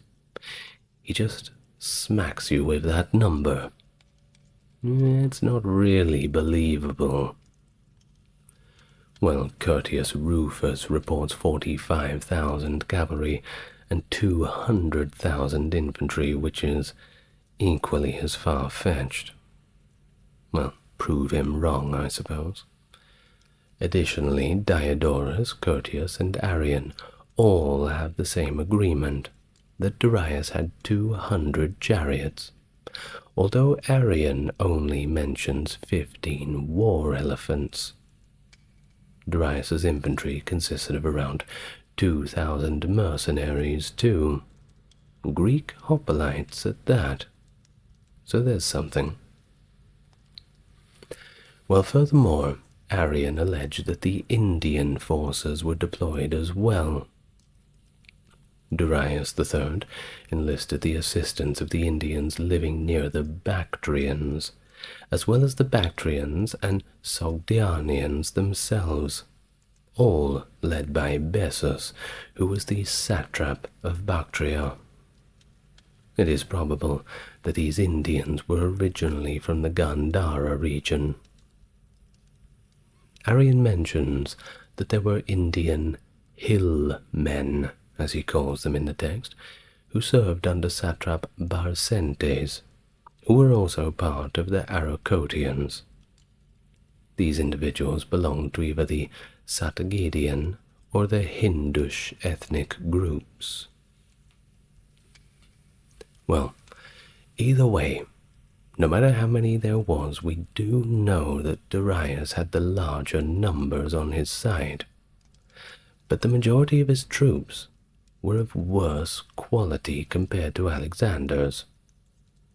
You see, the sarissa, a 6-meter pike, was one of the weapons used by Alexander's Pechatarioi.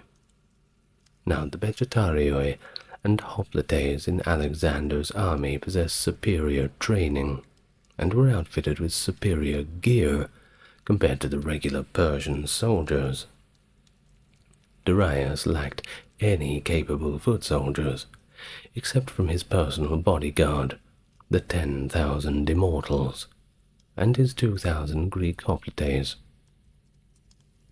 Now, during the battle, the Greek mercenaries organized in a phalanx formation, because nothing beats the phalanx, engaged in combat with the immortals, who wielded 2-meter-long spears instead of bulky shields.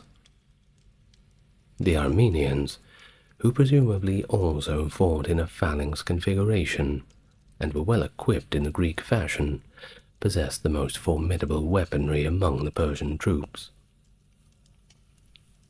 Alexander commanded the Hellenic League, the Macedonian realm, Greek mercenaries, and levies from the dependent people of Paeonia and Thrace. According to Arrian, his armies consisted of 40,000 infantry and 7,000 cavalry. Historiographers generally agree that the Macedonian army had 31,000 heavy infantry, including reserve mercenaries and hoplites from other allied Greek states, as well as 9,000 light infantry, mostly peltasts, with a few archers. The Greek mounted army comprised roughly around 7,000 men, perfect for some flanking. Well, upon the arrival of the Persians on the battlefield, hostilities ensued pretty much straight away. To optimize the effectiveness of his scythed chariots, which is as horrifying as it sounds, Darius cleared the battlefield of vegetation and recruited elite cavalry from his eastern satrapies and related Scythian tribes. Ever wondered why he was doing all that ground flattening? Well, it was to make sure he could wheel the chariots around and cut everybody in half with those terrible scythes on the side of them. Ugh, imagine the screaming. Well, additionally, there were 15 Indian elephants available to him, which were to be harnessed to Indian chariots. However, it seems that these elephants were removed from the battlefield, as they were not mentioned during the combat, and were subsequently seized in the Persian camp. There's a few possible causes, but it was probably fatigue. And here's the thing. Elephants in battle have a tendency of, well, they can go a little bit into a mode of panic. There's been many times where elephants have been used, and they've simply turned straight around and charged into the forces that were trying to use them against the other. Not the ideal situation. Well, Persian emperors, such as Darius, traditionally positioned themselves prominently with their most elite soldiers. Positioned to his right were the Persian horse guards, Greek mercenaries, and Carian cavalry. In the right center, he strategically placed his Persian foot guards, known as apple-bearers or immortals by the Greeks, along with his Indian cavalry and Mardian archers. The cavalry were positioned on both sides. The Bactrians, Dahe, Arcosians, Persians, Susians, Cadusians, and Scythians were positioned on the left wing, under the direction of Bessus. A limited quantity of Bactrians were stationed in front of the chariots. Matthias commanded the cavalry of the Syrian, Median, Mesopotamian, Parthian, Tapurian, Caucasian, Albanian, and Armenian troops on the right wing, among some others. The Cappadocians and Armenians led the assault before the other cavalry divisions, and the Albanian cavalry were instructed to reverse their direction in order to provide help to the Greek left flank.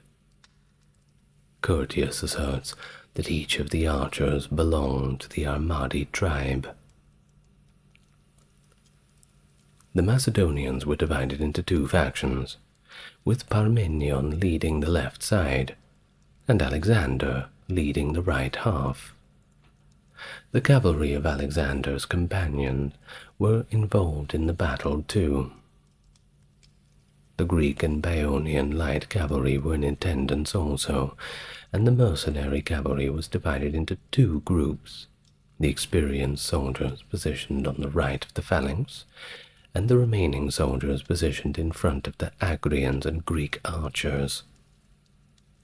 Parmenion stood on the left side of the field, among the Thessalians, Greek mercenaries, and Thracian cavalry.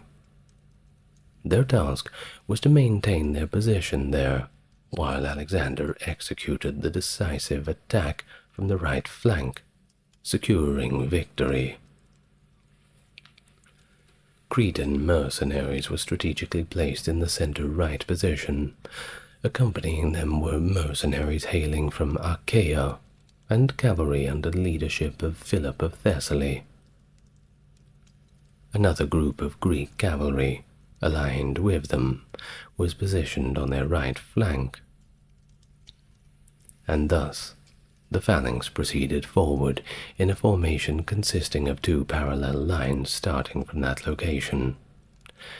Due to their significant numerical deficit of over 5-1 in the cavalry, and the fact that their line was positioned more than a mile behind, the Greeks were inevitably at the risk of being outflanked by the Persians. In the event of a necessity, the second line was assigned to address the situation, where units were positioned on the sides of the main force.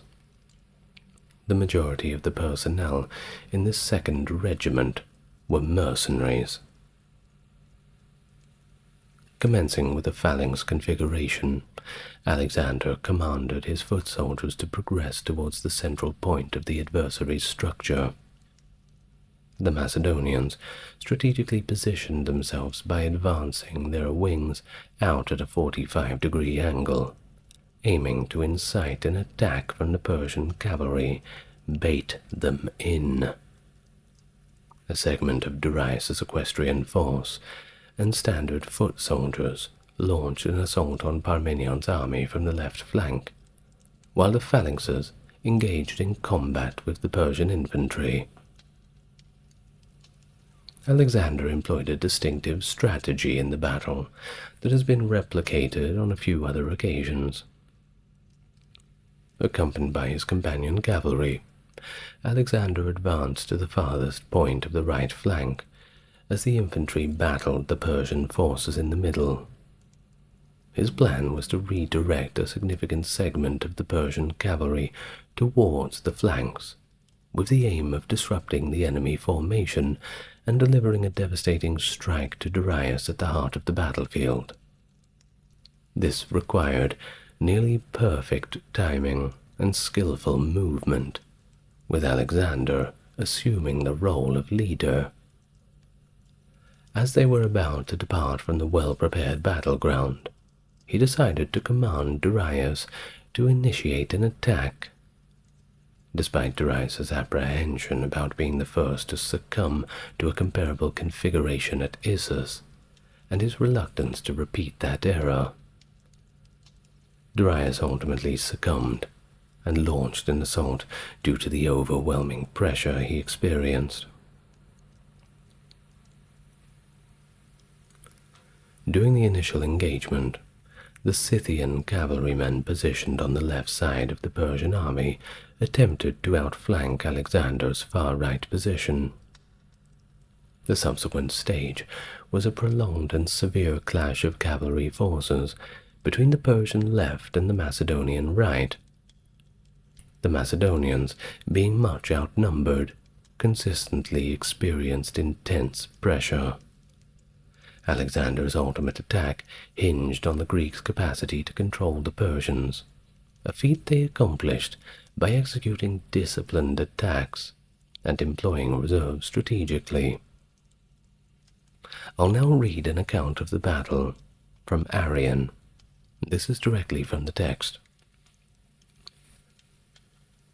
Then the Scythian cavalry rode along the line and came into contact with the front men of Alexander's array, but he nevertheless still continued to march towards the right, and almost entirely got beyond the ground, which he had been cleared and levelled by the Persians. And then Darius, fearing that his chariots would become useless if the Macedonians advanced into the uneven ground, ordered the front ranks of his left wing to ride round the right wing of the Macedonians, where Alexander was commanding, to prevent him from marching his wing any further. This being done, Alexander ordered the cavalry of the Grecian mercenaries under the command of Menidas to attack them. But the Scythian cavalry and the Bactrians, who had been drawn up with them, sallied forth against them, and being much more numerous, they put the small body of Greeks to rout. Alexander then ordered Aristo at the head of the Paeonians and the Grecian auxiliaries to attack the Scythians, and the barbarians gave way. But the rest of the Bactrians, drawing near the Paeonians and Grecian auxiliaries, caused their own comrades, who were already in flight, to turn and renew battle. And thus they brought about a general cavalry engagement, in which more of Alexander's men fell, not only being overwhelmed by the multitude of barbarians, but also because the Scythians themselves and their horses were much more completely protected with armor for guarding their bodies. Notwithstanding this, the Macedonians sustained their assaults, and assailing them violently, squadron by squadron, they succeeded in pushing them out of rank. End of the account from Appian.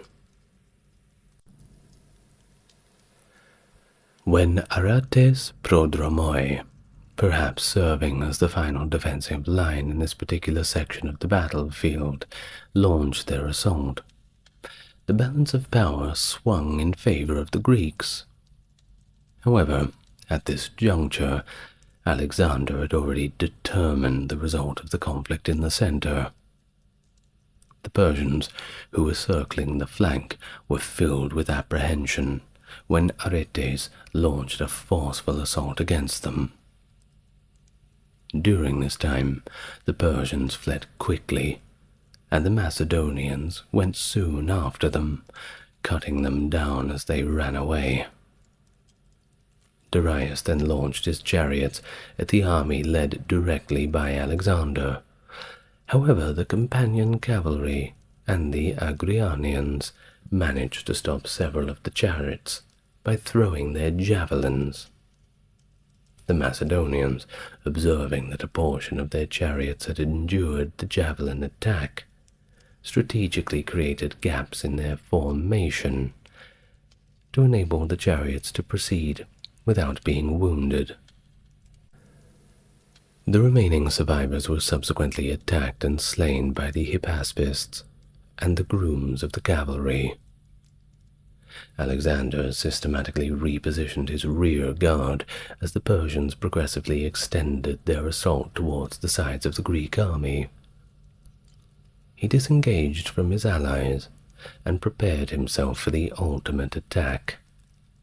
They were pursued by the brigade of guards and whatever phalanx battalion he could withdraw from the conflict. Assuming the leadership role, he strategically arranged his units into substantial wedge formation. The Persian soldiers in the center remained in active fight with the phalanxes, hindering their ability to counterattack Alexander's progress.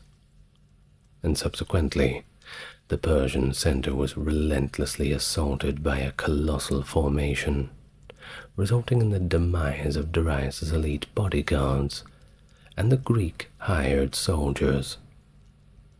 Many individuals in the present era hold the belief that Darius, upon realizing that he was on the verge of being isolated, escaped with the remaining members of his military force. According to Appian's account, once again from the text, for a short time there ensued a hand-to-hand fight, but when the Macedonian cavalry, commanded by Alexander himself, pressed on vigorously, thrusting themselves against the Persians and striking their faces with their spears, and when the Macedonian phalanx, in dense array and bristling with long pikes, had also made an attack upon them, all things together appeared full of terror to Darius, who had already long been in a state of fear, so that he was the first to turn and flee. Alexander had the opportunity to pursue Darius in this moment. Conversely, he received urgent messages from Parmenion, which Callisthenes and others would exploit to tarnish Parmenion's reputation later. Amidst a barrage of attacks from several angles, Parmenion's military unit was in a state of chaos, seemingly encircled by the horsemen of the Persian right wing. Alexander was faced with two alternatives. Either he could elect to pursue Darius and eliminate him swiftly, at the potential cost of his own army, or he might choose to go back to the left flank to assist Parmenion and safeguard his troops, so enabling Darius to escape to the neighboring mountains.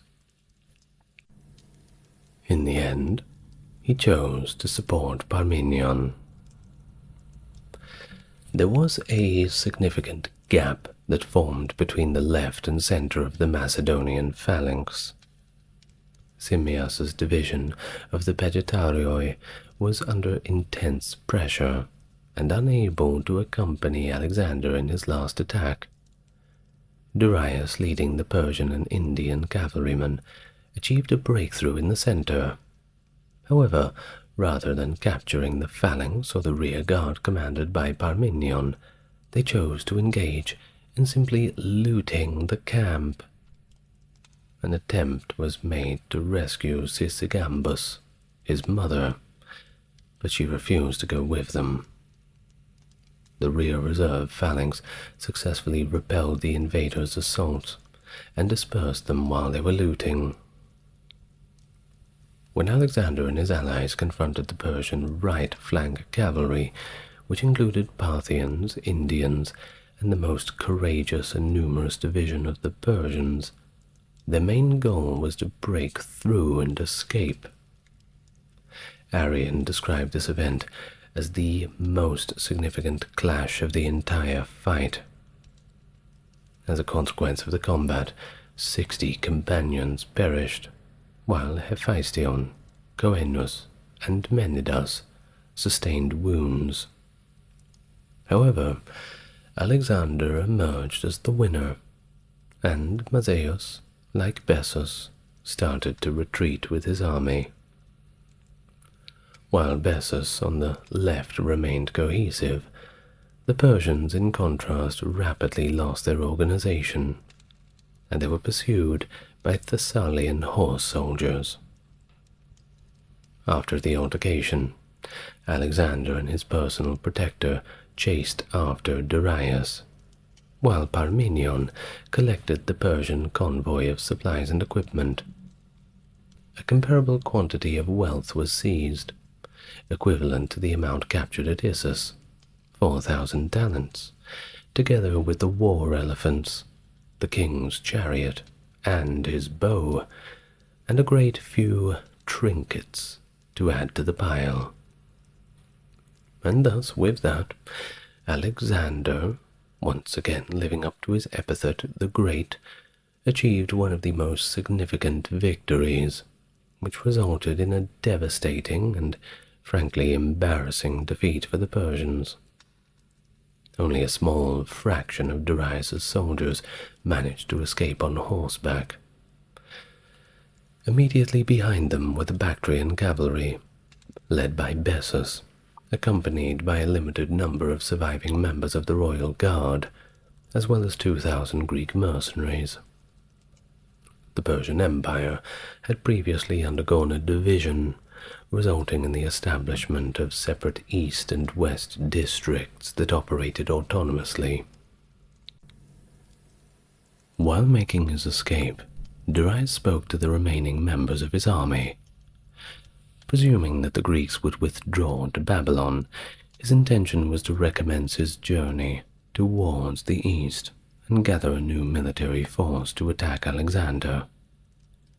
At the same time, he corresponded with his satraps in the eastern region, begging them to demonstrate loyalty. However, the satraps had their own plans that somewhat contrasted with Darius's ideas for them. Following the assassination of Darius, Bessus escaped into the east. A comprehensive funeral ritual was conducted for Darius at Persepolis, the former ceremonial capital of the Persian Empire, after Alexander was deeply sorry to witness the death of an adversary with whom he held in high regard, reportedly seeing it as a pretty unfair way to go, poisoned by one of your own people. Well, in the subsequent year, Alexander ardently pursued Bessus, apprehending him, and then carried out his own execution. After that, most of the remaining satraps swore loyalty to Alexander, and were therefore allowed to keep their positions. Upon the death of Darius, it was commonly believed that the Achaemenid Persian Empire had reached its end. The Hittites, an ancient Anatolian people, emerged as a powerful empire in the late Bronze Age, around the 17th to the 12th centuries BC. Centered at their ancient capital, Hattusa, their empire at its peak covered parts of modern Turkey, Syria, and Lebanon. Known for their advanced skills in metallurgy and military innovation, they were among the first to use iron and developed a chariot corps that significantly enhanced their warfare capabilities. They are also notable for their complex legal and administrative systems and the extensive use of cuneiform script, which they adapted from the Mesopotamians to create an official archive of clay tablets. And diplomatically, they were engaged in both conflict and cooperation with neighboring states, including, of course, Egypt, with whom they signed one of the earliest known peace treaties in history, following the Battle of Kadesh around 1274 BC, a treaty that still hangs in the United Nations offices today. It was a treaty with Pharaoh Ramesses II of Egypt, which ended years of hostilities and began a period of mutual cooperation, which included marital alliances. Of course, the Hittite Empire had to go into the pages of history like everyone else, and thus their decline in the 12th century is attributed to internal strife, compounded by invasions, and was part of the larger pattern of collapse observed in several Bronze Age civilizations. But despite their fall, the Hittites left a lasting mark on the region's history, captivating historians to this very day. After all, that is why you're here, isn't it? Welcome to the channel, friend. If you are new here, it's good to finally welcome you. It's great that you've found me. And for those returning, it's great to have you back. Off we go on another adventure. If you'd like to support the channel, you're already doing it by just enjoying the content. The like and subscribe is also 2 clicks away, and those who want to go above and beyond may refer to the video description. you'll find a few links that may be relevant to you. And why not say hello in the comments? Tell me where you're watching from. I'm recording this from Melbourne, Australia, and I'd like to know where you are. But without further ado, let's begin. The origins of the Hittites trace back between 4400 and 4100 BC, when the Anatolian language family diverged from the Proto-Indo-European language family.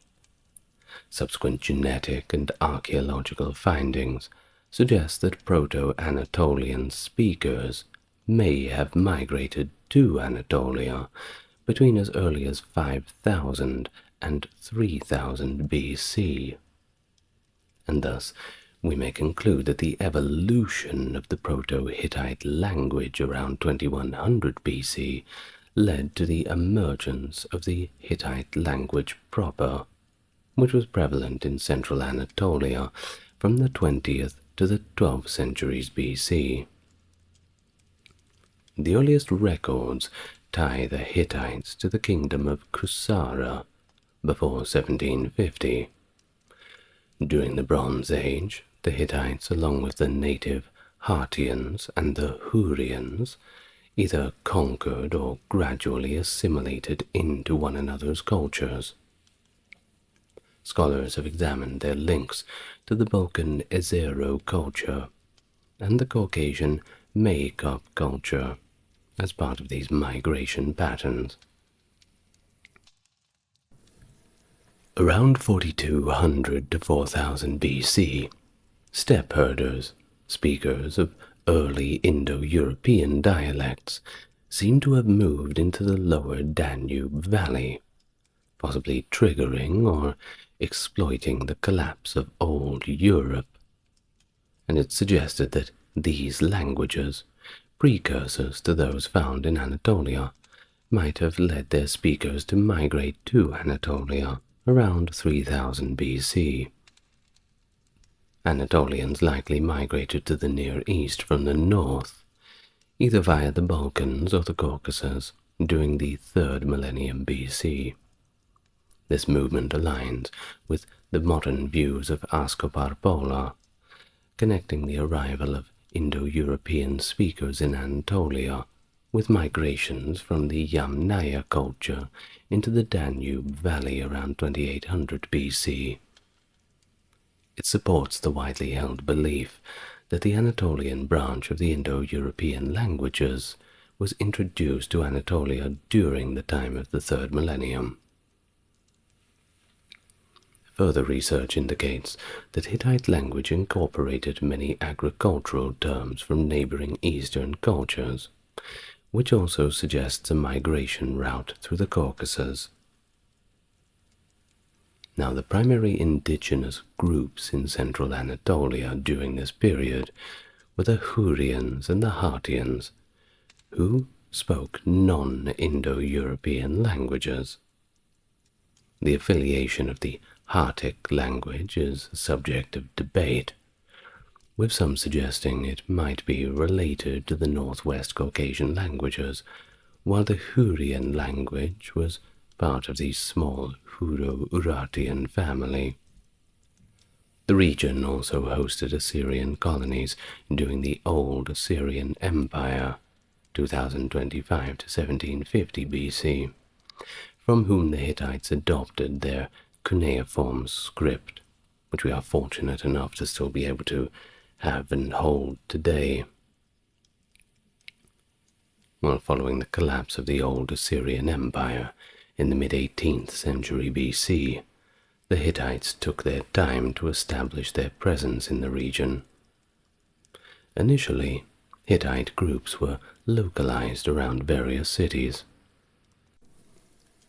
Eventually, it was only natural that strong rulers came about, and they centralized their power in Hattusa, which is modern-day Bogaskale in Turkey. Consolidating these groups and conquering large parts of central Anatolia to form what was recognizable at this point in the mid-18th century as the Hittite kingdom. The Hittite state emerged during the Middle Bronze Age, which is around 1900 to 1650 BC in north-central Anatolia, particularly around the Kızılırmak River. This region saw the amalgamation of several small polities into what would become a significant Bronze Age empire, a key player that stood up just like the others did, until it eventually fell down, just like the others did. Well, the formation and early history of the Hittite kingdom are documented through several ancient sources, including 4 cushion-shaped tablets, likely originating from Kusara, Nesha, or another Anatolian site rather than Hattusa itself. These tablets, possibly first inscribed in the 18th century BC, were written in the Old Hittite language, using the Old Script. Later copies of these documents, mostly in Akkadian, date from the 14th and 13th centuries BC. These early texts outline a rivalry between 2 branches of the royal family, a northern branch initially based in Zalpoa, later moving to Hattusa, and a southern branch in Kusara and the former Assyrian colony of Cannae. The northern branch retained Hattian names, indicative of the region's indigenous language isolate, while the southern branch adopted Indo-European Hittite and Luwian names. Significant early conflicts included Zalpoa's attack on Cannae under King Una in 1833 BC, during a time when Cannae served as a vibrant merchant colony of the old Assyrian Empire. Thankfully, we know all about these events from the tablets that have been left.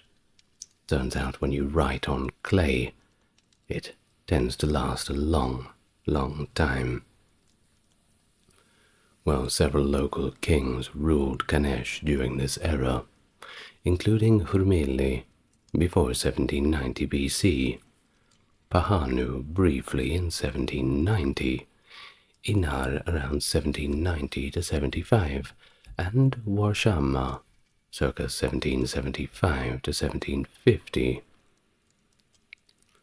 Now on to a critical text that we have, which is known as the Anita text. It begins by describing Pitana, the king of Kusara, and his conquest of neighboring Nesha, also known as Cannae, around 1750 BC. Anita, Pitana's son, continued these conquests by taking over several northern cities, including Hattusa, of which he famously cursed, likely as propaganda against the northern branch of the royal family. Anita's reign lasted from roughly 1745 to 1720 BC. Following Anita, Zuzu reigned from around 1720 to 1710, until Cannae was ultimately destroyed between the years of 1710 and 1705, which will also devastated the Assyrian trading system there. A noble family from Kusara survived the destruction of Cannae and continued to contest the Zalpoan or Hattusan rulers, although it is unclear if they were direct descendants of Anita. The Zalpa lineage persisted, with Huzziya I, a descendant from Zalpa, eventually taking complete control of Hatti.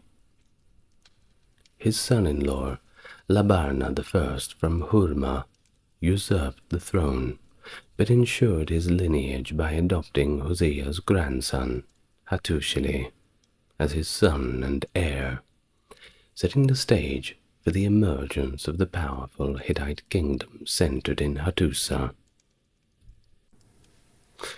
We are rather fortunate to have an ancient record from a work titled The Edict of Telepinu, dated to the 16th century BC, which vividly portrays the vigorous and expansive nature of Hattusili's reign. And the translation that we have goes like this. Hattusili was king, and his sons, brothers-in-laws, family members, and troops were all united. Wherever he went on campaign, he controlled the enemy land with force. He destroyed the lands, one after the other. He took away their power and made them borders of the sea. When he came back from campaign, however, each of his sons went somewhere to a country, and in his hand the great cities prospered. But when the later prince's servants became corrupt, they began to devour their properties, conspired constantly against their masters, and began to shed their blood. Well, that's quite a review, don't you think? It's a passage that doesn't only underscore the unity and military success of Hattusili's regime, but it also shows the subsequent internal strife and corruption among his descendants, a tale as old as time, it seems. The apple falls far from the tree. Well, this period of prosperity was marred by the prince's servants' corruption, which led to this significant internal conflict, as pointed out in the Edict of Telepinu we just read. But the details of how these issues were resolved remain a little unclear. Unfortunately, more sources about the resolution to these conflicts are, at the moment, nowhere to be found. But that's the great thing about cuneiform. You never know where the next clay tablets are going to show up. I imagine there's so many more of them, just waiting underground somewhere, waiting to be discovered. One day. Well, as for Hattusili, at the end of his life, he named his grandson Mursili I as his successor, ensuring the continuation of his lineage and the dynastic rule of the Hittite Empire. Mursili, following in the footsteps of Hattusili, expanded the Hittite Empire significantly. Around 1595 BC, or around 1587, depending on whether you're following middle or low middle chronology, he launched a major campaign along the Euphrates River. This campaign was notable for its audacity, bypassing Assyria to sack Mari and even Babylon. That's right, that great old city. The raid resulted in the overthrow of the Amorite rulers of the old Babylonian Empire, marking a high point in Hittite military prowess. But rather than annexing Babylonia into his empire, Mursili handed control over to the Kassites, setting the stage for their 4-century-long rule. Mursili's return to Hatti was urgent, prompted by his concern over potential revolts at home, which reflected the precarious nature of his reign. The long military campaign had also drained Hatti's resources and destabilized the capital to a point of near anarchy. Upon his return, Mursili was not very well welcomed. In fact, they immediately killed him, assassinated, before he could even take a look to see who was doing the revolting. It was either during his journey back, or pretty much as soon as he walked into the city. In fact, as with betrayal in all these great stories is a running theme, his assassin was his own brother-in-law, Antili I, who then took the opportunity to jump into his shoes and ascended the throne, which is more than a bit cheeky if you ask me. Once again, a prevailing theme. Well, Antili himself survived multiple assassination attempts as he was not too popular, but his family was less fortunate. His wife, Harapsili, and her son were murdered. It was a period that marked the beginning of a violent sequence of murders within the royal family, culminating in further assassinations involving other royal family members, including Siddhanta I and his son Amunna.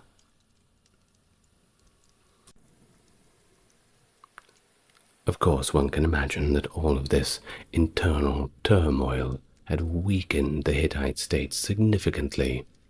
It's hard to do anything when you're constantly looking over your shoulder. And the Hurrians noticed.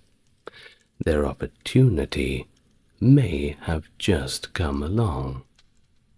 And thus, they capitalized on the Hittite instability to expand their territory, seizing Aleppo and the coastal region of Adenia, which they renamed Kisuatna, later known as Cilicia.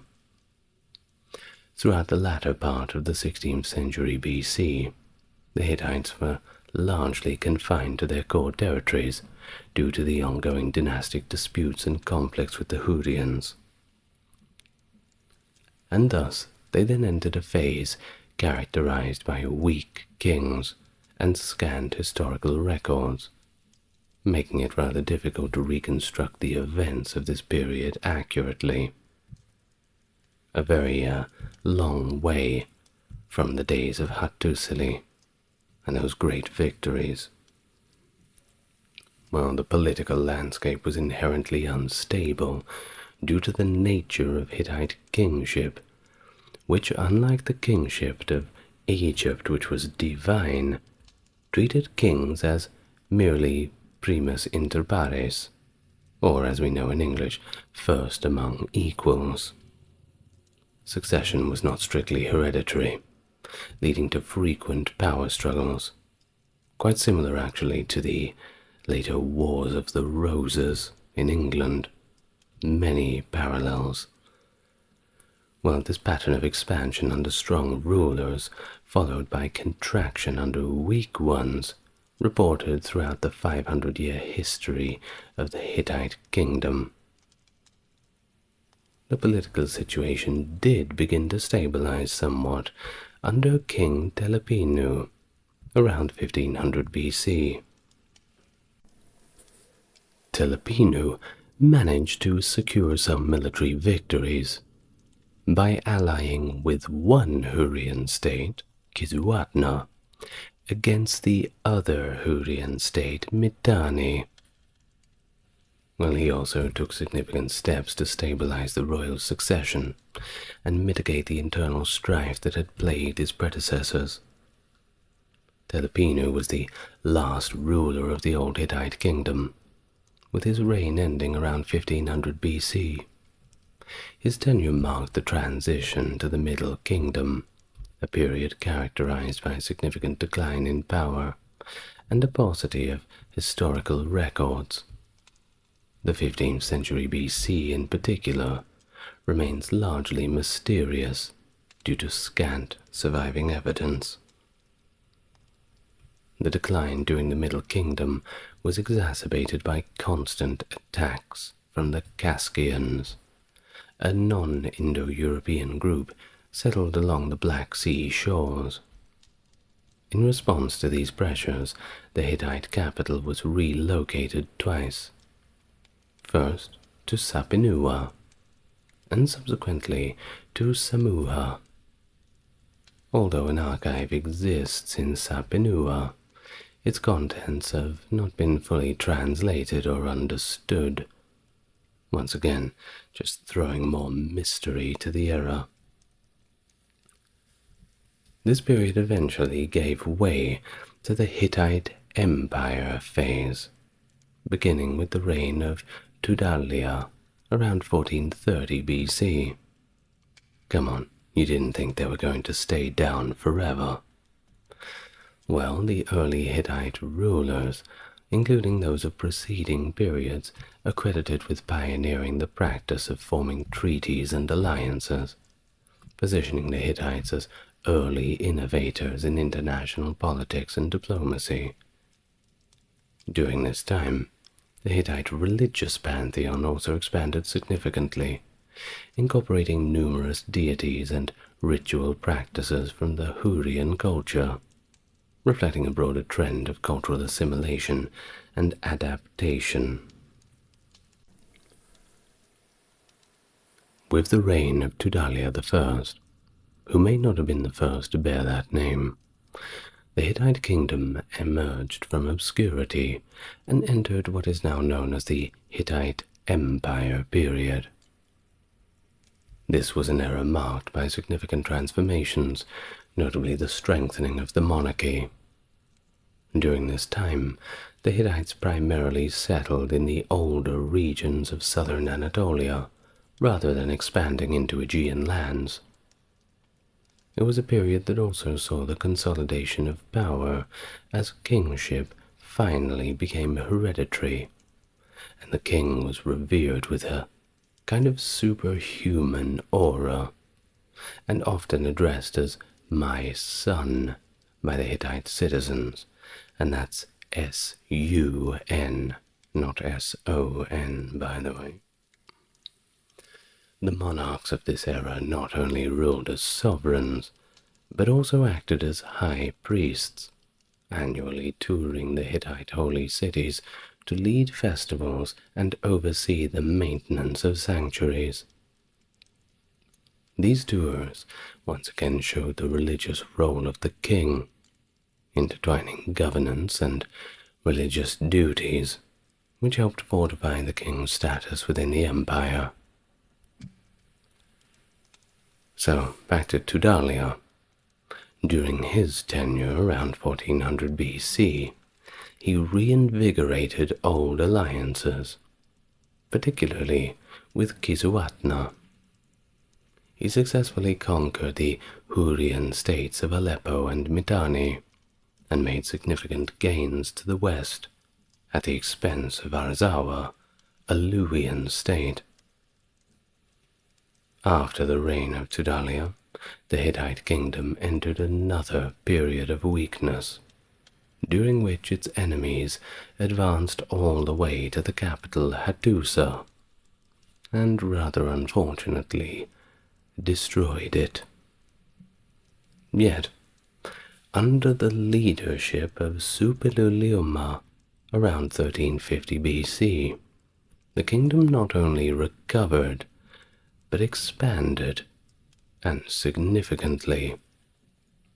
Suppiluliuma reconquered Aleppo and imposed vassalage on Mitanni, which had already been weakened by the Assyrians. He also achieved victories over Carchemish, an Amorite city-state. Suppiluliuma cleverly installed his sons as rulers over this new territory, solidifying his control. During his reign, Babylonia was also under the allied Kassites, positioning Suppiluliuma as a dominant power alongside Assyria and Egypt. This influence was so significant that Egypt, seeking an alliance, proposed a marriage between one of Suppiluliuma's sons and the widow of Tutankhamun.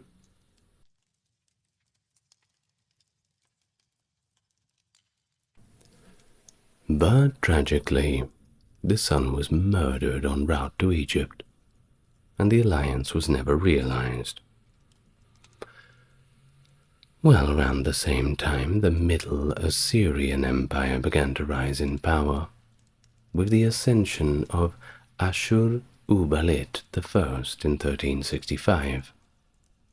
He quickly attacked and defeated Matiwazir of Mitanni, despite Suppiluliuma's attempts to support the Mitanni king to counterbalance Assyria's growing influence. the Assyrians expanded their territory, seizing lands from the Mitanni and the Hurrians, and eventually encroaching on Hittite territories in eastern Asia Minor. Adad-nirari I, succeeding Ashur-uballit, further annexed territories including Carchemish and northeast Syria from the Hittites. During the reign of Suppiluliuma, the Hittite Empire was also struck by a devastating epidemic, reportedly of tularemia, which afflicted the kingdom for decades, and even claimed the lives of Suppiluliuma himself and his successor, Arnuanda II. This disease significantly weakened the Hittites, affecting their military and political stability. Well, following Suppiluliuma, that eldest son, Arnuanda, had a brief reign until his death, after which another son, Mursili II, took the throne around 1330 BC. Inheriting a strong eastern front, Mursili II could focus on the western threats. So he addressed the challenges from Arzawa by deploying an early instance of biological warfare, sending infected rams to their lands. Mursili II also dealt with threats from Milawanda, also known as Miletus, which was influenced by Ahiawa, a term that recent scholarship has linked closely to Mycenaean Greece, or at least a significant part of it, suggesting an active Mycenaean involvement or even interference in that region of Anatolia. The prosperity of the Hittite Empire was heavily reliant on its control of critical trade routes and access to metal resources. A key strategic region was northern Syria, which connected the Cilician Gates with Mesopotamia. This area's defense became crucial as the Hittites faced Egyptian expansion under Pharaoh Ramesses II. One of the most significant confrontations between the Hittites and Egyptians was the Battle of Kadesh, which occurred around 1274 BC, during the 5th year of the reign of Ramesses II. Now, the battle's outcome remains unclear, but it appears to have been indecisive. While the Hittites initially had the upper hand, the arrival of Egyptian reinforcements prevented a total Hittite victory. The Egyptians managed to force the Hittites back into the fortress of Kadesh. However, despite this tactical advantage, the Egyptians could not fully capitalize on their position due to their own substantial losses, which made it impossible for them to lay a prolonged siege of the fortress. Thus the battle ended without a definitive victor, serving more as a testament to the resilience and military capabilities of both empires, rather than a conclusive engagement. If you want to learn more about it in detail, I have a video on Ramesses II, and also a video on the Battle of Kadesh. Feel free to go and have a look at them. Well after the Battle of Kadesh around 1274 BC, the geopolitical landscape saw both the Hittites and Egyptians decline in power, completely overshadowed by the rising might of Assyria. The Assyrian king Shalmaneser I capitalized on this regional instability, conquering the Hurrian and Mitanni kingdoms, which had previously been under some Hittite protection, and expanded Assyrian territory up to the head of the Euphrates. Of course, this expansion threatened the crucial Hittite trade routes, previously endangered by Egyptian influence. During this turbulent period, Mu'attali's son, Urhi-Teshub, ascended the Hittite throne as Mursili III and reigned for 7 years. His reign ended following a civil conflict with his uncle Hattusili III, who succeeded him. Recognizing the growing threat from Assyria, Hattusili III sought to stabilize the region through diplomacy. He formed an alliance with Ramesses II of Egypt, who was also concerned about Assyrian ambitions. Old rivalries put to rest to face the greater foe, it seems. This alliance culminated in the Treaty of Kadesh around 1258 BC, which is notable for being one of the oldest surviving treaties.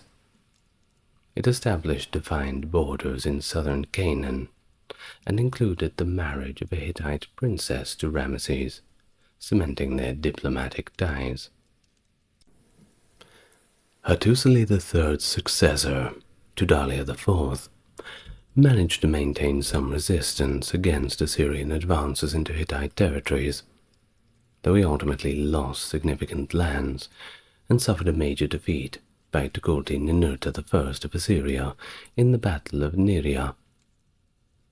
Tudalia IV also briefly extended Hittite influence to Cyprus, before it, too, fell to the Assyrian forces. Better luck next time. Now, onto the reign of Suppiluliuma II, the last Hittite king, which saw fleeting military successes, a little spark in the dark in those final days, including a naval victory, actually, which was fought off the coast of Cyprus. However, the Assyrians under Ashur-resh-ishi I continued to encroach on Hittite territories, eventually annexing large portions of their land and overpowering other regional players, like the Babylonian king Nebuchadnezzar I. Concurrently, the migration of the Sea Peoples exerted additional pressure on the Hittite Empire. This group moved through the Mediterranean, disrupting trade routes and conquering key regions like Cilicia and Cyprus, previously under Hittite control, and established the state of Philistia in Canaan. By around 1180 BC, multiple threats culminated in the destruction of Hattusa. The Hittite capital was burned down by a coalition of invading forces, including the Kaskians, Phrygians, and Bregers. It was an event that marked the end of the Hittite kingdom, contributing to this broader pattern of chaos seen across the eastern Mediterranean during the Late Bronze Age. Environmental factors, such as a prolonged drought, indicated by tree ring studies around this period, also played a role in the destabilization and eventual decline of the Hittite state. And so, by 1160 BC, significant shifts had transformed the political landscape of Asia Minor.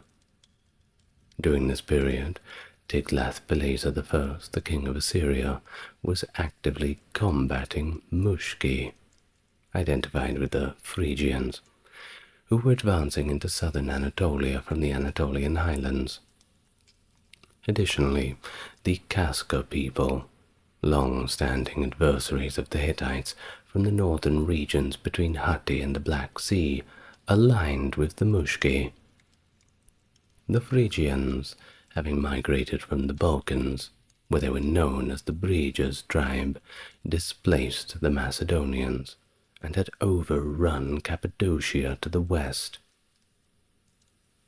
Following the collapse of the Hittite kingdom, a series of Syrio-Hittite states emerged in Anatolia and northern Syria, which effectively continued the legacy of Hittite civilization.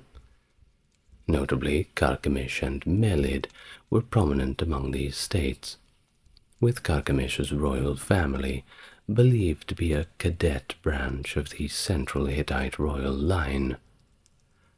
These Syro-Hittite states were progressively subdued by the expanding Neo-Assyrian Empire, eventually becoming vassal states under Shalmaneser III, who lived from 858 to 823 BC, and were fully integrated eventually into the empire during the reign of Sargon II, 722 to 705 BC.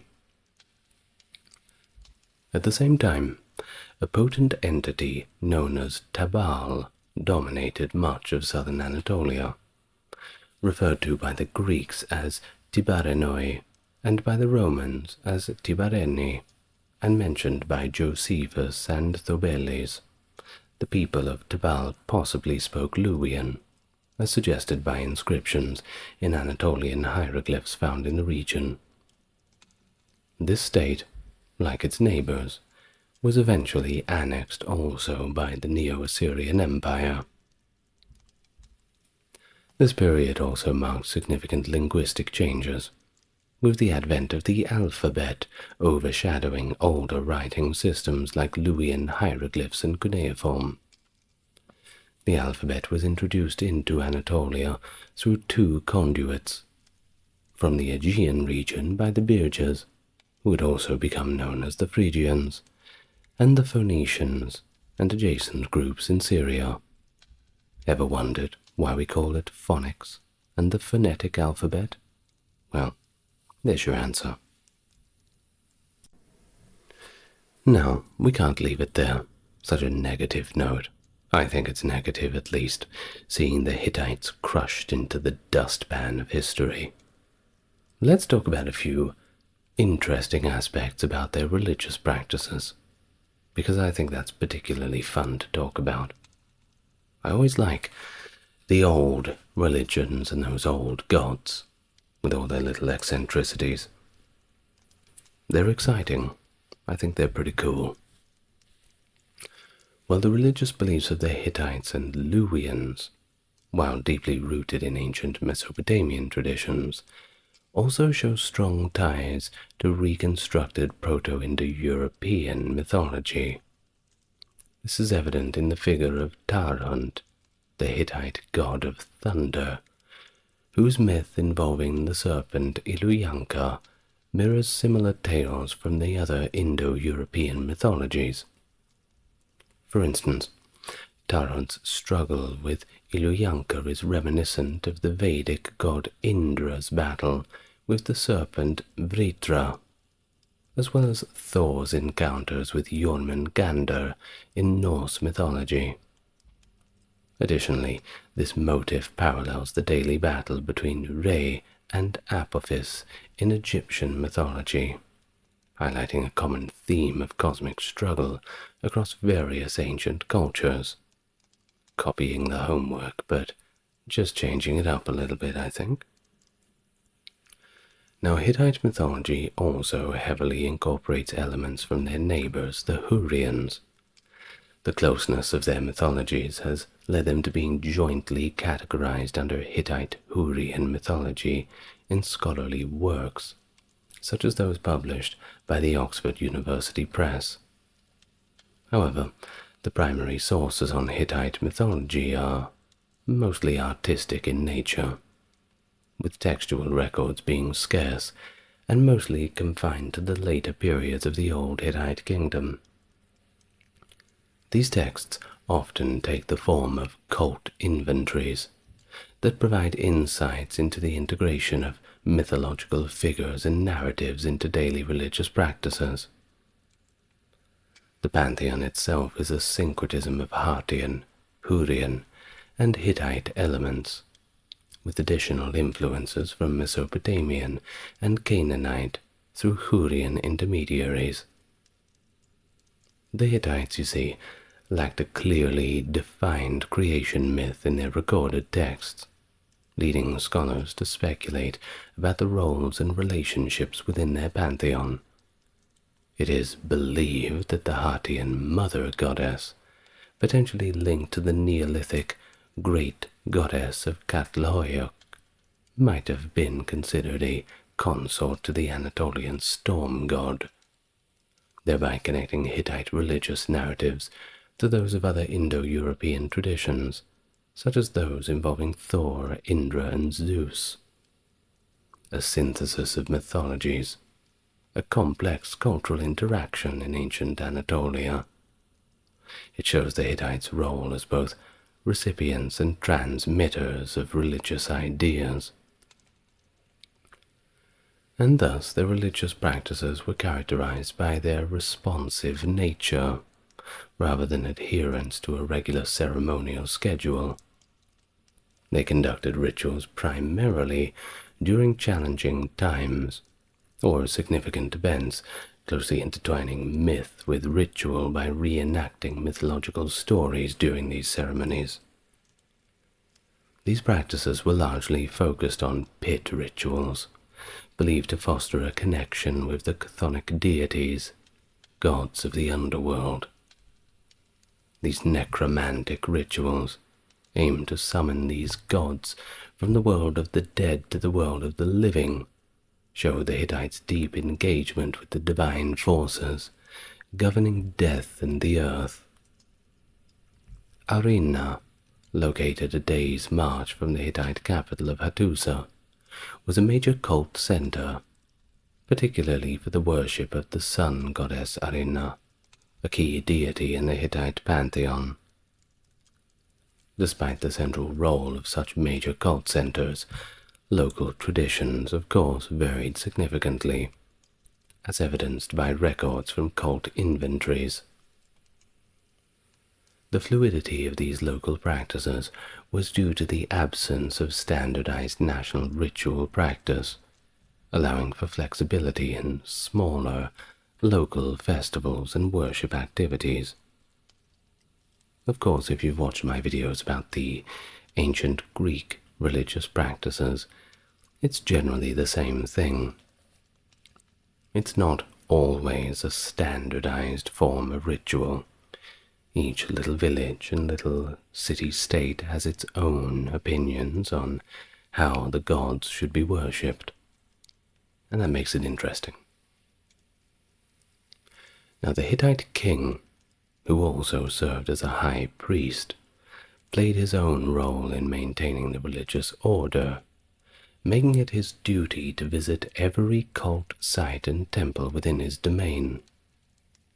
And upon his death, the king was deified, reflecting his dual role as both a temporal leader and spiritual intermediary. A reciprocal relationship between the gods and the king, which was mirrored in the broader societal expectation that the gods would provide for the people if they were properly worshipped. King Mursili II's plea during a time of agricultural hardships illustrates the practical implications of this belief system. He lamented the devastation of the land and the consequent inability to perform rituals, highlighting a crisis where the gods were seen as holding humans accountable for lapses in worship due to circumstances completely beyond their control. In fact, we have an account from an old tablet of the time that talks about this, and it goes like this. All of the land of Hatti is dying, so that no one prepares for the sacrificial loaf and libation for you gods. The ploughman who used to work the fields of the gods has died, so that no one works or reaps the fields of gods any longer. The miller woman who used to prepare sacrificial loaves of the gods has died, so that they no longer make the sacrificial loaves.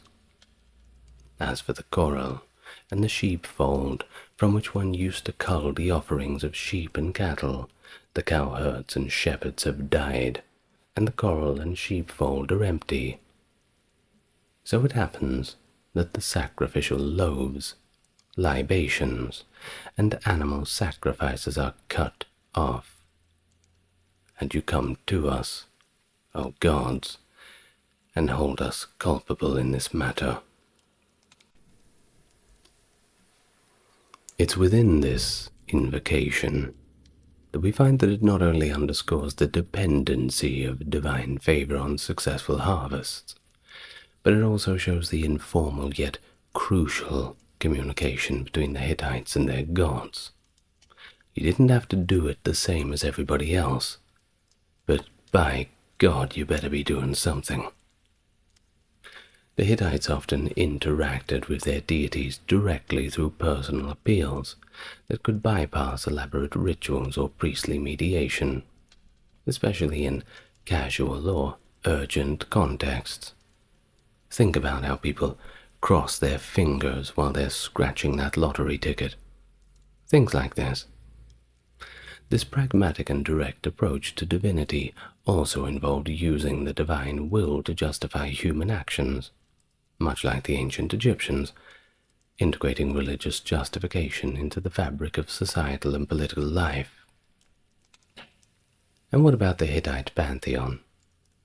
Well, it was known for its 1,000 gods, and it reflects a complex and frankly fragmented divine landscape, with numerous deities recorded in inscriptions who are today now known only by their names and not their functions.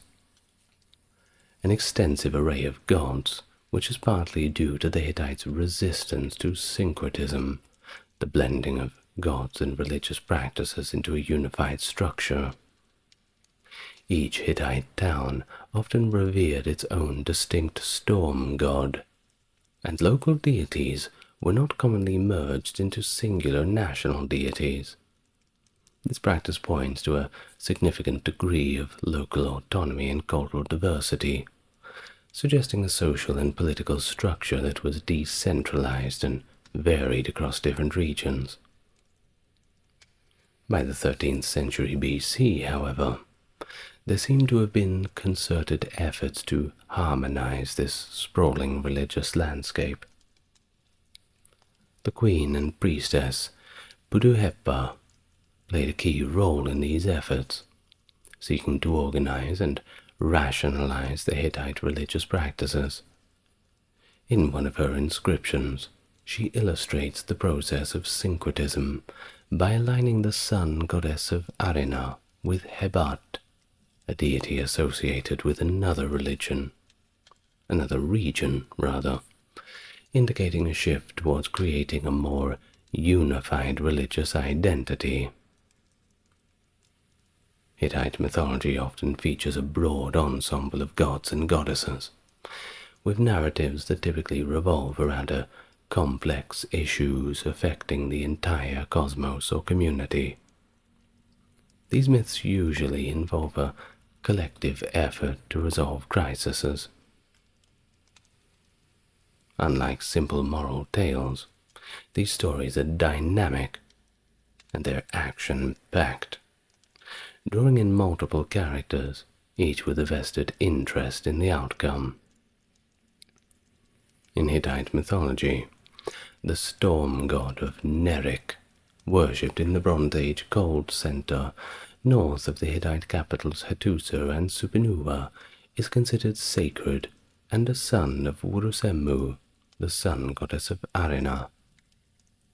This deity, connected to Mount Zalianu near Nerik, played a crucial role in controlling the weather and ensuring rainfall for the region's agriculture. And of course, that's pretty damn important. Well, during times when the Kaskar people seized control of Nerik, rituals to appease the storm god were conducted from Hattusa, involving offerings such as thick breads, libations, sheep, and oxen. Kumarbi, another significant figure in Hittite mythology, mirrors the role of Kronos in Greek mythology. Known as the father of Tarhunt, the god of thunder, Kumarbi's narrative includes fathering Ulikumi, a stone monster reminiscent of the Typhon from Hesiod's works. This mythological context shows a complex family of deities, with Tarhunt linked closely to his son Telipinu, the god of agriculture and fertility, and his daughter Inara, a protective deity associated with the Puruli Spring Festival. A major temple at Hattusa likely served as a central worship site for this divine family. Now, the Telepinu myth explores the theme of dereliction when Telepinu's disappearance leads to a catastrophic cessation of all fertility, causing widespread despair across the land. The resolution involves a bee sent by the goddess Hanahana, finding and awakening Telepinu with a sting, though this initially enrages him further. Eventually, the goddess Kamrusepa calms him with a magic restoring balance and fertility. Similarly, the slaying of the dragon myth, recited during New Year rituals aimed at ensuring agricultural prosperity, depicts a battle between the storm god and a malevolent serpent. Inara, a goddess, devises plans involving a human, Hupashia, to overcome the serpent. The story emphasizes the cooperative yet complex relationship between gods and humans, where divine conflicts often require mortal assistance for resolution, and goddesses play crucial roles in strategizing and restoring order, a dynamic that reflects a broader theme in Hittite mythology, where the divine order relies on both inter-god cooperation and human involvement to maintain balance and address crises. The Punic Religion, which was followed by the ancient Carthaginians, was heavily influenced by their Phoenician ancestry, but gradually developed unique features of its own. Situated in the city of Carthage, which is now part of modern-day Tunisia, this religion was characterized by polytheism, with a pantheon of deities presiding over different domains of life and nature. Baal-Hamon and Tanit were the primary deities in the Punic pantheon. Baal-Hamon, frequently associated with the Phoenician deity El, held the highest position among the gods, and was regarded as a deity of the sky and fertility. Tanit, on the other hand, was venerated as his partner, and a goddess associated with the moon, fertility and warfare. The deities held significant importance in shaping the Carthaginian identity and were revered through diverse rituals. According to certain classical sources, these rituals unfortunately involved the use of child sacrifice, although the veracity of these assertions has been a topic of scholarly debate. Whichever case, religious rituals included the act of making sacrifices, which were conducted in extensive Tophet cemeteries. These locations have produced urns containing the burnt remains of, yes, both children and animals, potentially offered as means of seeking protection and blessings. The Carthaginians held a firm belief in the existence of an afterlife, which of course impacted their practices related to burying the deceased. And the Punic religion had a significant impact on the social and political aspects of Carthage, serving as a cohesive influence on its people and a manifestation of their civic responsibilities. The religious practices were mutually influenced by its interactions with Mediterranean cultures, of course, particularly the Greeks and the Romans, who, of course, would eventually give them their demise. But despite the fact that Carthage lies in ruins, there's still something to be gained from the ashes. So let's talk about it today. Welcome to the channel. To all the newcomers, great to meet you. To those returning, good to see you again. off to ancient Carthage today, before the Romans destroyed it.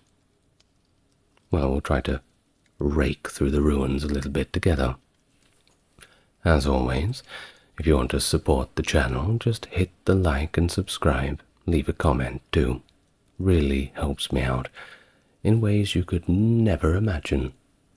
Further to that, there's a few links in the description, but first let's get nice and relaxed, and we can go back together to those old times.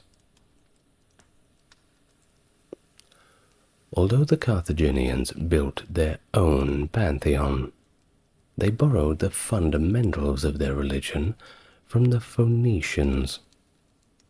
But do keep in mind that we really have to proceed with a bit of caution when drawing conclusions regarding these deities, simply due to the low quality of the evidence. In fact, there is a lack of extant hymns, prayers, or even catalogues of deities. Numerous inscriptions do exist, but they tend to be highly standardized and primarily consist of the mere mention of some divine name, without really telling us the form or the function. Theophoric personal names frequently included the names of gods, and some gods are primarily known through this evidence found in names. Of course, reconstruction of any sort of hierarchy of the Carthaginian gods and goddesses is an extremely challenging task. The pantheons of the Phoenician cities commonly consisted of a divine couple, known as Baal, meaning lord, and Baalat, meaning lady. At Carthage, the divine pair is believed to have comprised of the deity Baal-Hamon and the goddess Tanit. They are frequently mentioned in inscriptions from the Tophet of Salammbô, indicating a strong association with this place.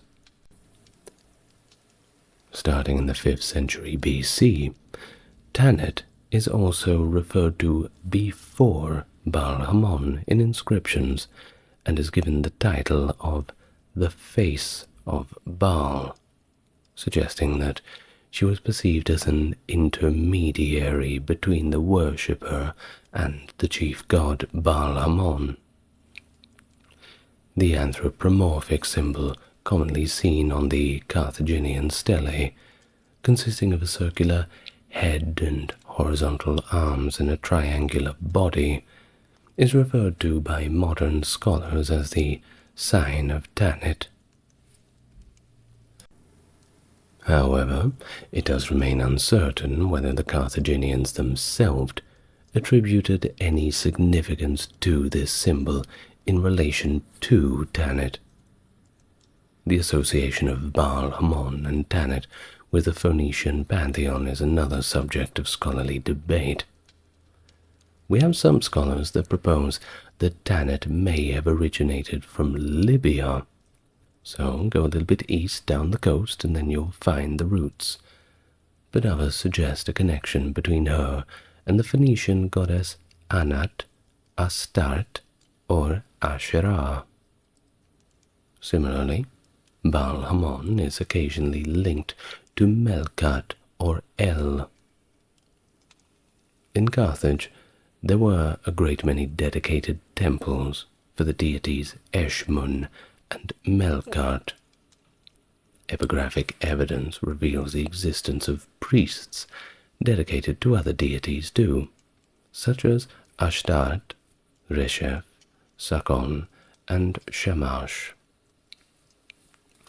In fact, each Punic center had its own unique pantheon. In ancient Punic Sardinia, a deity named Sid or Sid Babi, also known as Sardus Pater to the Romans, was worshipped. This deity was believed to be the son of Melkart and was closely connected to the island. Hotar Miskar, which means the scepter of Miskar, was a significant deity located in Maktar, which was situated somewhat southwest of Carthage. Leptus Magna has evidence of several distinct deities, many of which are mentioned in bilingual inscriptions written in both Punic and Latin. These include El Con Eres, Milkastat, and Shadrafa. The inscriptions found in the Tophet at Motia in western Sicily, similar to those in Carthage, commonly mention Baal Hamon, but interestingly, they do not make any reference to Tanit. Of course, many of these names tend to get a little mixed up. In accordance with the customary method of interpretatio Graeca, ancient Greco-Roman texts consistently used Greek and Latin appellations rather than Punic ones when referring to Punic deities. I suppose it was just a little bit easier for them to put it into their own words. Baal Hamon is commonly associated with Kronos and Saturn, Tanit with Hera or Juno, Melkart with Hercules, and Astarte with Venus or Aphrodite.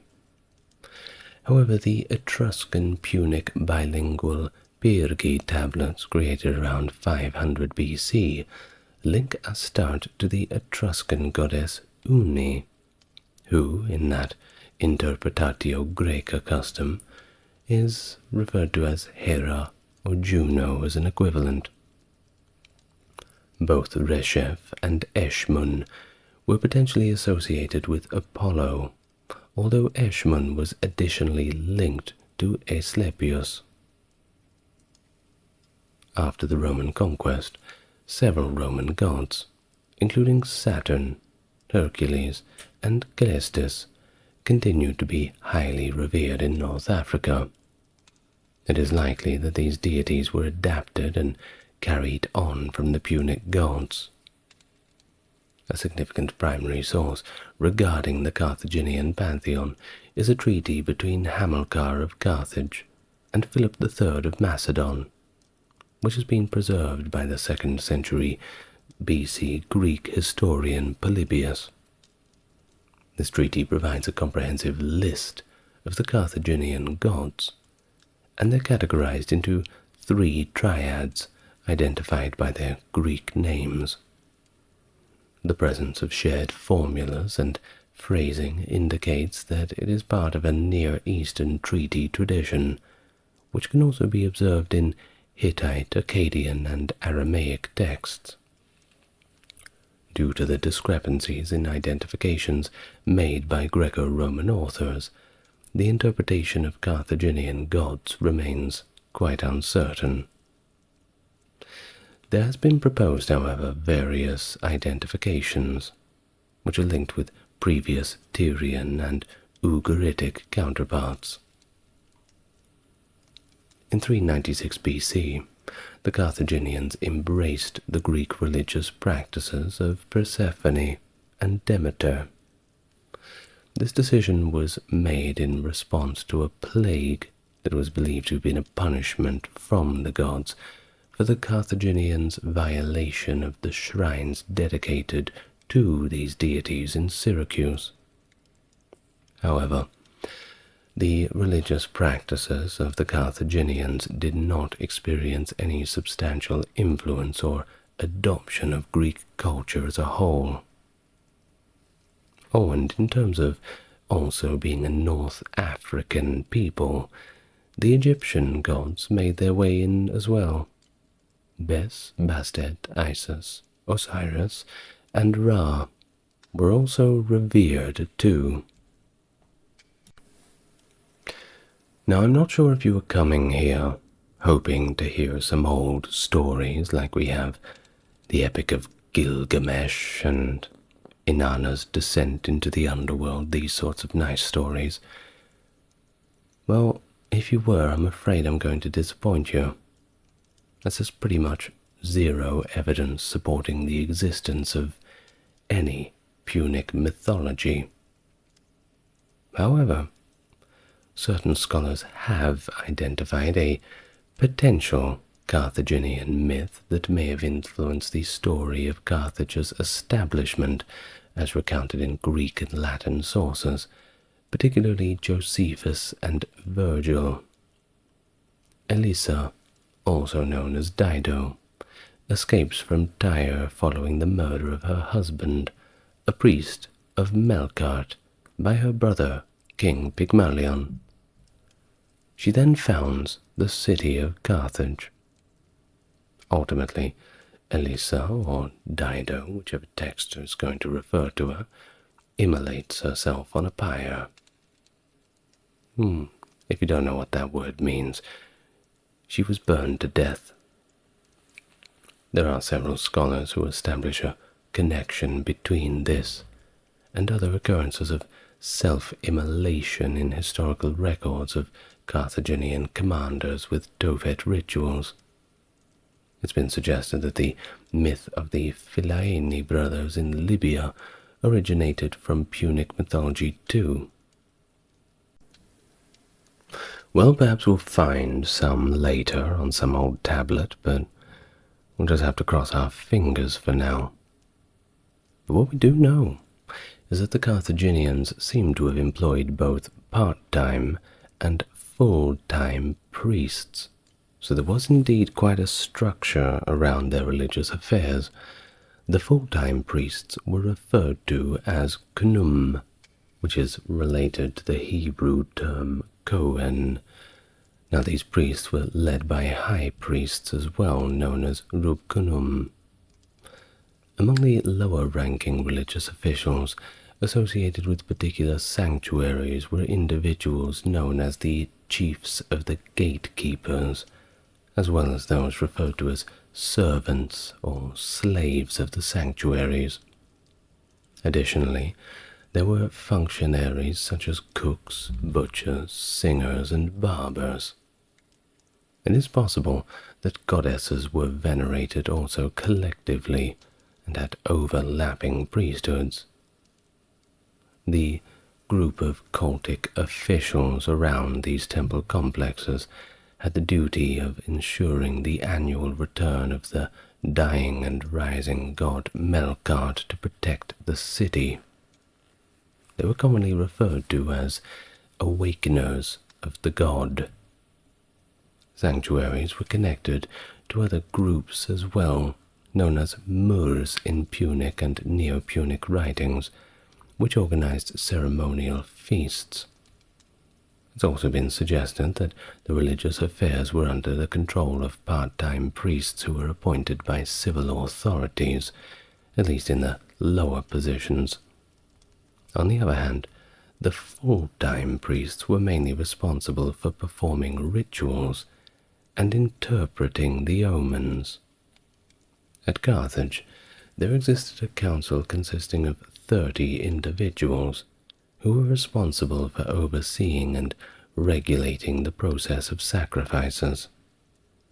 Certain Phoenician communities engaged in the practice of sacred night work, in a word that YouTube does not like, but they were selling themselves in some kind of religious ritual. And this is confirmed in the Punic sphere, specifically at Sica Veneria in western Tunisia and the sanctuary of Venus Ericina at Eryx in western Sicily. The funerary customs of the Carthaginians closely resembled those of the Phoenicians who resided in the Levant. These encompassed the ceremonies related to the disposal of the deceased's remains, but also commemorative meals and the general culture around the veneration of the ancestors. The tombs that we have discovered contain a diverse array of grave goods, which suggest a belief in the existence of the afterlife. Gotta take some things with you, of course. Cemeteries as well were situated beyond the boundaries of settlements. Frequently they were symbolically divided from one another by geographical elements such as rivers or valleys. Discovered within a burial site at Tal Virtu in Malta, a concise papyrus indicates a prevailing belief that the deceased were required to traverse a body of water in order to gain access to the realm beyond death. Tombs can be categorized into 3 types: fossae, which are rectangular graves dug into the earth or bedrock; pozzi, which are shallow, round pits; and hypogeia, which are rock-cut chambers with stone benches where the deceased were placed. There also exists several constructed burial chambers, although they are quite rare. The ones we have found date prior to the 6th century BC. But there are plenty of funeral stelae and beetles on top of the tombs. That is one thing that you will find plenty of. Now, what did they do with the bodies, though? Well, they engaged in both cremation and inhumation at various periods. Prior to the 6th century BC, cremation was a customary method of disposing of deceased individuals. But by the 6th century BCE, inhumation had largely replaced cremation. Subsequently, the practice of cremation was mainly limited to the burial of infants. The cause and manner in which this change occurred, often linked to the growth of Carthaginian influence in the Western Mediterranean, remains a bit of a mystery. But we do know that by approximately 300 BC, cremation had regained popularity as the prevailing funerary practice, particularly in Sardinia and Ibiza, which at the time were Carthaginian and Punic colonies. Now, cremation pits have also been discovered at Gades in Spain and Monte Sirai in Sardinia. Following the process of cremation, the skeletal remains were meticulously cleansed and detached from the ashes. Subsequently, these bones were delicately arranged within urns prior to their internment. At Hoya de los Rastros, a location near Ayamonte in Spain, the bones were also meticulously organized within their urns, with the feet positioned at the bottom and the skull placed at the top. Wooden coffins or stone sarcophagi can be used to hold cremated or buried remains. Tharos and Sulci in Sardinia, Lilibeum in Sicily, Casa del Obispo at Gades in Spain, and Carthage and Kerkoan in Tunisia are all locations where examples of the previous mentioned things have been found, and they're not too rare. You can find them in the old graveyards. Prior to internment, the deceased individual was consecrated with a fragrant resin that was tinted red, either using ochre or cinnabar. They also had a banquet during the funeral, usually. Of course, this would depend on the means of the people who were in that family. Now, the banquet is a documented thing in inscriptions from the 4th and 3rd centuries BC, but its existence in the Levant can be traced back to earlier periods.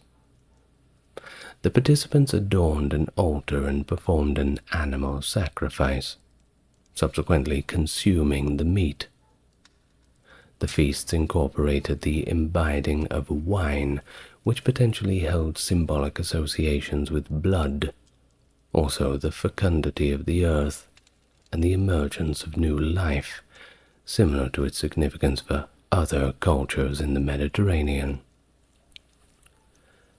As the feast concluded, the crockery was deliberately shattered or buried as a ritualistic act of destruction.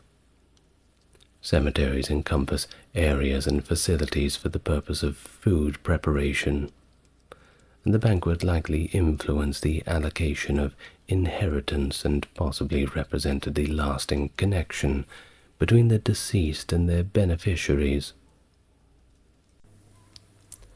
Now at Mount Sirai in Sardinia, the tombs that we found were equipped with amphorae to direct the libations poured during these ceremonies straight into the tomb.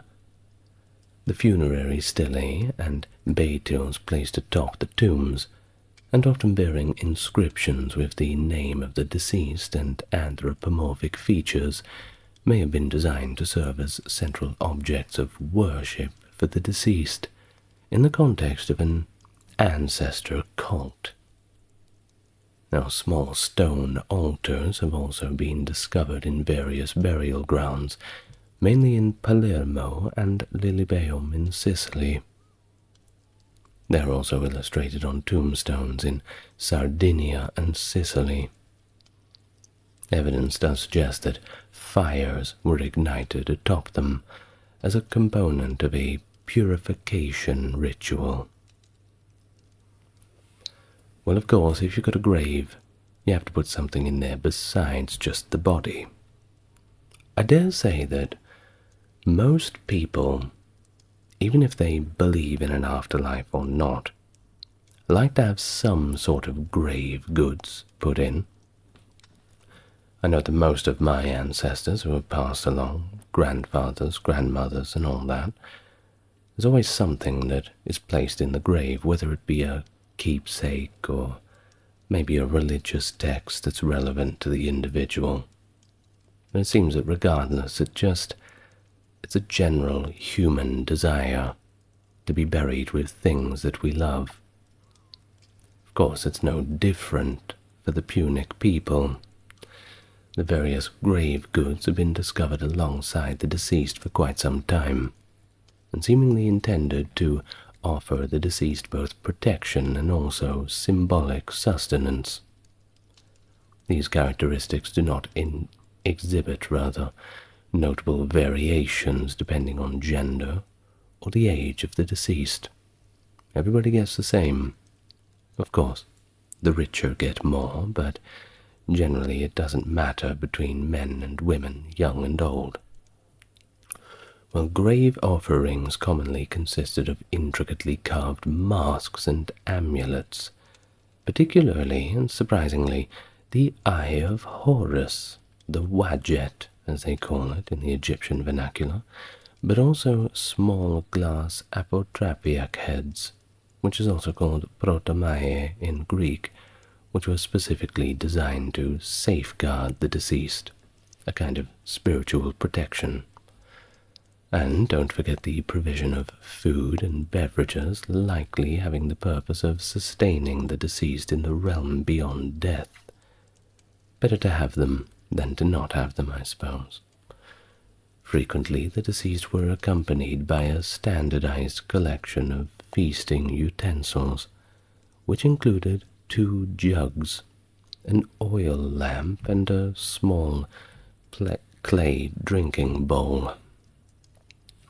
Oil and perfume may have also been used to furnish the deceased with warmth and illumination. Chickens and their eggs were commonly presented as offerings too, possibly symbolizing the revival of the soul, or its journey to the afterlife, according to those old Punic beliefs.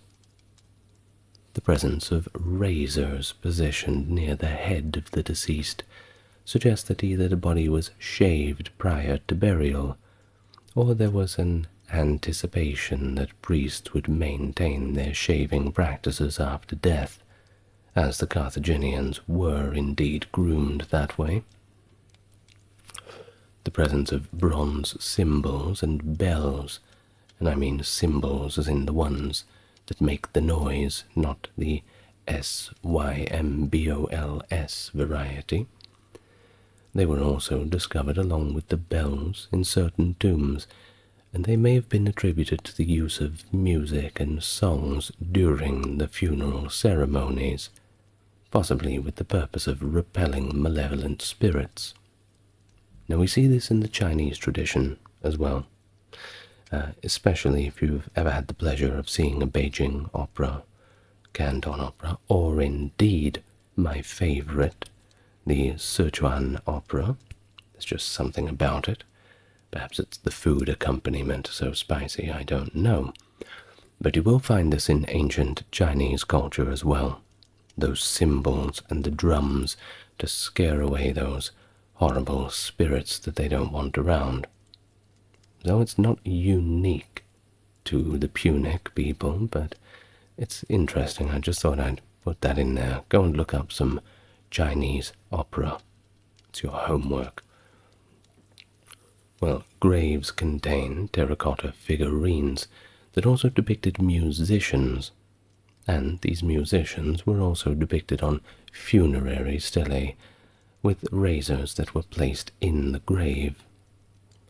Of course, the majority of the musicians are actually female, indicating that women held a distinct position in this aspect of the funeral. It was their job to perform on the drums, or the kithara, or the olos, just to make as much noise as possible, perhaps in a tasteful manner, of course. Of course, the majority of Punic grave stelae typically displayed an engraved text and occasionally a standing figure holding a libation cup, along with a set collection of religious symbols. These symbols, similar to a cross on a Christian gravestone, are believed to represent deities or beliefs associated with the afterlife, and likely intended to aid or safeguard the eternal rest of the deceased. The symbols also facilitated comprehension of the stella's purpose among the vast majority of individuals who were simply unable to read or write. Once again, not unique to the Punic people. Of course, there is some pretty quintessential symbols in Punic culture, but more quintessential for their funerary practices. The first being the crescent and disc symbol, which you can pretty much find on most Carthaginian grave stelae. It consists of a circle that is overlaid with a sickle, most likely depicting the waxing crescent and full moon. The symbol appears to denote the progression of time, but its exact significance remains somewhat uncertain, infrequently employed on subsequent Neo-Punic stelae. Occasionally it is substituted with a rosette and crescent design, where the rosette is positioned above a crescent shape resembling an inverted ship, or at least that's what it looks like to the non-Punic eye. Now we also have the Tanit symbol, which we have discussed and is probably the most recognizable symbol for the Carthaginians. It's a representation of a female figure, a pretty crude one at that, but you get the point. A triangle for the body, a circle for the head, and a horizontal line for the arms, often with hands raised upwards. It doesn't sound like anything special, but it's better than anything that I can draw. The symbol frequently appears on stelae that are dedicated to the deities Tanit and Baal Hamon. Now the worship of Tanit or Tanit is believed to have originated from an unknown source and is distinct from other funerary symbols. It is primarily associated with Punic culture, and you can rarely find it in any other cultural context, unless it's something that the Punics had left behind on campaign or something like this. No one else really adopted it. And we also have limited information regarding Tanit. However, she is widely regarded as a representation of fertility and abundance. It's also worth noting that the Tanit symbol bears a striking resemblance to the Egyptian Ankh symbol, which symbolizes life. It just doesn't look as cool. Well, the Tanit symbol itself is predominantly encountered during the Neo-Punic era, specifically after 146 BCE. Now, we also have a caduceus staff used by messengers. The structure primarily comprises of three components: a stem at the bottom, followed by a circle, and finally a U shape at the top, perhaps derived from the caduceus of the Greek deity Hermes, who served as a guide in the realm of the dead. We also have a bottle or vase symbol that's quite common, and it dates back to the 4th and 3rd century BC. Efforts to decipher what it actually means, however, have yielded diverse results, but there are apparent similarities with an Egyptian hieroglyph depicting the tomb of Osiris, which has prompted speculation that the symbol may have actually represented the aspiration for individual rejuvenation in the afterlife. Of course, animals and other valuable items were offered as sacrifices to appease the gods, and quite often these sacrifices had to be performed in accordance with precise instructions, which are detailed in 9 existing inscriptions, referred to as sacrificial tariffs. The longest among these is KAI 69, referred to as the Marseille tariff, named after its discovery location, which most likely was originally located in Carthage. The text enumerates the specific shares of offerings that were allocated to priests serving in the temple of Baal Zephon, and there were additional tariffs imposed as well, which are specifically applicable in North Africa.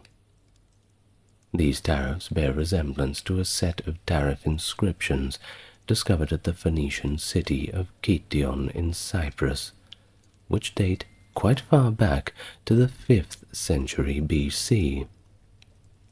Additionally, they possess a common terminology and formulae with Ugaritic and biblical Hebrew texts regarding sacrificial practices.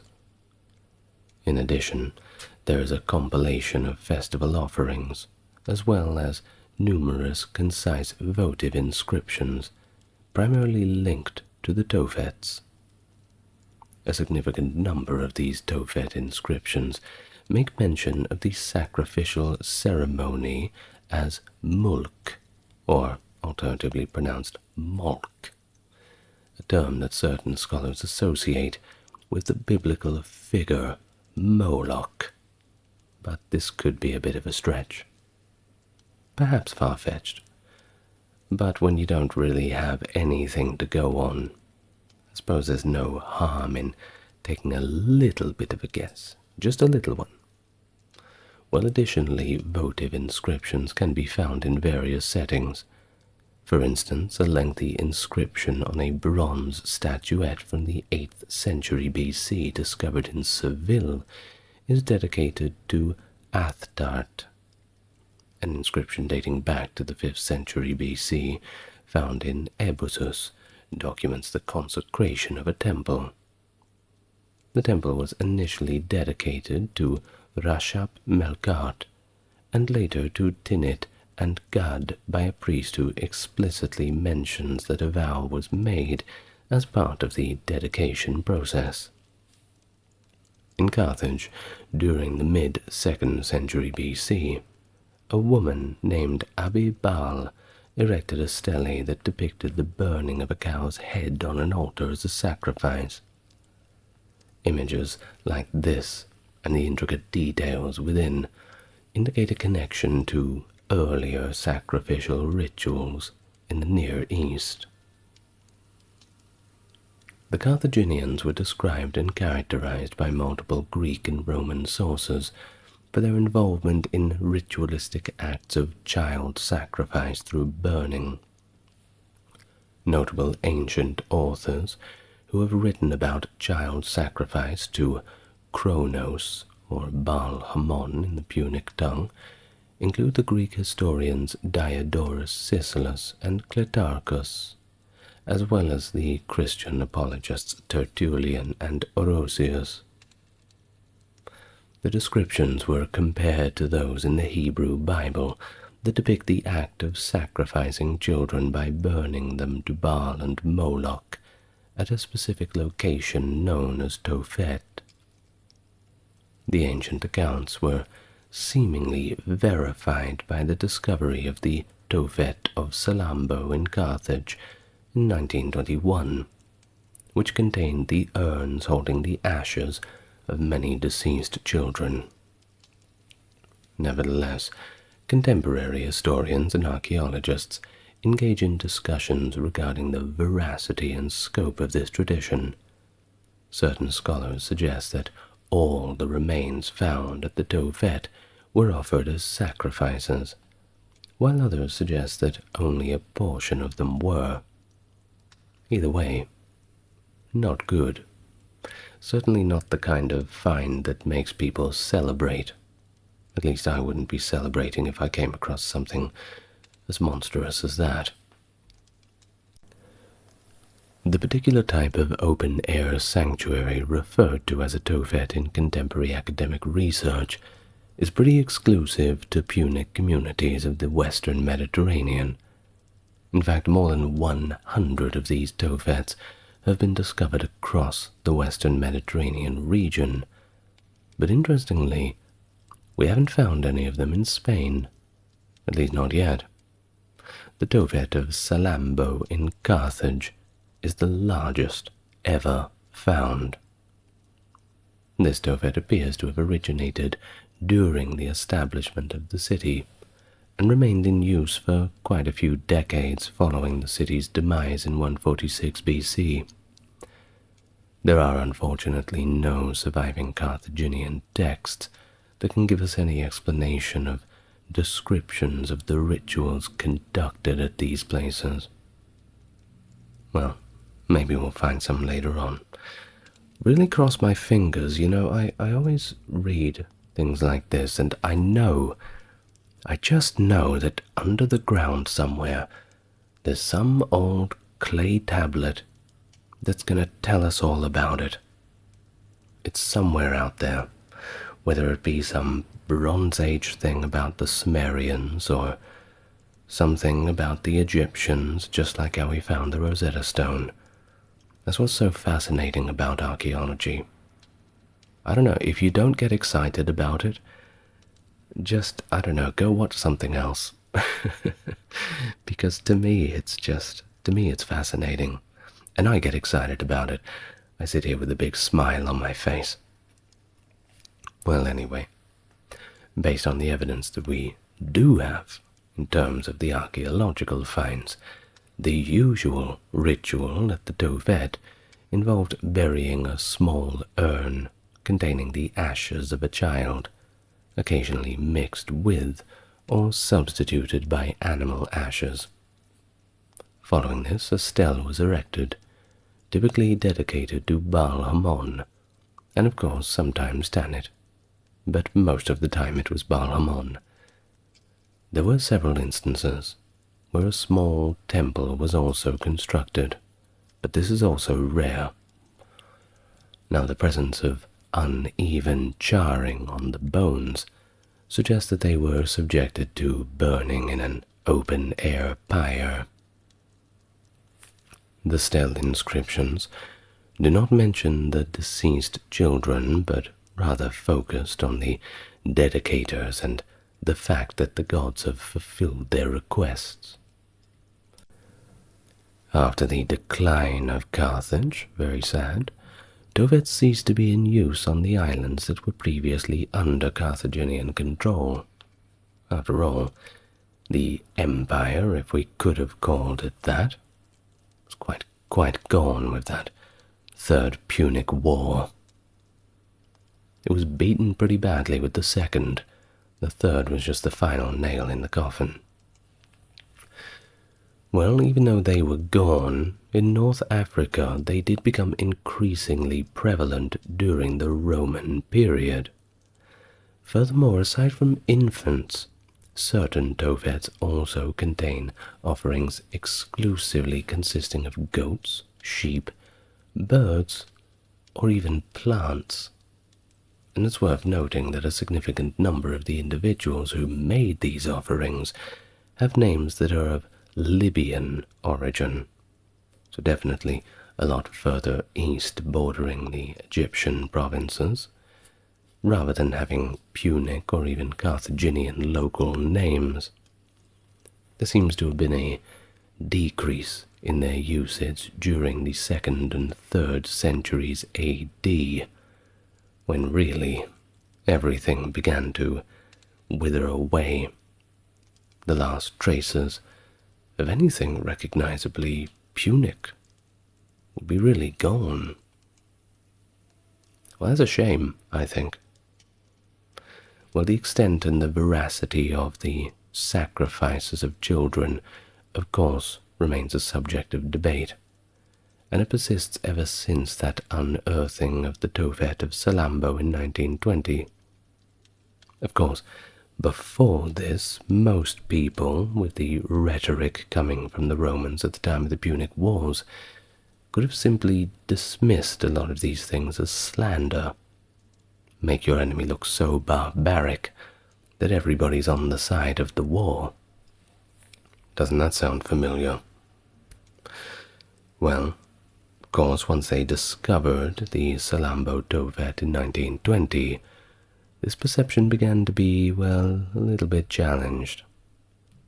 In fact, several historians have suggested that the Tophet could have served as a burial ground for infants who simply died prematurely or at a young age, and were subsequently offered in a ritualistic manner. So instead of using the word ritual, we may perhaps just simply use the word funeral.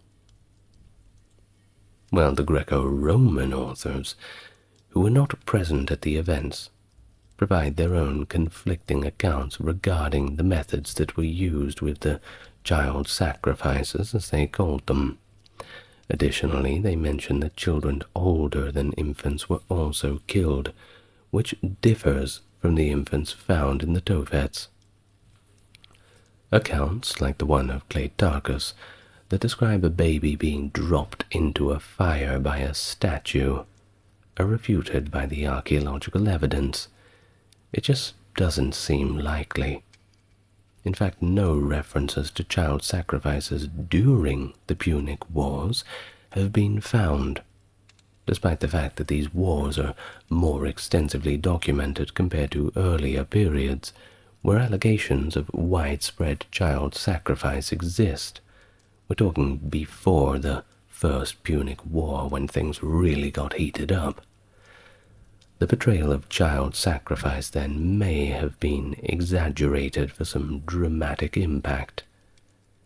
Following their ultimate victory over Carthage and the complete destruction of the city, the Romans employed post-war propaganda to depict their arch-enemies as barbaric and less advanced. This pretty much happens after every single war, so watch out for it. Think for yourself a little bit. The truth is sometimes somewhere in the middle. Of course, you're always the villain in somebody's story. We've been the barbarians a few times, you know. Well, I say we. Perhaps you're in a different part of the world, but, well, the pendulum always swings, doesn't it? The Battle of Cannae, fought in 216 BC during the Second Punic War, a landmark of military strategy, primarily due to the tactical genius of the Carthaginian commander Hannibal Barca. Completely outnumbered Hannibal executed a double envelopment tactic, drawing the Roman legions into a trap by allowing his weaker center to retreat, thereby enticing the Romans deeper into the formation. As the Romans advanced, Hannibal's flanks encircled and decimated the overextended army, hacking and slashing at the trapped and terrified Romans. It was a day that lived in the nightmares of Rome for years to come, and left such a formidable and once confident power to ponder the question, how could this happen to us? Hello and welcome. If you're new here, then it's great to meet you. And if you're coming back, good to have you with me again. Support the channel? Well, you're already doing it. Just enjoy the content. But if you want to click the mouse button twice, that certainly helps the algorithm when you click it on the like and subscribe, and a little comment always makes my day. If you want to go far and beyond that, well, just take a look at the video description.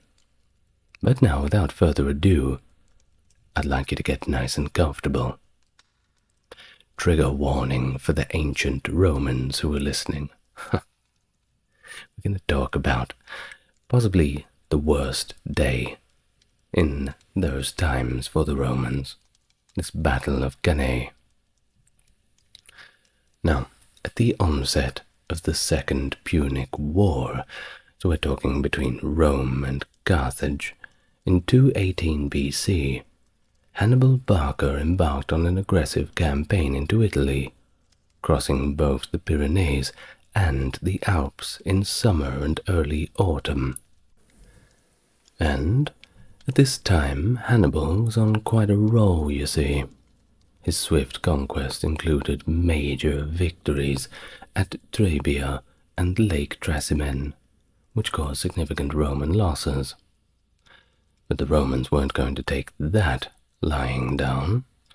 They appointed one Quintus Fabius Maximus Verrucosus as dictator to specifically address the Carthaginian threat. Now, Fabius adopted a strategy of attrition, avoiding direct confrontations while focusing on disrupting Hannibal's supply lines. Although effective, this strategy was certainly not popular among Romans, who wanted a swift conclusion to the conflict. After all, they were Roman legionnaires. Surely if they just met them on the battlefield, they'd mop the floor with them like every other time. Well, Trebia and Lake Trasimene certainly disproved that theory, and Hannibal was no barbarian from the north. He knew what he was doing. A general that was certainly a match for the Romans. Well, concerns grew that prolonged hostilities and unchecked Carthaginian raids might even lead Rome's allies to reconsider their loyalties, maybe even switch sides. Well, as a result, when Fabius's term concluded, he was not granted an extension of his dictatorial powers. Instead, command reverted to consuls Gnaeus Servilius Geminus and Marcus Atilius Regulus. By 216 BC, the Roman political climate favored a more aggressive approach, leading to the election of consuls Gaius Terentius Varro and Lucius Aemilius Paulus. They were tasked with leading a significantly enlarged army directly against Hannibal. Now, according to Polybius, the Roman Senate, alarmed by the threat posed by Hannibal, authorized the formation of 8 legions, a total force unprecedented in Roman history, so you can certainly see how they were a little panicked. They were going all in. Each legion comprised of 5,000 infantry and 300 cavalry, significantly expanding the traditional military structure, which typically involved only 4 legions, doubling down. Well, this strategic escalation reflected the intense fear and urgency felt by Rome in the face of Hannibal's seemingly unstoppable advances. In the strategic organization of the Roman army during the Second Punic War, each of the consuls, at least under normal circumstances, would command 2 of the 4 traditional legions. However, given the severity of the threat from Hannibal, the Senate decided to deploy an unprecedented total of 8. This never happened before. Now, the massive army was unusual not only in size, but also in command structure. Roman law stipulated that when 2 consuls commanded a single combined force, they must alternate command daily.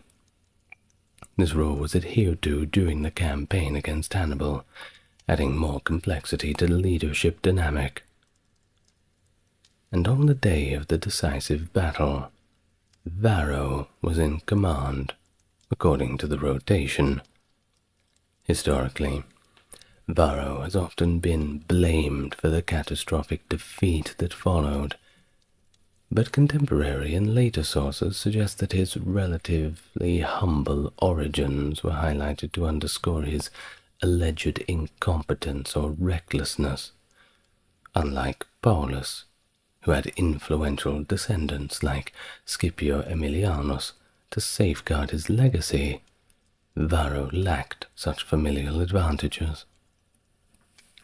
This absence of powerful advocates may have contributed to his portrayal as the principal scapegoat for the Roman disaster, shaped significantly by the narratives of the elite historians, such as Polybius, who was, by the way, closely connected to the Scipionic circle.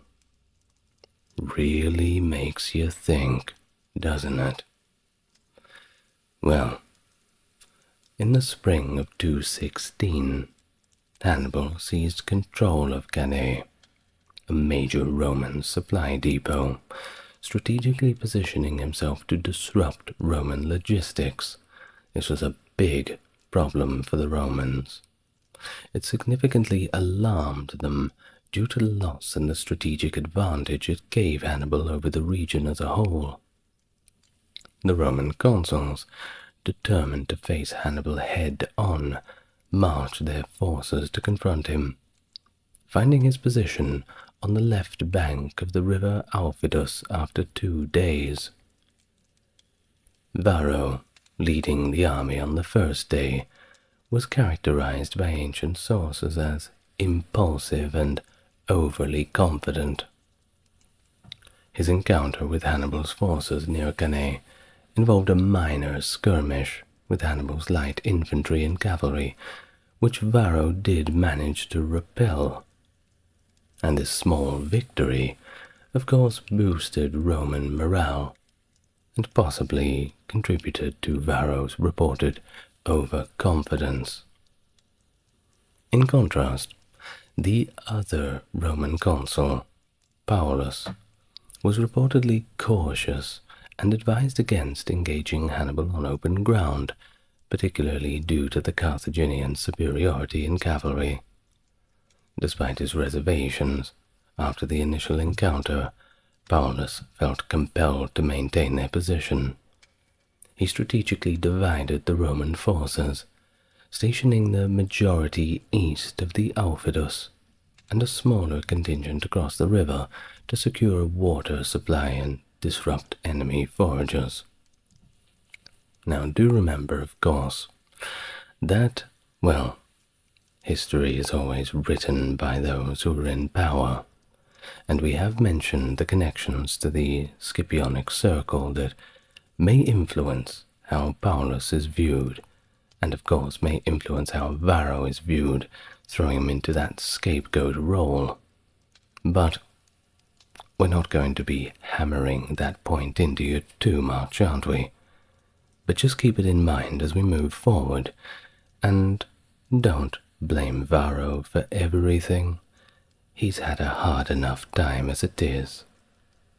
Well, over the next 2 days, tensions mounted, but there was no direct engagement until Varro, in command the next day, faced up to Hannibal's provocations. Hannibal attempted to draw the Romans into battle, and, when unsuccessful, he sent his cavalry to harass Roman soldiers, fetching water from the Aufidus, disrupting their supply. On the morning of the battle, Hannibal's wit was on display when a Carthaginian officer named Gisco commented on the vast size of the Roman army. Well, Hannibal had humorously remarked that despite their numbers, none of them were named Gisco, easing the tension among his troops with a bit of laughter. Well, there are also accounts by Appian and Livy of Hannibal sending a small group of mercenaries to feign defection to the Romans, armed with hidden weapons to attack during the battle.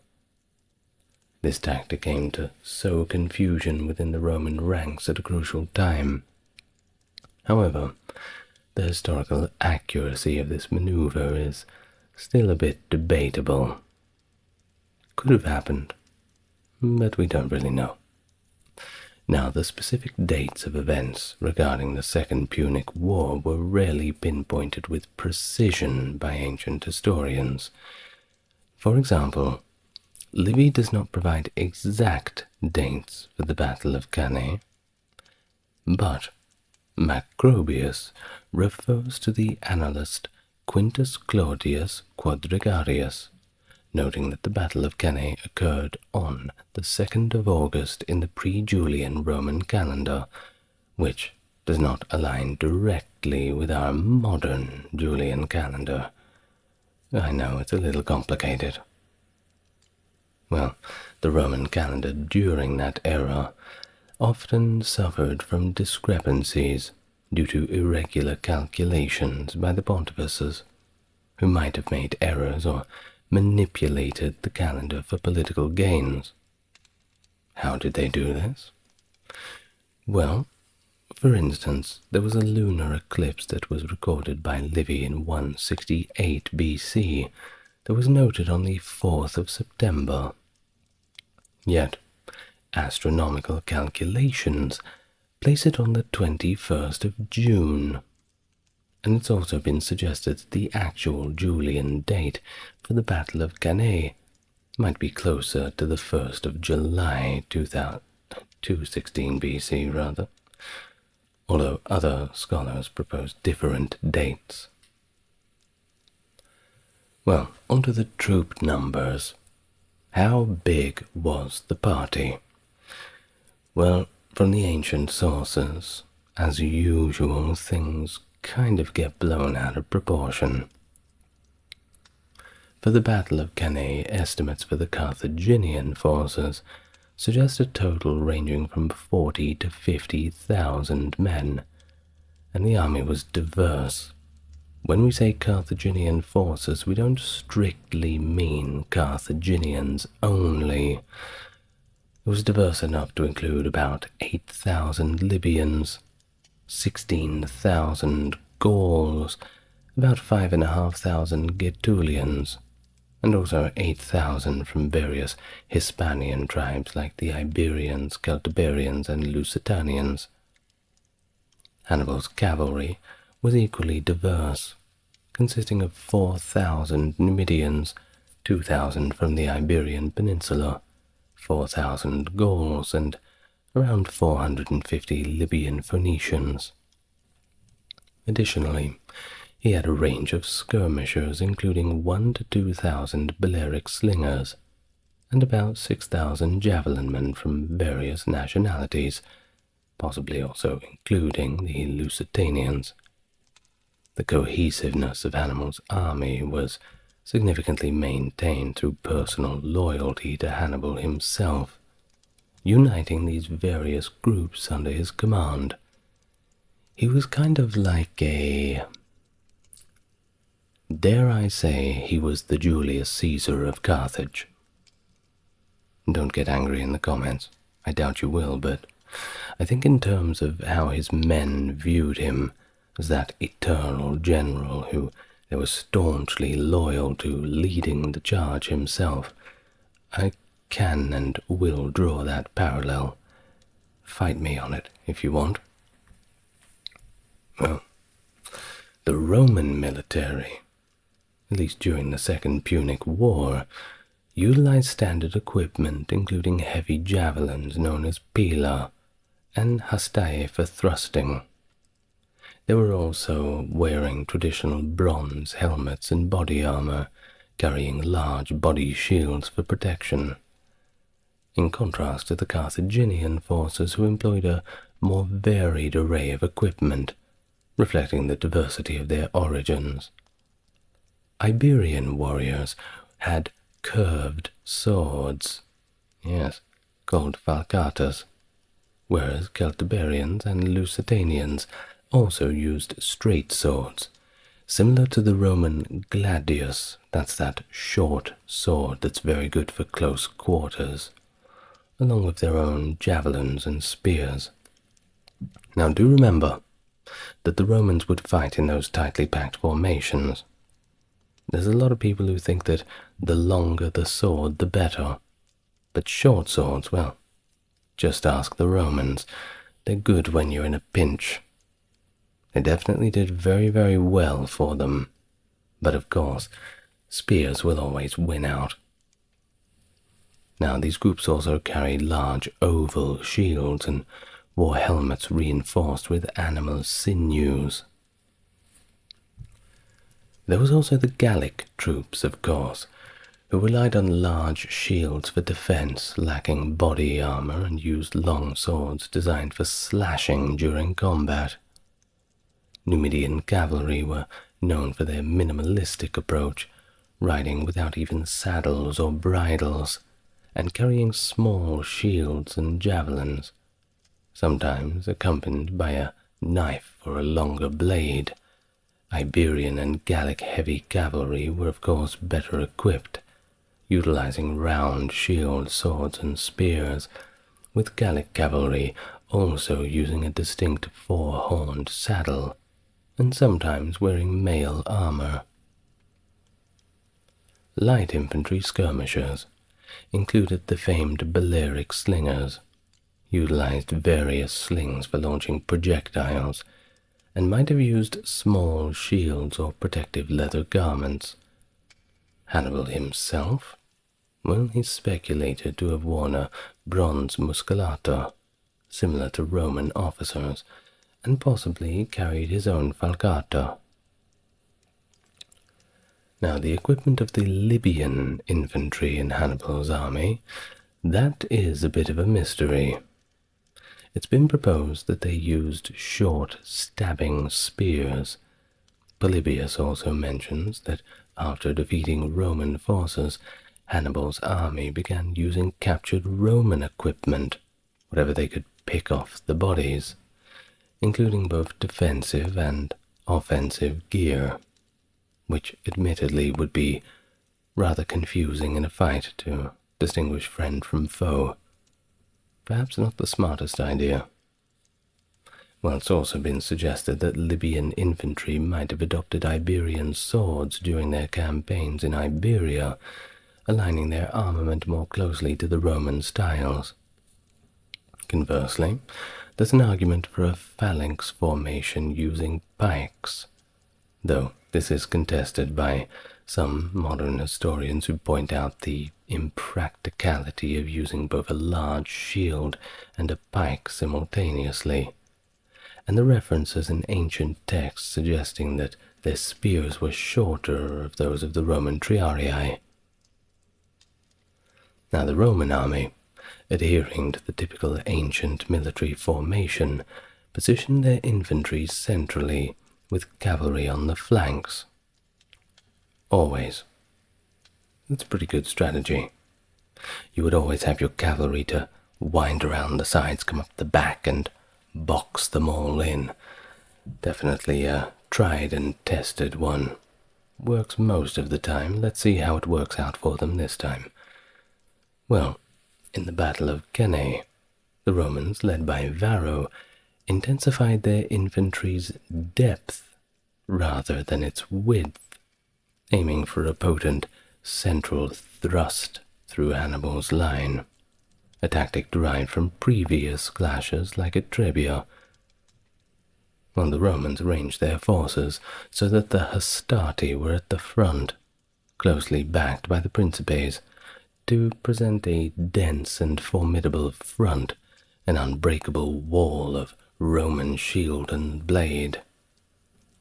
Polybius notes that the Roman formations were tightly packed, with the units more deep than wide, hoping to break the enemy line as swiftly as possible.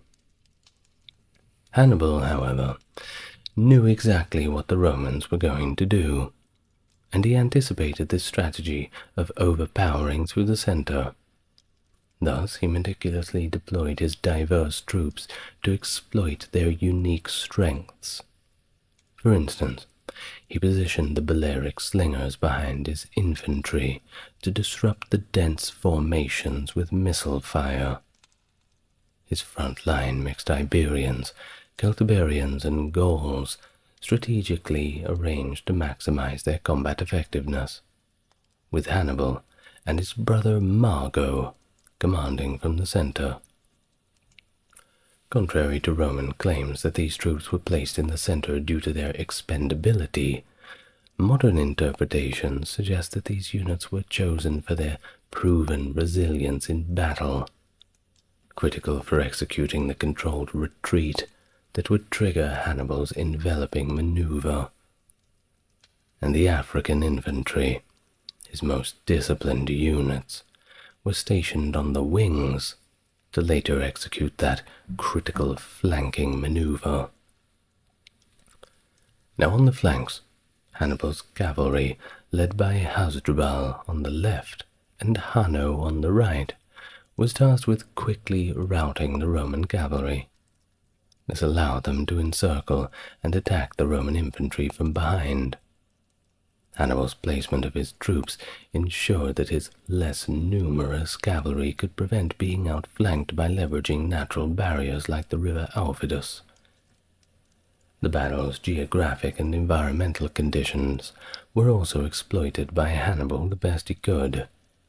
He positioned the Romans to face east, against the morning sun and prevailing winds, which would blow dust into their faces, further disorienting them during the battle.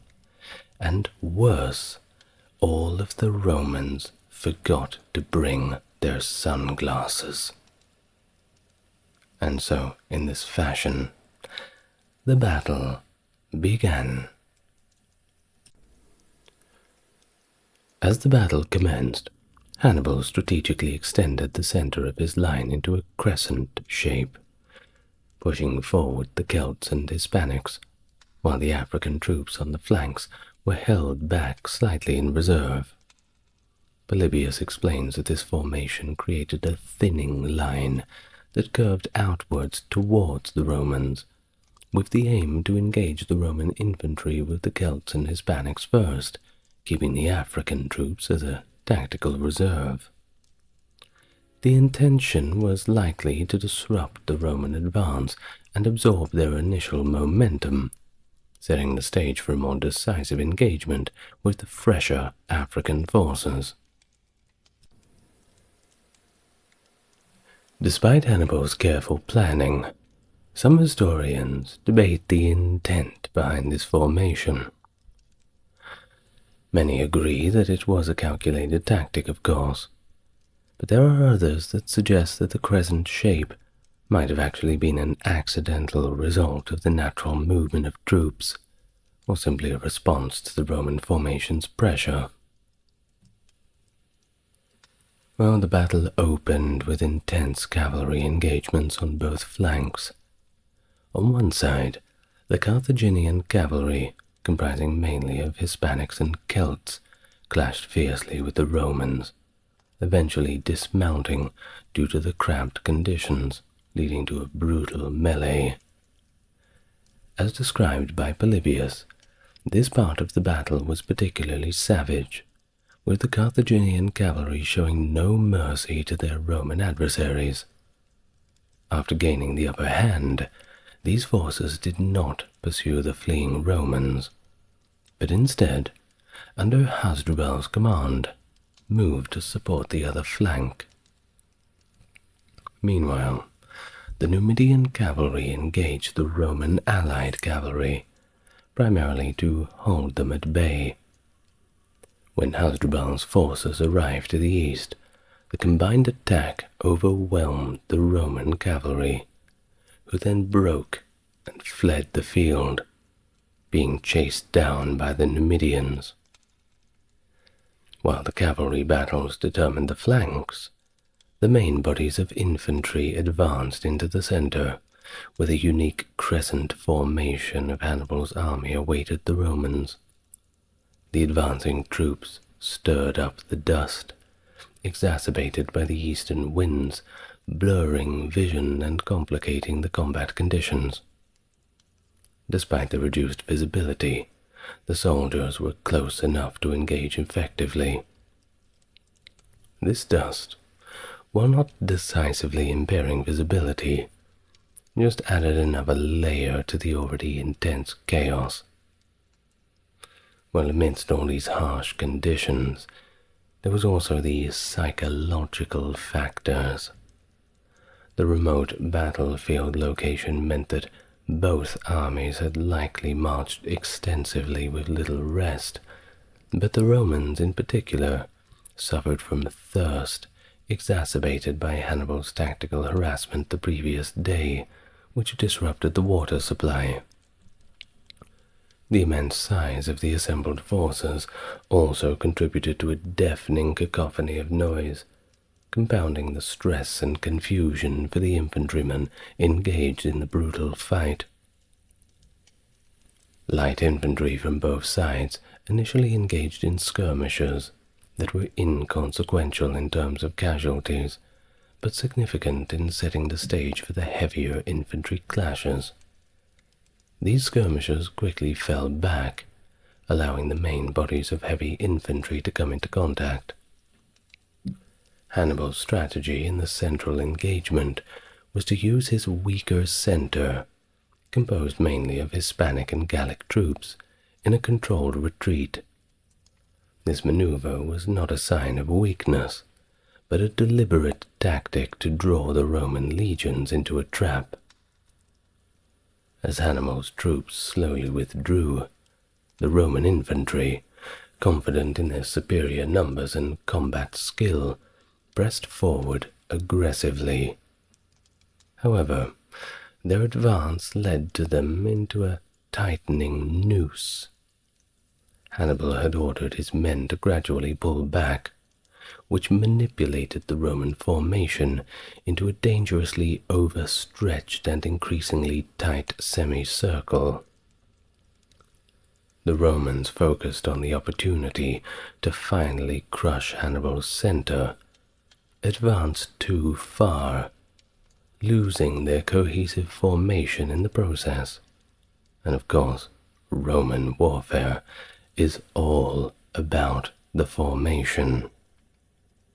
Come on. Well, in their eagerness to exploit what they perceived as a weakening enemy line, the Roman forces didn't notice that the unengaged African troops stationed at the flanks of Hannibal's formation were creeping in. They first remained disciplined and held their ground, forming the ends of the now contracting crescent.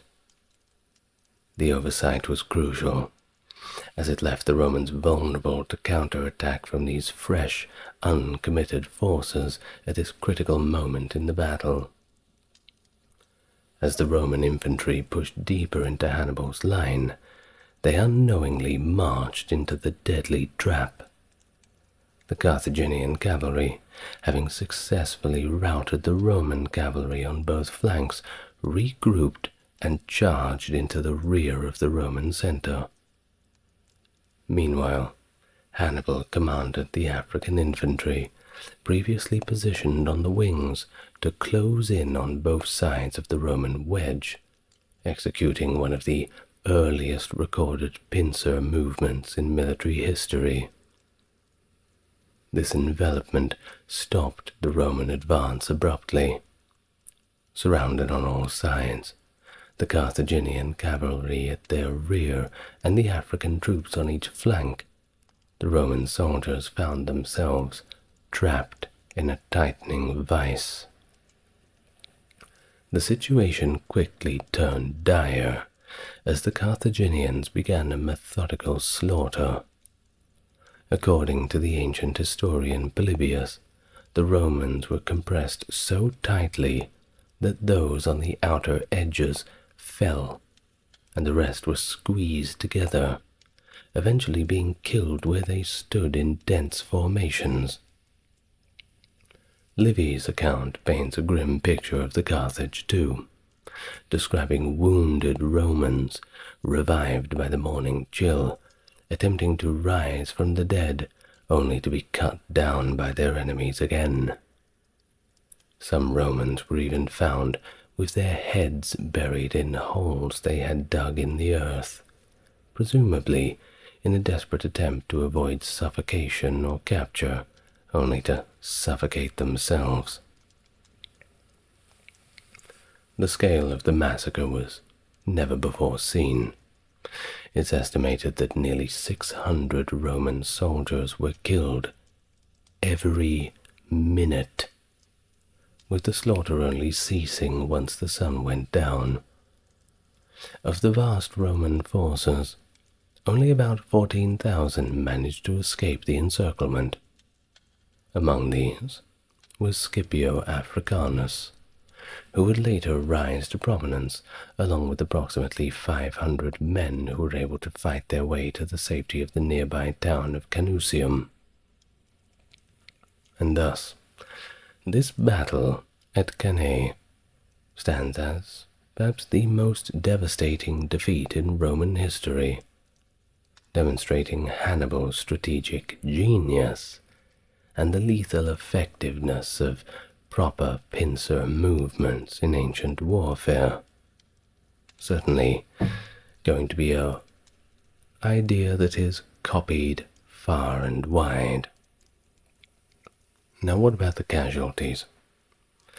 Well, if we are to believe Polybius, we can put it at about 70,000 infantry killed, 10,000 captured, and perhaps only 3,000 survived. He also notes that of the 6,000 Roman and allied cavalry, only 370 survived. And Livy's account is similar, noting 45,500 infantry and 2,700 cavalry were killed, with numbers evenly split between citizens and allies. Additionally, he records that 3,000 Roman and allied infantry and 1,500 cavalry were taken prisoner.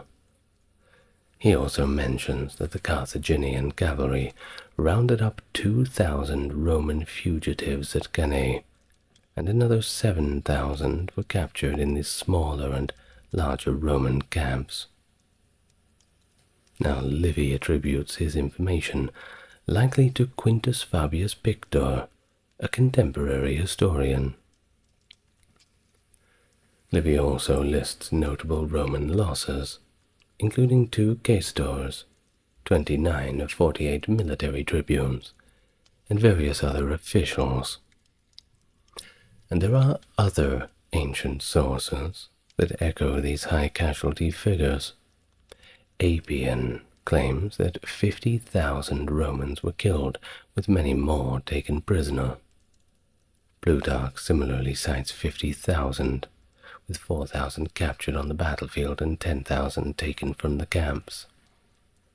Quintilian states 60,000 killed, while Eutropius records the deaths or capture of numerous high-ranking officers, alongside 40,000 infantry and 3,500 cavalry.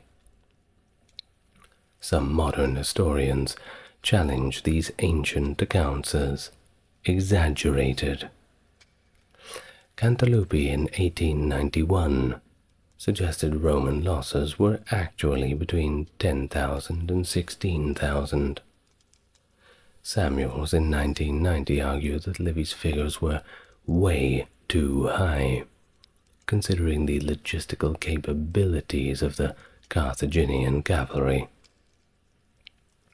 Now, in contrast, Livy notes that Hannibal's losses were approximately 8,000 of his bravest men, while Polybius reports a lower figure of 5,700, broken down into 4,000 Gauls, 1,500 Hispanics and Africans, and 200 cavalry.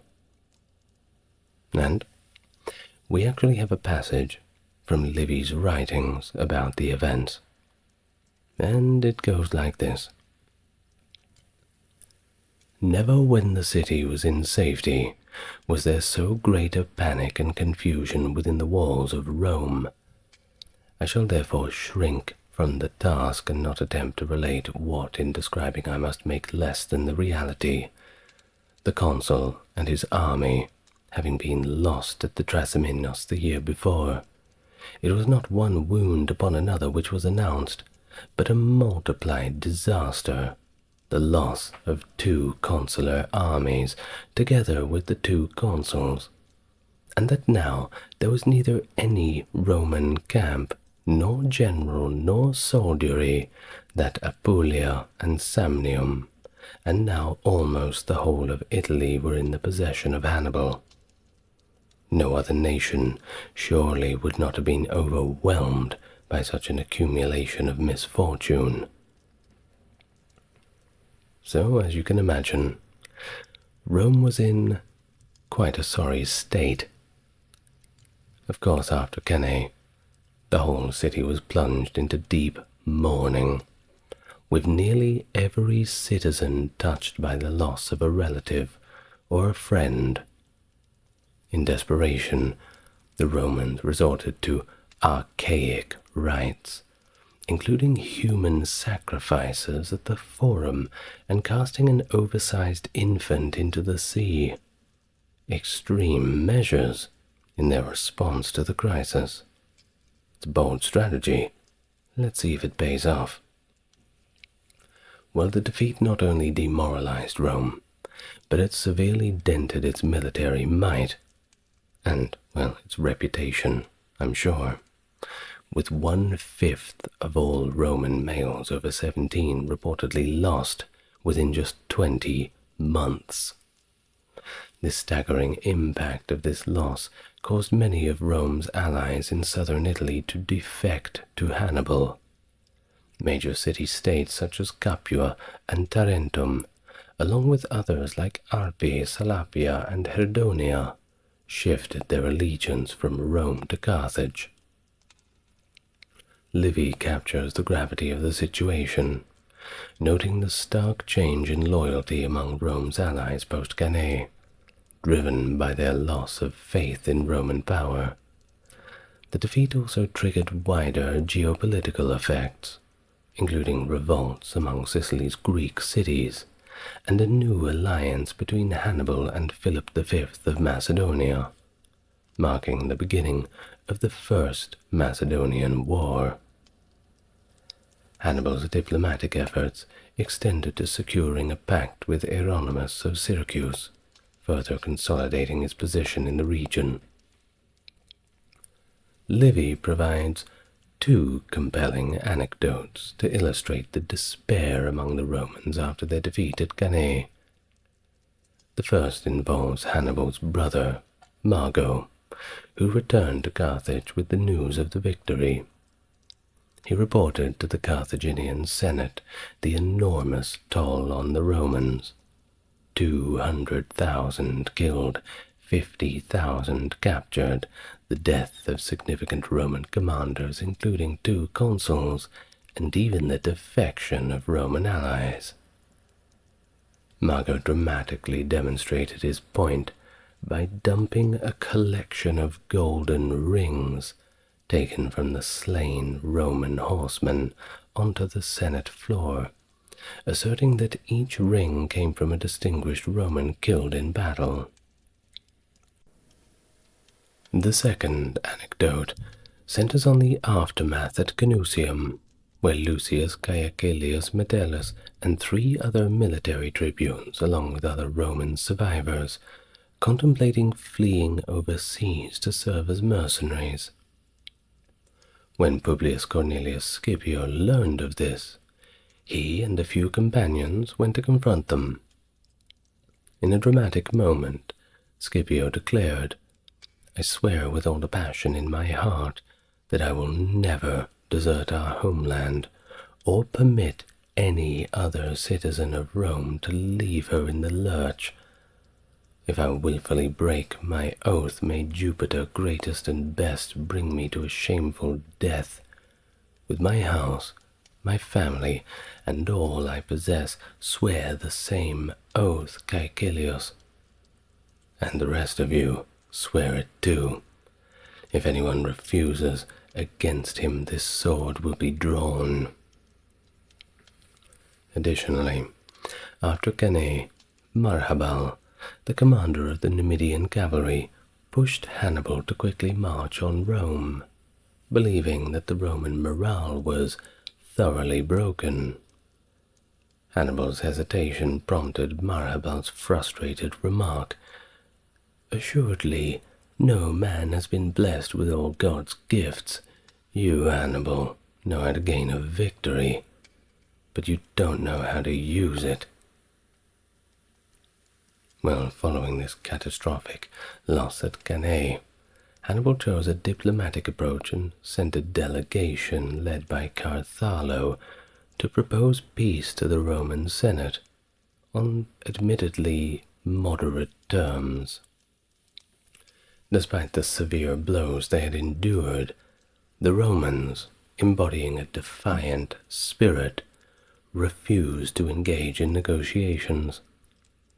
In response, they escalated their efforts, mobilizing nearly all eligible males, including landless peasants and slaves, into military service.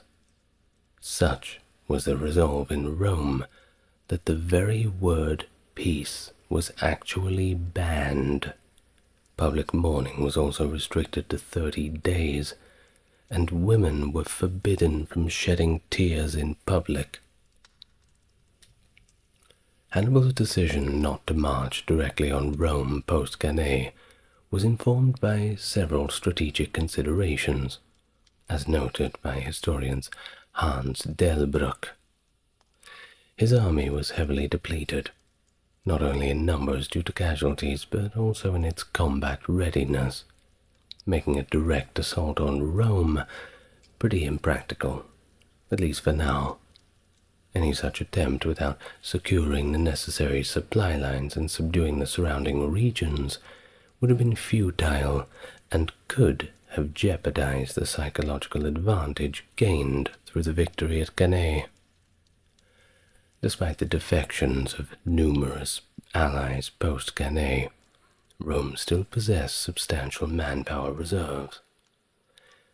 They maintained considerable forces, not just on the Italian peninsula, but also in distant theaters like Iberia, Sicily, and Sardinia.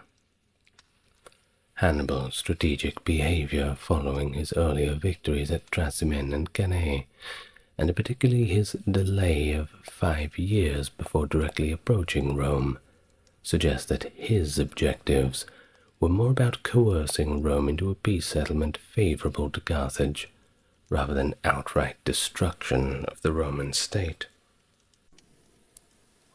Well, for the remainder of the conflict in Italy, Rome strategically refrained from concentrating large forces under a single command to oppose Hannibal directly.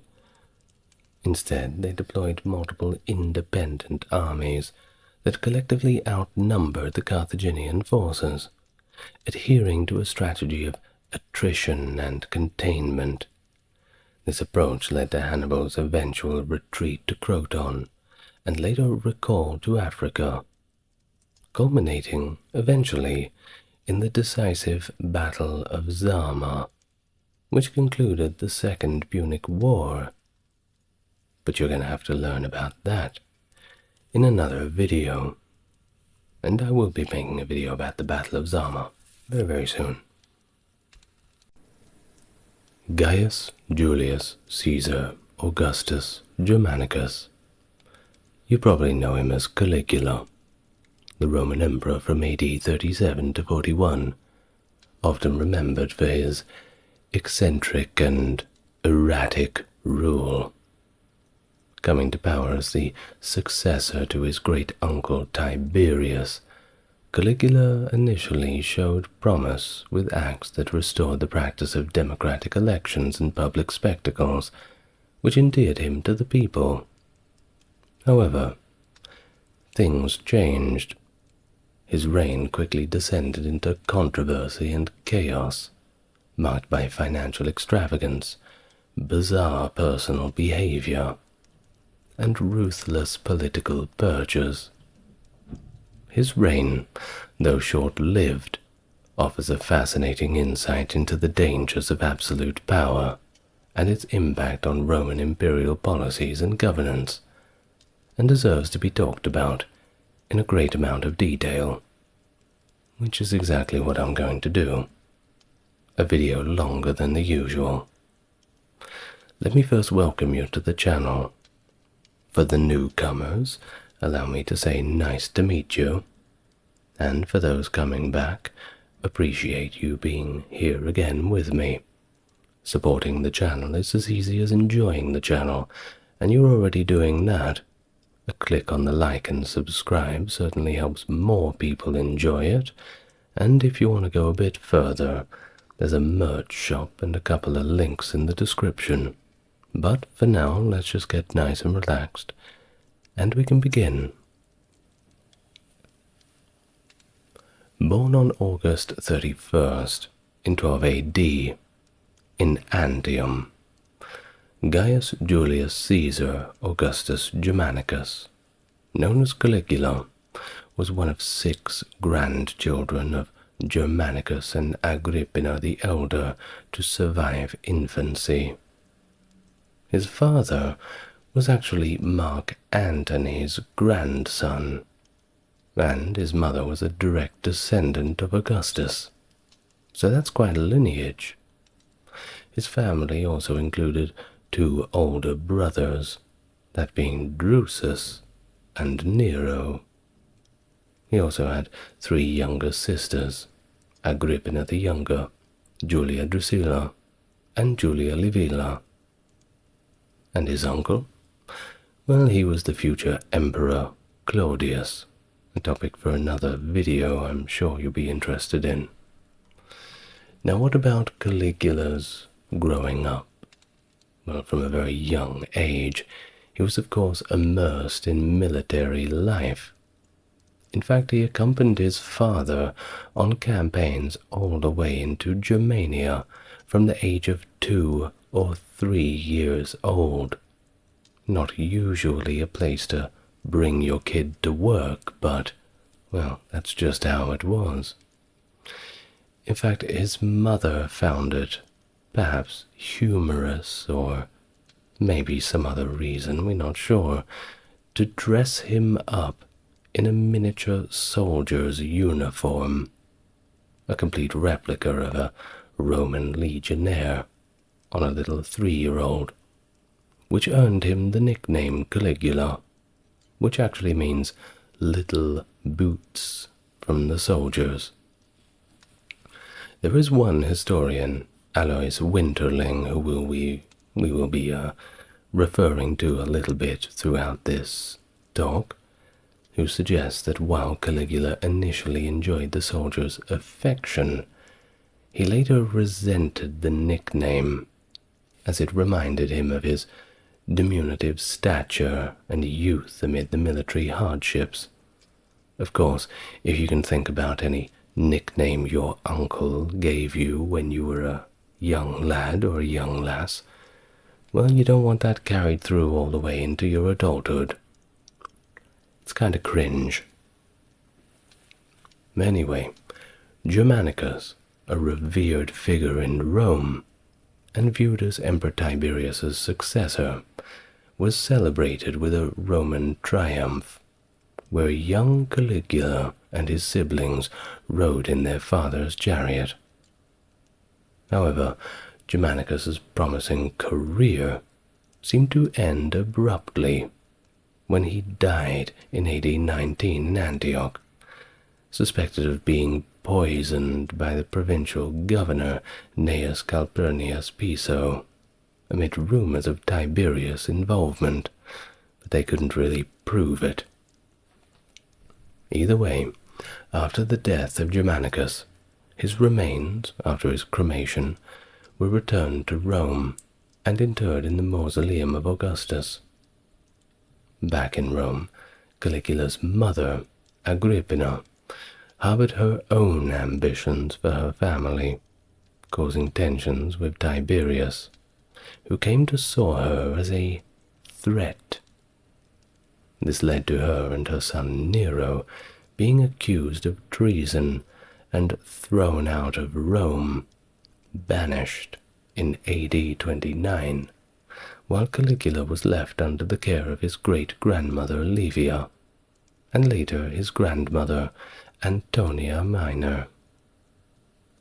Tiberius declared Caligula's brothers to be public enemies. They found Drusus eventually, and they threw him in prison, and Nero was exiled. In AD 31, Caligula was summoned to Capri to live under Tiberius's direct supervision at Villa Jovis. Not a bad place to be. Well, despite the precariousness of his situation, he rather skillfully presented himself as a model servant. But of course, in secret, he had despised how Tiberius had treated his family. Can't really blame him, bearing some deep grudges. Well, under Tiberius's scrutiny, Caligula found an important ally in Naevius Sutorius Macro, the Praetorian prefect, who had previously facilitated the downfall of Sejanus.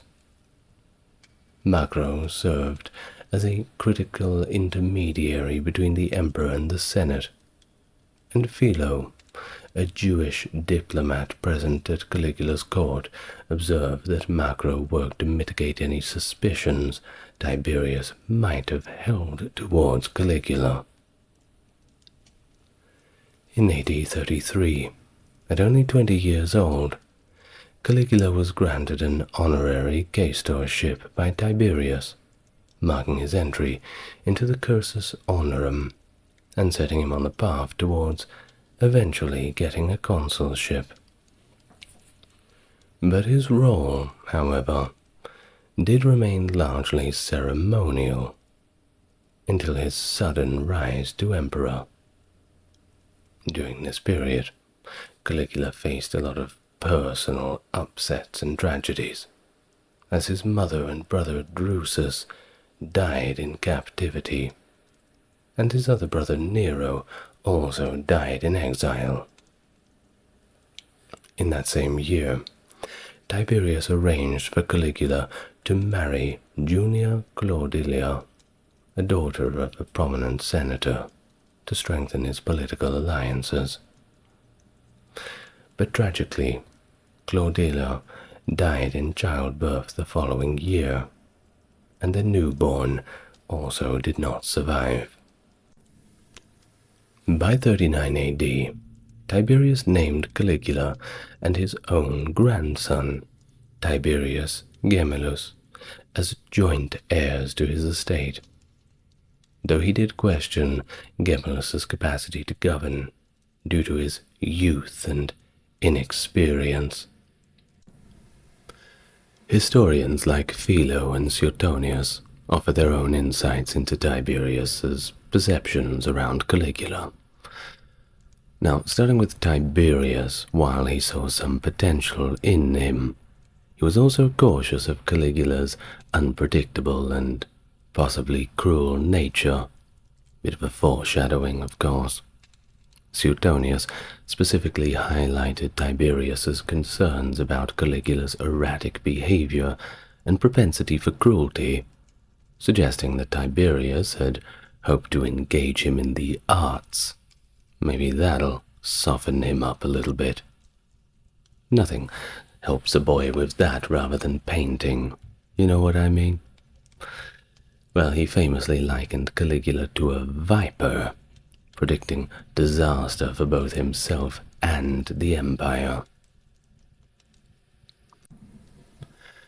Tiberius's health began to decline, and during that decline there was a good deal of speculation that he intended to disinherit Caligula.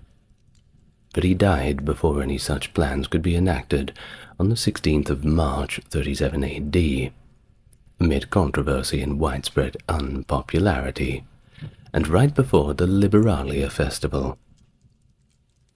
Suetonius and Tacitus suggest that his death might have been hastened by Caligula, and possibly Macro. However, Philo and Josephus maintain that he died of natural causes. Well, following his death, Caligula was quickly proclaimed emperor by the Praetorian Guard at Misenum, and his status as the head of the Domus Caesarus and Pater Familias was also confirmed by the Senate, who also acclaimed him as imperator. Upon his return to Rome, the Senate granted him the extensive powers once held by Augustus, despite his limited political experience. The Senate's decision to confer such extensive authority on the young and frankly untested emperor was something that Rome had never seen before. Initially, Caligula showed a bit of restraint, refraining from adopting his new titles until his forced formal Senate meeting, likely aiming to alleviate the concerns of senators who were weary of the political machinations that had brought him to power. And there were still those rumors about him hastening the death of Tiberius, but once again, not proven. Either way, he was now endowed with the power to legislate or ignore any laws that he wanted. His reign began with significant autonomy. Initially, his approach as emperor was judicious and deliberate. He suggested the Senate deify Tiberius, a proposal that they quickly rejected, reflecting their disdain for the late emperor, a sentiment that Caligula gracefully accepted without much of a fuss. But he honored Tiberius in his own way with a state funeral and a very sincere eulogy, aiming to show his respect for the formalities of the role. Well, upon assuming power, the Senate quickly nullified Tiberius's will, which had designated 2 heirs on the grounds of his alleged mental unfitness. With guidance from Macro, Caligula adeptly navigated his new responsibilities, engaging in routine imperial duties like public greetings, banquets, and official ceremonies. By the 1st of July, a little over 2 months after his ascension, he took on his first consulship, initially declining the title of Pater Patriae due to his youth, but later in that year, on September the 21st, he accepted the role. Well, quite early in his reign, he was universally accepted as a promising ruler, drawing acclaim from across the empire, as noted by the contemporary historian Philo. His popularity was bolstered by his direct descent from the revered Germanicus, and of course his stark contrast to the unpopular Tiberius. The initial months of his rule were thus marked by general jubilation, leading Philo to describe this period as a golden age of joy and prosperity. Though he set aside Tiberius's will legally, Caligula respected many of its terms, such as doubling the legacy payments to the Praetorian Guard, enhancing his image as a benevolent ruler. His generosity extended to the city's troops and the broader citizenry of Rome, for whom he also announced ambitious architectural projects, particularly on the Palatine Hill. Caligula also took the notable step of burning Tiberius's secret papers, which contained sensitive details of his senatorial betrayals.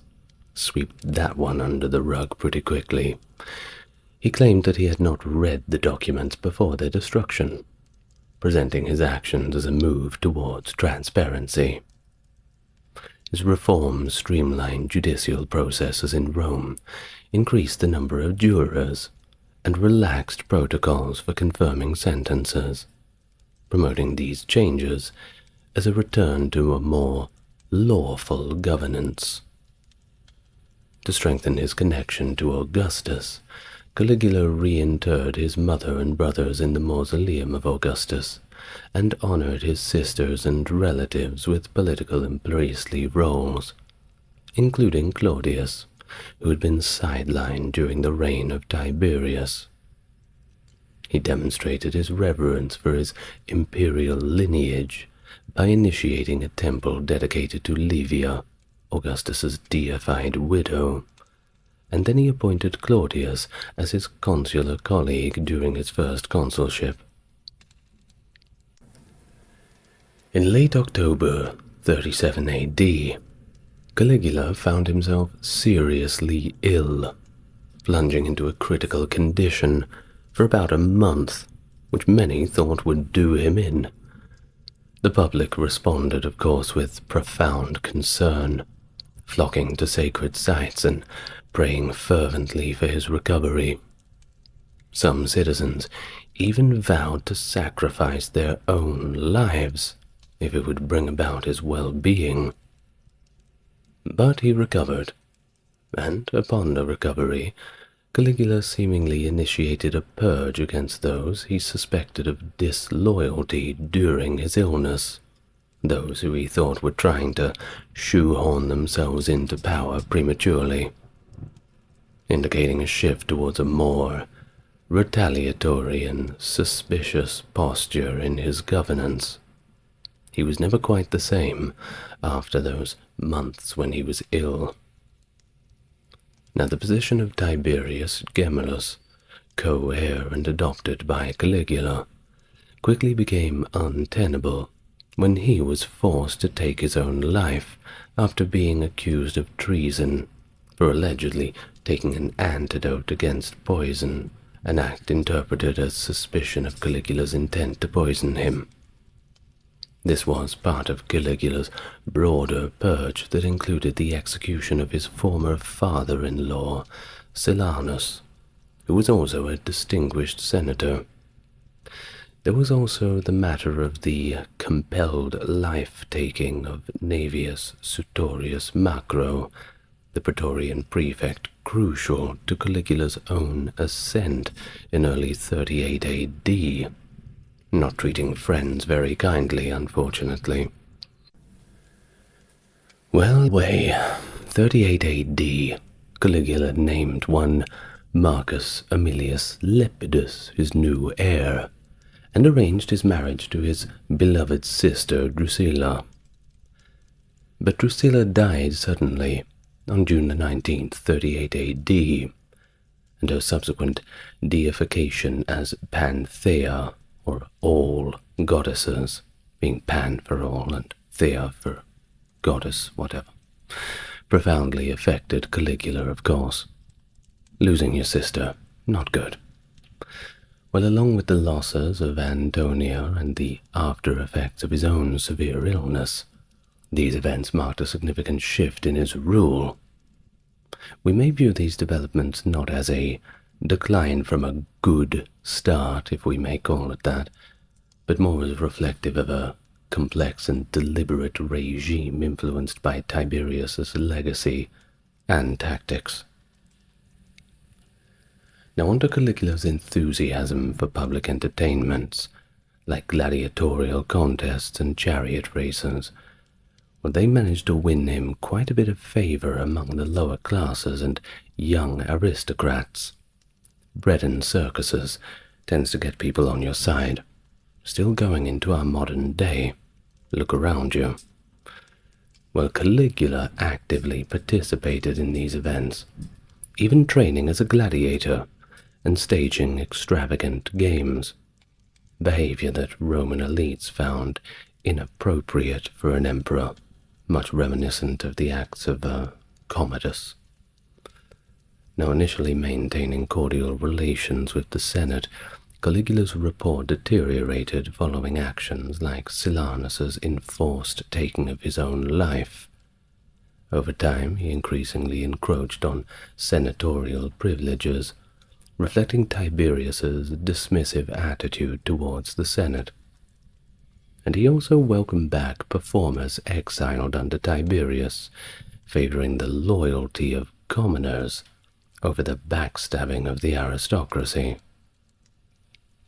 Furthermore, he expanded the equestrian order by including wealthy individuals from across the empire, selectively vetting them for integrity, while often overlooking minor offenses.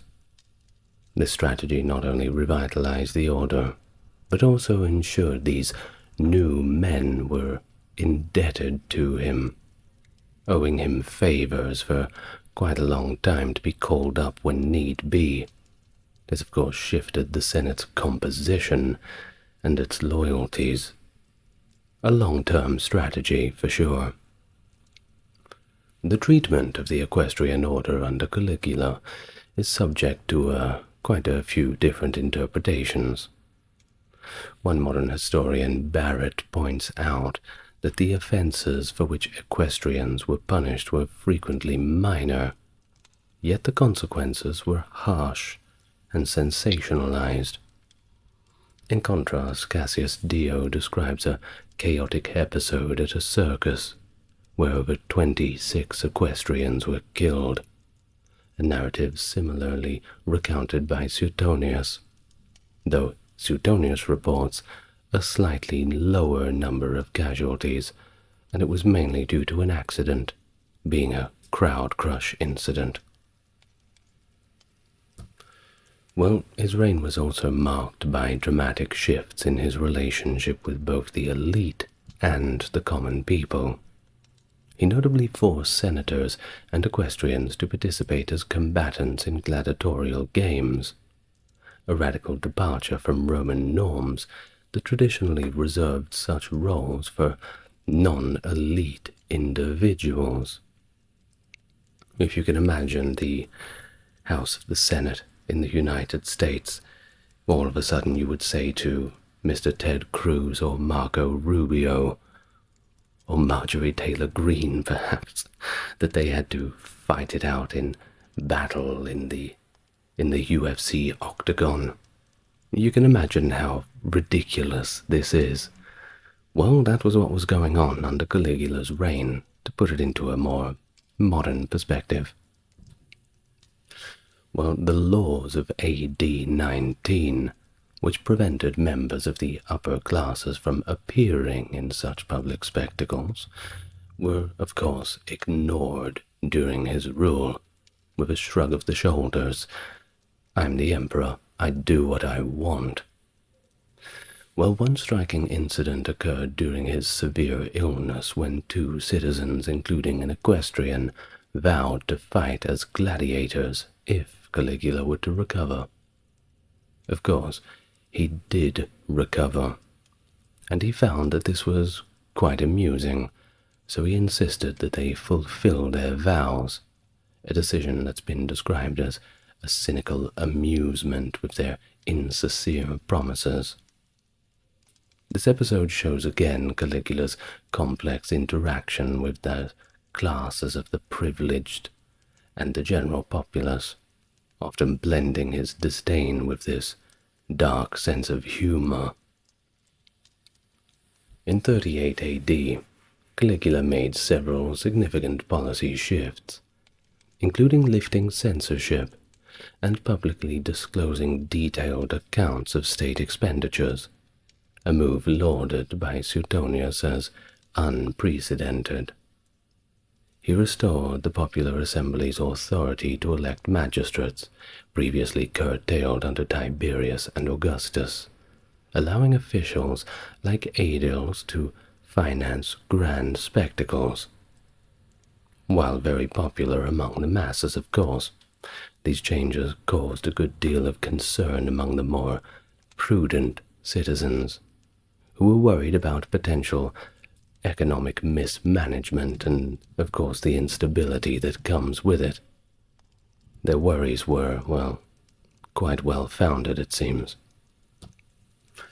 Despite initial support for these reforms, resistance from the Senate led Caligula to retract the electoral rights from the assembly, maintaining his ultimate control over candidate selection. His governance style was erratic, to say the least, open to advice, but sensitive to perceived slights and criticisms, exemplified by his sharp retort when challenged, and I quote, "Who dares teach me?" Probably not many, I assume.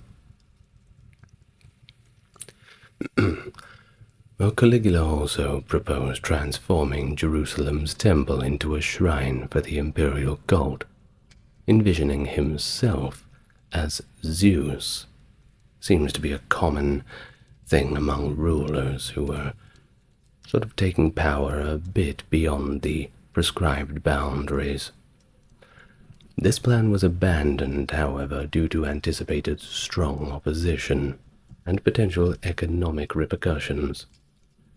His rule also displayed generosity and practicality. He aided those who were impacted by fires, abolished an unpopular sales tax, and decreed that bequests to office holders remain with the office, not personal assets. However, it's unclear whether his early extravagant gifts were funded from his personal fortune or from state coffers. Financially, his first year saw him spend a vast sum of 2.7 billion sesterces, resulting in a significant deficit.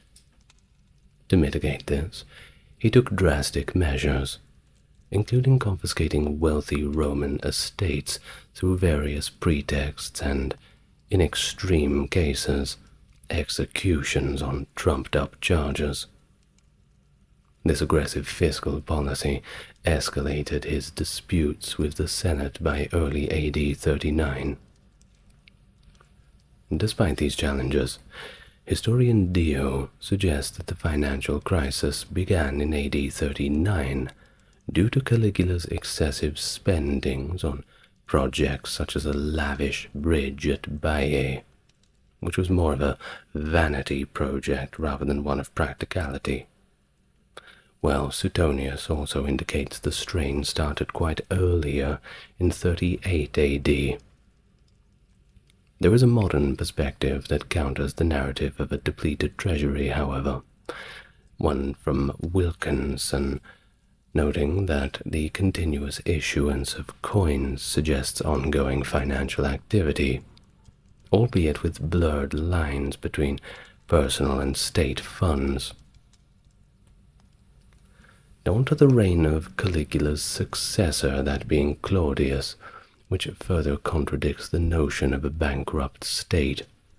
Upon taking power in AD 41, Claudius managed to abolish certain taxes, initiate costly infrastructure projects, and make substantial monetary gifts to the Praetorian Guard, indicating that despite Caligula's extravagances, he may have left the treasury in a relatively stable condition. Caligula's financial strategies increasingly strained Rome's economy, as his lavish spending far exceeded the available revenues, leading him to implement a variety of new taxes, while abolishing some unpopular ones. But of course, with every tax cut, there was always a new one that was added underneath. So you can take away the unpopular taxes and kind of trick people into thinking they're getting a good deal. This seems to be a strategy that's continued into our modern era, unfortunately.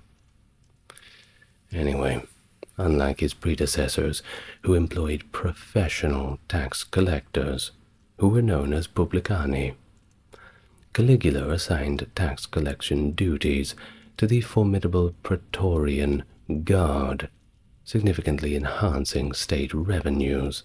Of course, how could you say no to them? Think about it.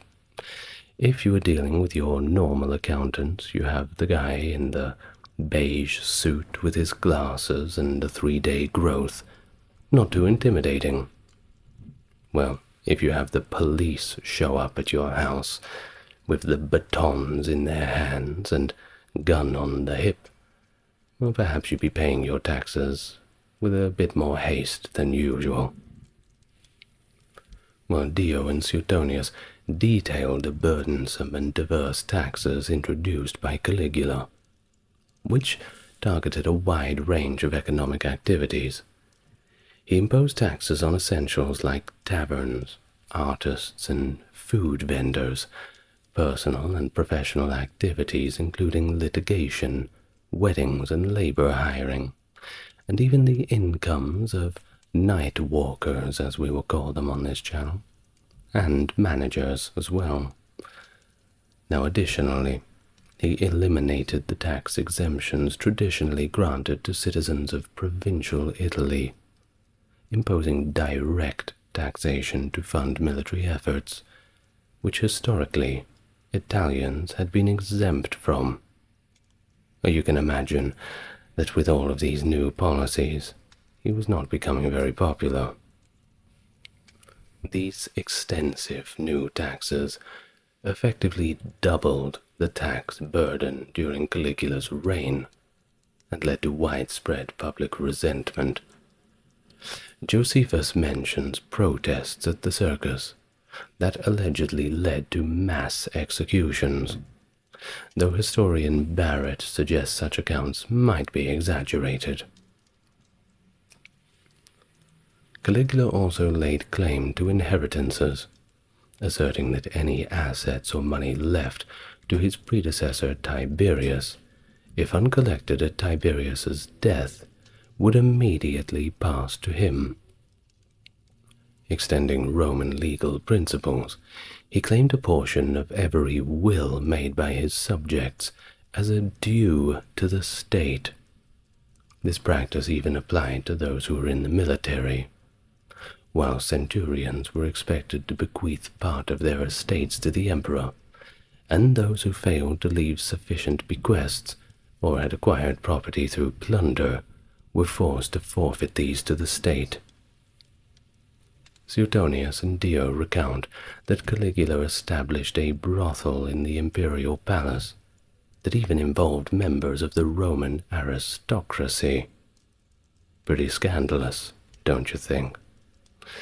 Well, a modern historian, McGinn, views these as possibly exaggerated from a single event.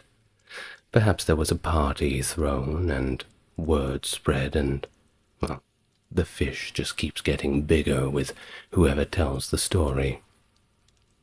Cassius Dio, however, in AD 40, notes that nobles living in palace apartments paid high rents for proximity to the emperor, and Praetorian protection does not mention a brothel.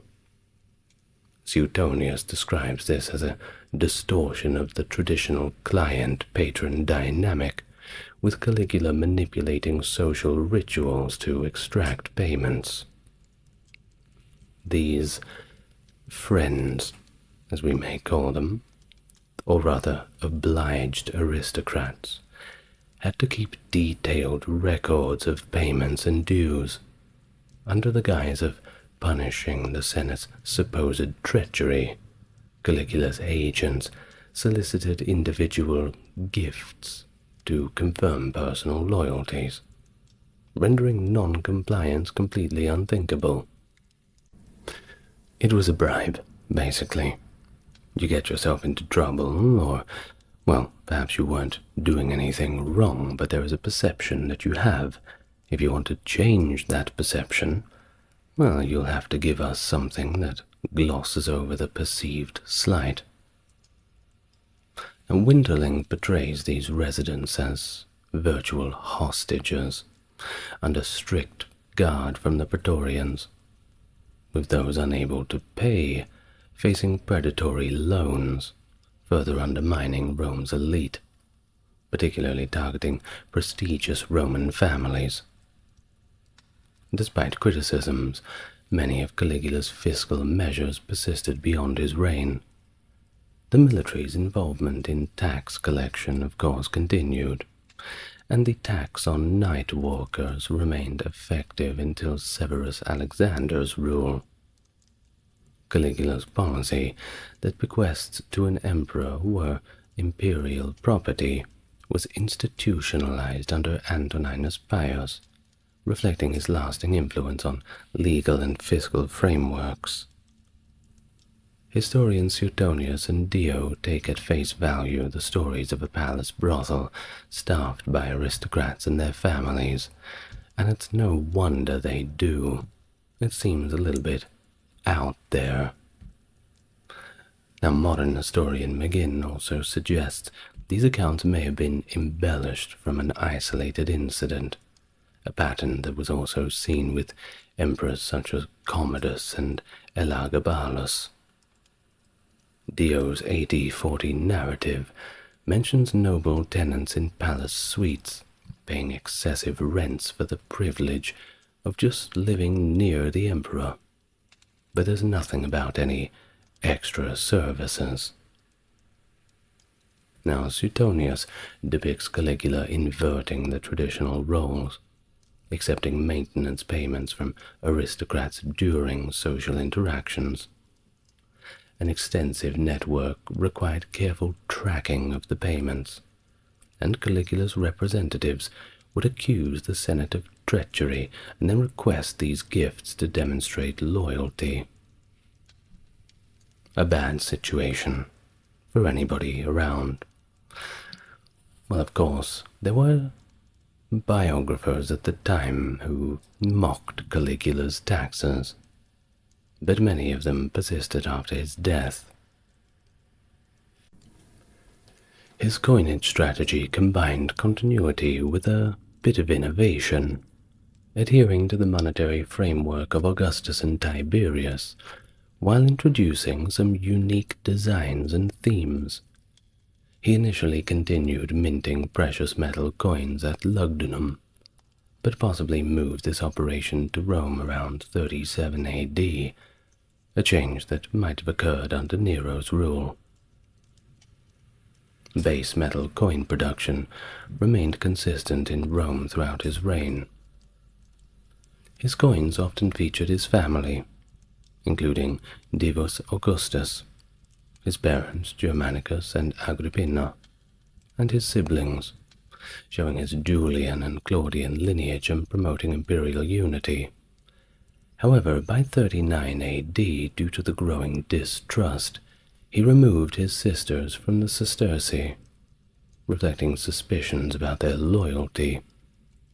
He also issued a sesterce celebrating the Praetorian cohorts, which reinforced their allegiance. Economically, his coinage included a quadrans, symbolizing the abolition of the ducenstima sales tax.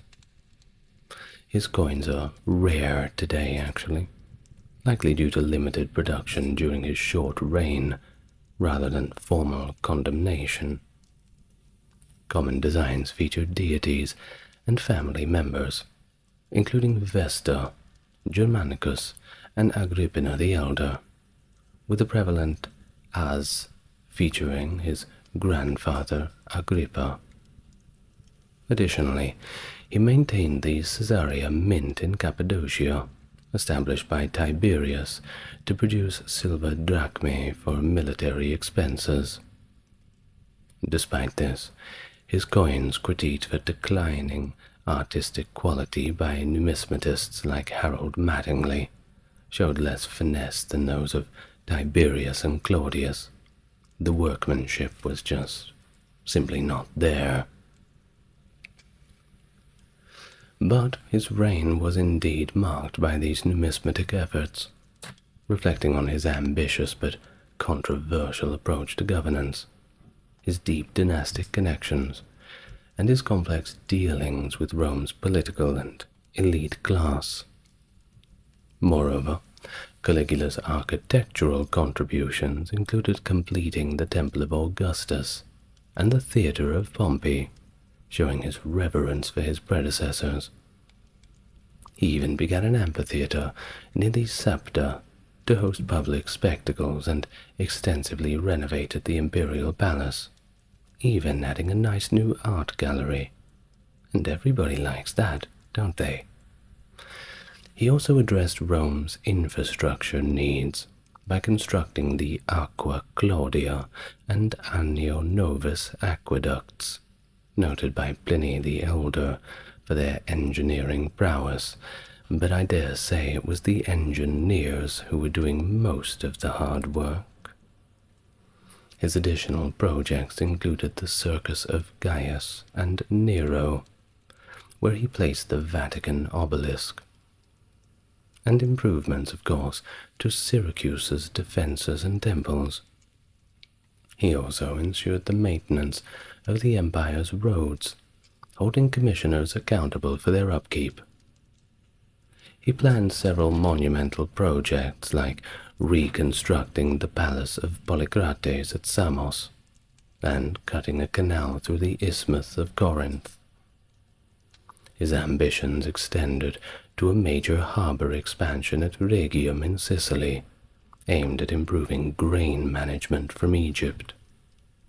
Though this project was, unfortunately, never completed. It was a good idea, though. Gotta give him that. Well, of course, he also had this notorious love for luxury, evident in his construction of the two extraordinary ships on Lake Nemi, one a lavish floating palace, and the other a floating temple to Diana, blending opulence with religious devotion. These initiatives reflect both his grandeur vision and his deep engagement with Roman religious and cultural traditions. Thus, in 39 AD, the tense relationship between Emperor Caligula and the Roman Senate had deteriorated into overt hostility and confrontation. Historian Dio documents this period as rife with conspiracies, denunciations, and trials for treason. Caligula openly scorned the Senate, attacking senators for their sycophantic tendencies and hypocrisy, especially evident in their shifting loyalties to figures like Tiberius and Sejanus, whom they honored when alive, but disowned after their deaths. Thus Caligula declared that expecting loyalty from such a duplicitous assembly was completely pointless, and I dare say I agreed with him. No need to fight so hard for people's approval and friendship. Not sticking up for Caligula or anything here, but it's just a general rule. Well, convinced that they wished for his demise, he preferred to be feared rather than loved by them. His harsh criticism dismantled any remaining facade of the princeps as an idealistic role, revealing it instead as a silly illusion. The Senate's response, possibly aiming to calm Caligula down a little bit, included voting to provide him with a special guard for his and his statue's protection, and suggesting his senatorial chair even be elevated on a high platform within the Senate House. They even conducted thanksgivings as if to a monarch, grateful simply for their survival, to live another day in the time of Caligula. Winterling suggests that Caligula's subsequent 3 consulships, sworn at the rostra, were attempts to repair relations, positioning himself as respectful to the senators. However, these actions may be seen as demonstrations of Caligula's resolve to dominate both the Senate and the state, marking a descent into mismanagement, mistrust, and a regime characterized by arbitrary terror and widespread executions, far removed from any initial hopes for benevolent governance. In fact, Dio obliquely describes this period as dominated by slaughter, the depth of Caligula's tyranny on full display.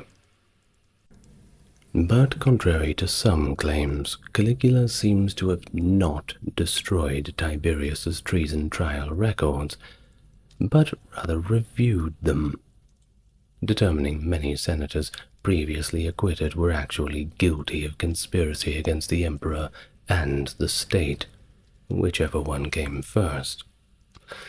This error saw many, including some who had testified against Caligula's family, actively engaging in prosecutions, leading Caligula to suspect that they might now conspire against him. This initiated new investigations, though Dio's claims of numerous senator executions are not widely supported, with some senators even thriving under Caligula's rule. That being said, they had to do quite a lot of bootlicking, I'm sure. Despite this notorious cruelty, Caligula opted for public humiliation over outright execution. In early September, Caligula dismissed 2 suffect consuls for inadequately celebrating his birthday and focusing too much on the anniversary of the Battle of Actium, a battle which he deemed as unworthy of celebration, especially when it was his birthday. One dismissed consul later took his own life, possibly seeing the writing on the wall, under suspicion of conspiracy by Caligula. Now here's another interesting story. It's the story of Incitatus, Caligula's favored racehorse, often cited by Suetonius and Dio, and it illustrates Caligula's plans to make the horse a consul or a priest, reflecting his dark humor and mockery of the Senate. The whole thing was just a big joke to him. This suggested that even a horse could fulfill the role of a senator, reducing the esteemed position to farce. While some interpret Caligula's insult to the consulars, others, like Woods for example, argue that it wasn't intended to degrade the consulship, but was misinterpreted by Suetonius as evidence of madness, embellishing the tale with such satirical details. Either way, I'm sure that the horse voted nay on everything. Now in either 39 or 40 AD, according to Suetonius, Caligula commanded the construction of a temporary floating bridge, using a double line of ships as pontoons. The bridge spanned over 2 miles, connecting the resort of Baiae near Naples to the neighboring port of Puteoli. The construction involves securing and temporarily resurfacing both on-site built ships and requisitioned grain barges, with resting places established along the way. The practical purpose of this bridge remains somewhat unclear. It may have been that it was intended to symbolize Caligula's planned invasion of Britain. We don't know. Well, the bridge's inauguration was marked by a 2-day ceremony with offerings to the sea god Neptune and Invidia, resulting in the sea remaining calm, which was seen as a favorable omen. The bridge was compared to the Persian king Xerxes' pontoon bridge across the Hellespont of earlier times, reflecting its grandeur and ambitious nature. For the opening ceremony, Caligula actually wore the breastplate of Alexander the Great, and of course it wouldn't be a party without his favorite horse, Incitatus, which he rode across the bridge. This act might have been a deliberate defiance of a prediction that was made by the soothsayer of Tiberius, Thrasyllus of Mendes, who had allegedly said that Caligula had, I quote, no more chance of becoming emperor than of riding a horse across the Bay of Baiae. On the second day, Caligula rode the bridge back and forth several times at full speed, accompanied by soldiers, prominent nobles, and a few hostages. Seneca and Dio later claimed that Caligula's use of Rome's grain ships for the bridge had dangerously depleted grain imports.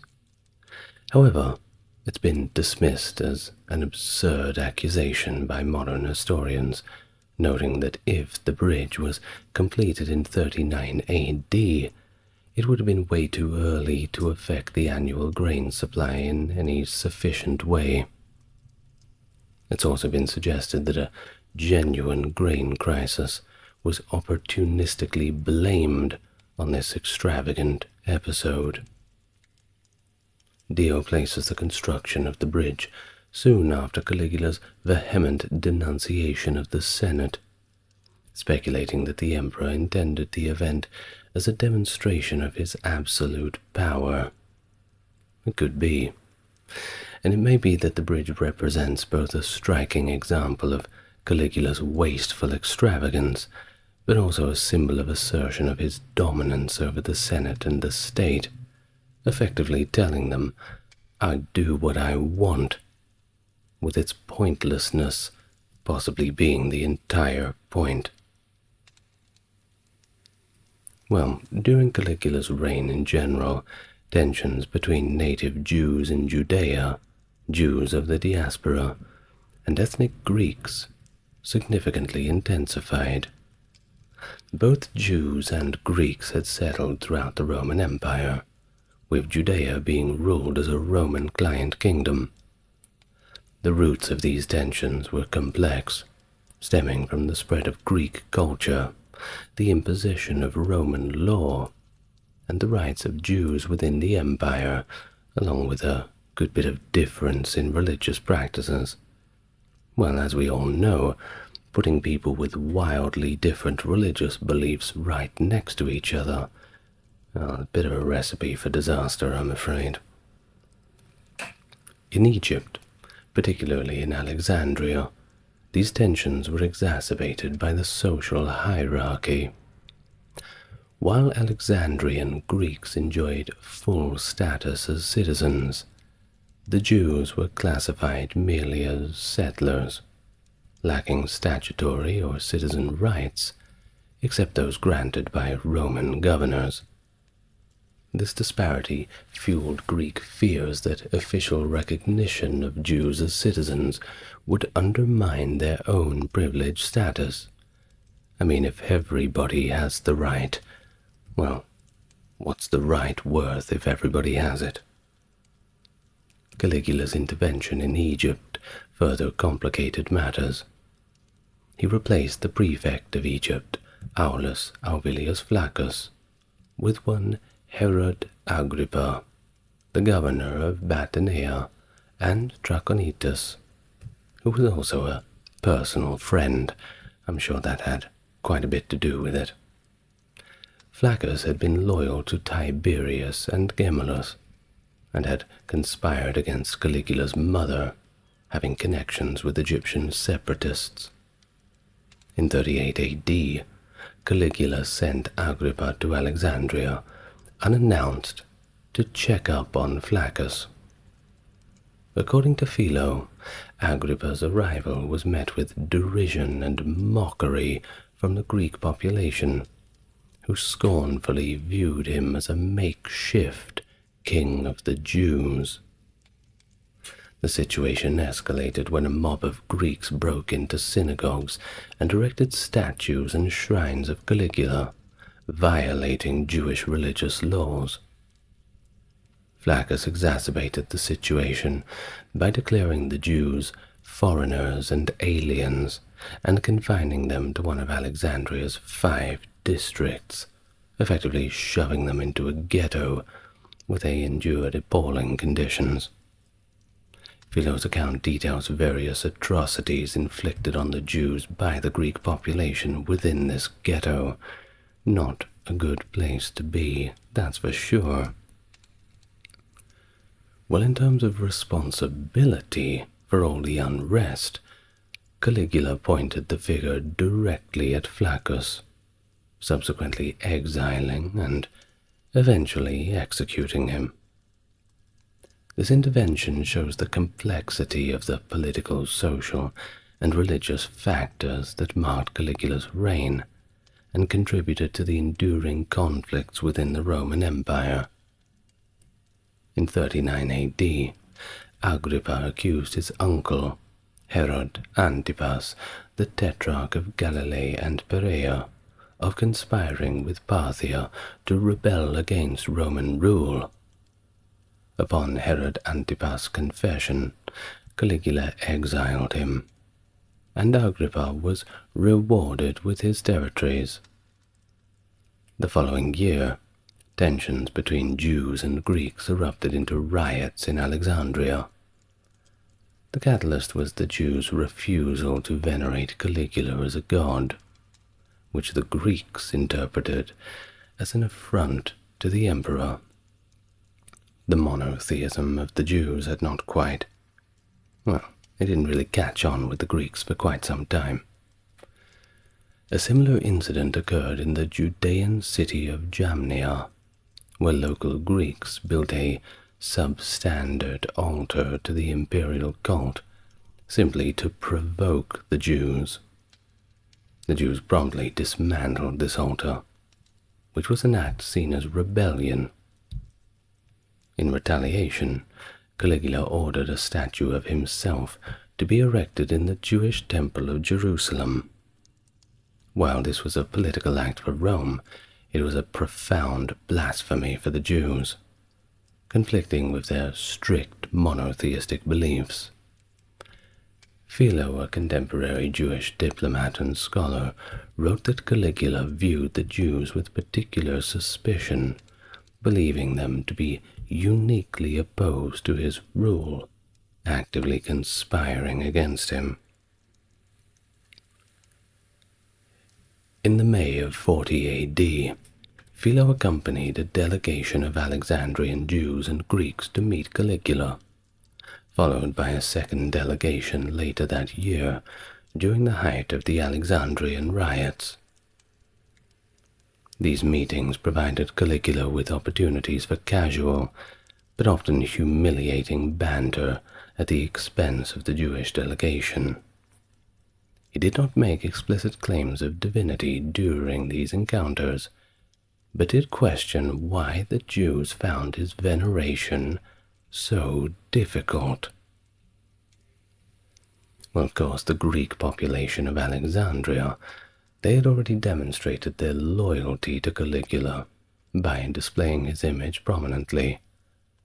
The destruction of the altar in Jamnia and the removal of idolatrous images from synagogues were likely expressions of Jewish religious fervor, and probably didn't have anything to do against Caligula's claims of divinity. They just wanted to be left alone to worship their own god. Is it so much to ask?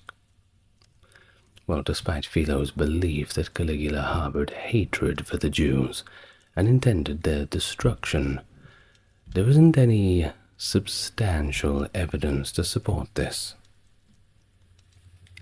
Caligula's order to place his statue in the temple precincts, dressed as Jupiter nonetheless, aligned with the widespread practice of the imperial cult, which required subjects to offer prayers for the emperor rather than to him. Caligula found the Jews' exemption from this practice to be unsatisfactory, and thus Rome's policy expected different regions and peoples within its empire to coexist with mutual accommodation and respect, not through the imposition of religious extremes or blasphemous obligations on one another. And this clash of cultural and religious expectations further exacerbated the already volatile relations between the Jewish and Greek populations under Roman rule. The governor of Syria, Publius Petronius, faced with a challenging task when Caligula ordered him to install a statue of the emperor in the Jewish temple of Jerusalem. Recognizing the obvious risk of a significant Jewish rebellion, he delayed in this installation. Some accounts suggest Caligula eventually became open to rational discussion with Agrippa and the Jewish leaders, abandoning the plan amid threats of rebellion and economic loss. However, other versions claim Caligula, unable to engage in rational discussion, impulsively reissued the order, and even threatened Petronius with a death sentence if he failed to accomplish what he asked. A larger statue was ordered from Rome, but it was still in transit when Caligula's death was announced, leading to the plan's cancellation. And Petronius, well, he survived without having to install the statue. I'm sure he was quite relieved at that. Philo mentions a rumor from 40 AD that Caligula planned to leave Rome and rule as a divine monarch from Alexandria, resembling past rumors about Julius Caesar. This notion aligns with Mark Antony's historical retreat to Alexandria and Augustus's control of Egypt as an imperial province, which diminished senatorial influence. Egypt, for its grain, fascinated Romans with its perceived exoticism and immorality. Now there was also rumors of incest between Caligula and his sister Drusilla, suggested by their grandmother Antonia and reported by Suetonius. They are actually viewed quite skeptically, at least among modern historians, who find very little substantial evidence to support these claims, and the way that they're put across in the old sources seems to be in a way to whip up a scandal, a bit of an insult, an attack on someone's reputation. Well, in late 39 or early 40 AD, Caligula amassed military forces in Upper Germany, aiming to emulate his ancestors' campaigns against Germanic tribes. Accompanied by a diverse entourage, including actors and gladiators, he was poorly prepared and ultimately retreated. Dio notes the campaign achieved very little, though Caligula used it as a pretext to confiscate wealth from wealthy allies under suspicions of treason, which of course often led to their execution. One notable victim of Caligula's suspicion was the imperial legate Gaiatulicus, whom he accused of nefarious plots and subsequently executed. Dio suggests that Gaiatulicus's real crime was actually his popularity with the troops, stealing the limelight effectively. Caligula also implicated Lepidus, along with his two sisters, Agrippina and Livilla, in this same conspiracy. Lepidus was executed, while Agrippina and Livilla were formally exiled, condemned for the crime of adultery. A senatorial embassy from Rome, led by Caligula's uncle Claudius, arrived to congratulate the emperor on suppressing the alleged conspiracy. They were met with hostility, however, and Claudius was supposedly ducked in the Rhine, although this might have been penalty for losing a Latin and Greek oratory contest organized by Caligula in Gaul that winter. Upon his return from the north, Caligula abolished the theatre seating plans introduced by Augustus, which had allocated seating based on rank. Instead, seating was left to chance, first come, first serve, which of course, as you can imagine, led to chaotic free-for-alls where all the senators competed with common citizens for the best seats, all while Caligula would reportedly watch on and giggle at them fighting amongst each other. In the final days of his reign, Caligula prepared for his imminent ovation in Rome, following his northern military activities and the suppression of Lepidus. He sent a communique indicating that he would only return to those who wanted him back, specifically mentioning the equestrians and the people, but conspicuously excluding the Senate, reflecting a deepening mistrust of the senatorial class. In late 39 AD, Caligula wintered in Lugdunum, which is modern-day Lyon, where he orchestrated a series of auctions to raise funds. He began by auctioning off portable property of his exiled sisters, including their jewelry, their slaves, and freed men. According to Dio, wealthy bidders at these auctions often offered significantly more than the items were worth, either to demonstrate their loyalty or to dispose of wealth that might otherwise make them targets for execution. Caligula reportedly used intimidation and various auctioneer tactics to inflate the prices. One particularly notable event, described by Suetonius, involved a Praetorian gentleman who, after dozing off during a gladiator match, awoke to find that he had unexpectedly purchased 13 gladiators for the exorbitant sum of 9 million sesterces. The success of this first auction had prompted Caligula to transport many furnishings from his palace in Rome to Lugdunum for a second auction.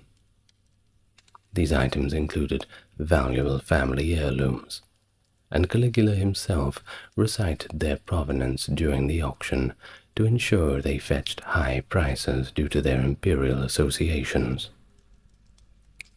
The income from the second auction was, compared to the first, relatively modern.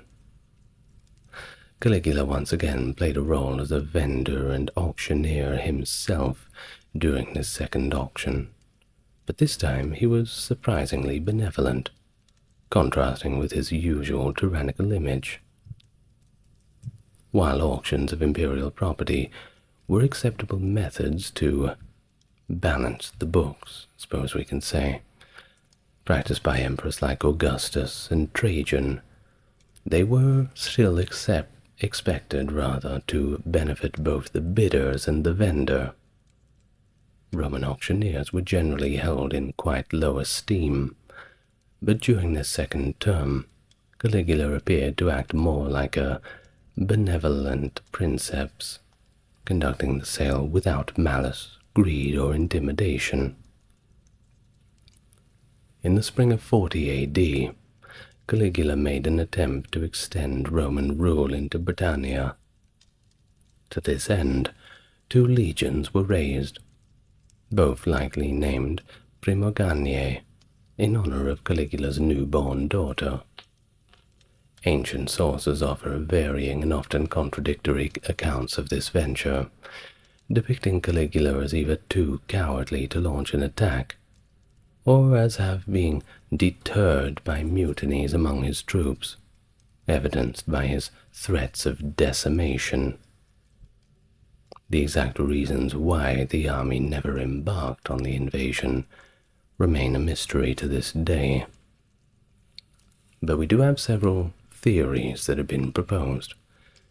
One possibility is that the British chieftains might have acquiesced to Roman demands, thereby eliminating any immediate cause for the war. Alternatively, the expedition may have been intended as a training and scouting mission, or even a brief venture to accept the surrender of the British chieftain Adminius.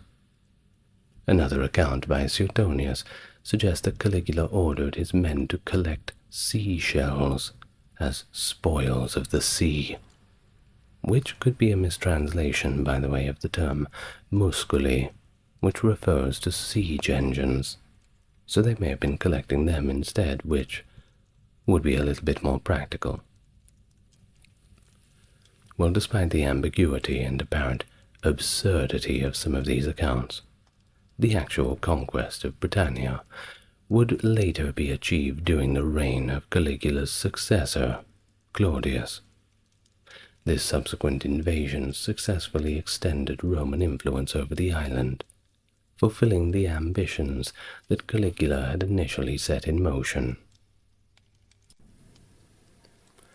In 40 A.D., Caligula annexed Mauretania, a strategically important and wealthy client kingdom of Rome, inhabited by a fiercely independent semi-nomadic tribe, very resistant to Romanization.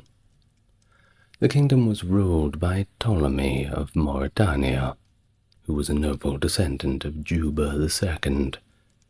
Ptolemy was known for his vast wealth and reputation for incompetence, failing to suppress a local uprising that would have been easy work for somebody with a little bit of skill. Typically, incompetent client kings were retired to a comfortable exile, but Caligula decided to make a break with this tradition, summoning Ptolemy to Rome and having him executed sometime after the spring of 40 A.D. It was a drastic action, and it incited a rebellion in the province due to Ptolemy's popularity and the disruption caused by his removal. Following the annexation, Mauretania was divided into two provinces, Mauretania Tingitana and Mauretania Caesariensis, separated by the river Malua.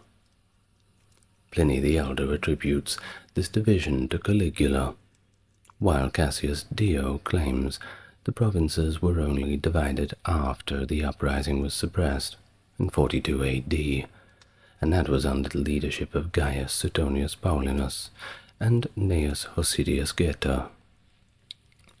This discrepancy suggests that Caligula may have planned the division, but decided to postpone its implementation due to the rebellion. The first known equestrian governor of the joint provinces was Marcus Fadius Celer Flavianus, who took office in 44 A.D. The details of the Mauretanian events from 39 to 44 are largely lost, including an entire chapter by Dio specifically writing about the annexation. But both Dio and Tacitus imply specifically that Caligula's actions were driven more by personal motivations, such as fear, envy, and a desire to compensate for his own military failures in the north, rather than by pressing military or economic needs.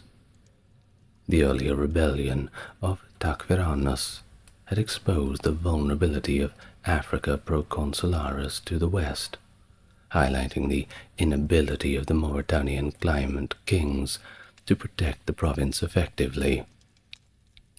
In this context, it can be suggested that Caligula's annexation of Mauretania could have been a strategic move to secure the region against further threats. Despite the immediate unrest that it provoked, seems that the game was worth the candle at least. Philo, a contemporary of Caligula, recounts that the emperor would costume himself as various heroes and deities, beginning with demigods like Dionysus, Heracles, and the Dioscuri, and eventually emulating major gods such as Mercury, Venus, and Apollo. Philo describes these impersonations in the context of private pantomime or theatrical performances, which he may have witnessed or heard about during his diplomatic visit. As a Jew and a monotheist, Philo interpreted these actions as evidence of Caligula's madness, believing the emperor sought veneration as a living deity. Caligula's behavior did have some precedent. Augustus had once hosted a party where he and his guests were dressed up like Olympian gods, with Augustus appearing as Apollo. This event, however, did not result in anybody being labeled insane, nor did anybody claim to be the god they impersonated.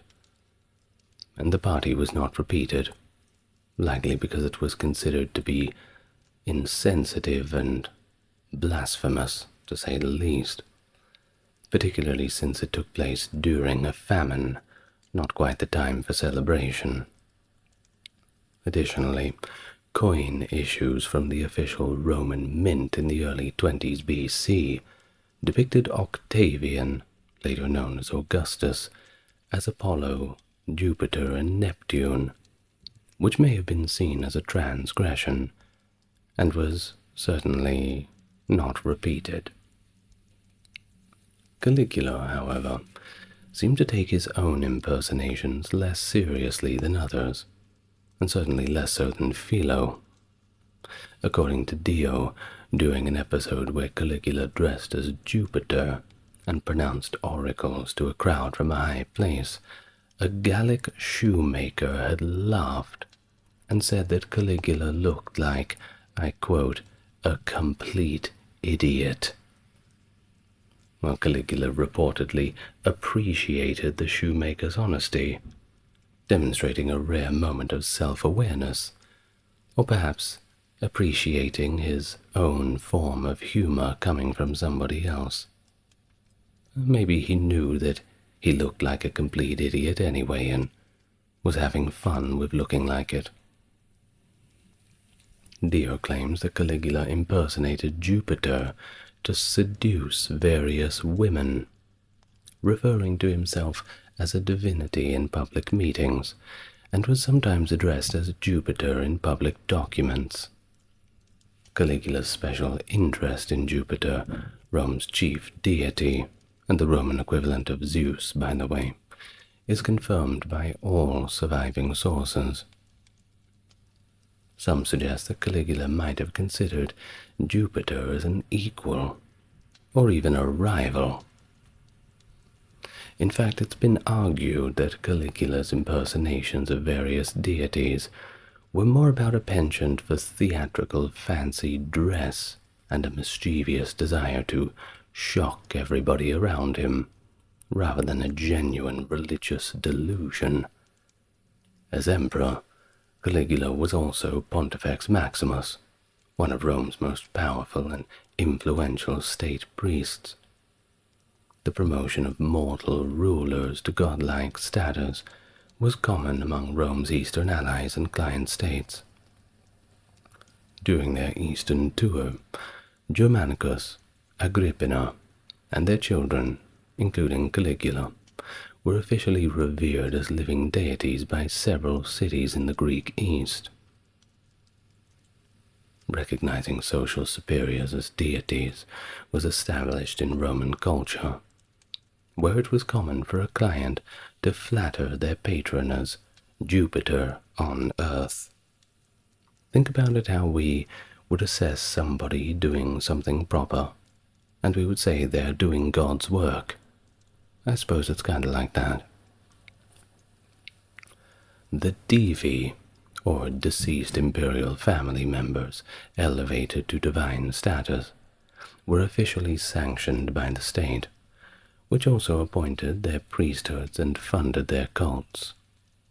For example, Cicero opposed Caesar's divine honors during his lifetime, but referred to Publius Lentulus as parent and god, in thanks for his help against Catiline.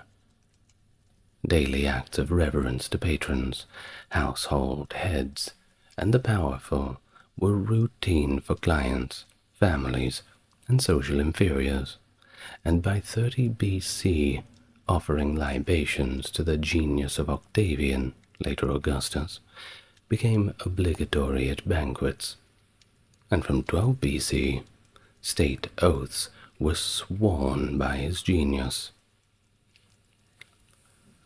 Well, despite Dio's claims to the contrary, municipal cults to Augustus during his lifetime were widespread in Italy and beyond, supported locally without any recorded prosecutions for emperor worship. Caligula took his religious responsibilities very seriously, replacing the old priest of Diana at Lake Nemi, reorganizing the Salii, the priests of Mars, that is, and insisting that the Flamen Dialis, Jupiter's chief priest, could not swear any oaths, including the imperial oath of loyalty. Caligula also aimed to incorporate or share the nearly completed Temple of Apollo in Didyma for his own cult, preparing a statue for it, though it was likely never installed.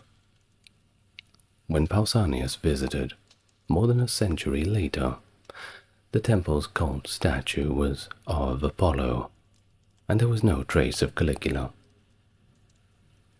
Suetonius and Dio mentioned a temple to Caligula that was on the Palatine Hill, linked to his residence near the temple of Castor and Pollux, where Caligula humorously claimed the twin gods as his doorkeepers. Although Dio claimed 2 temples were built for Caligula in Rome, this is also unconfirmed, and if there was a temple on the Palatine, Caligula likely funded it himself through his own personal treasury.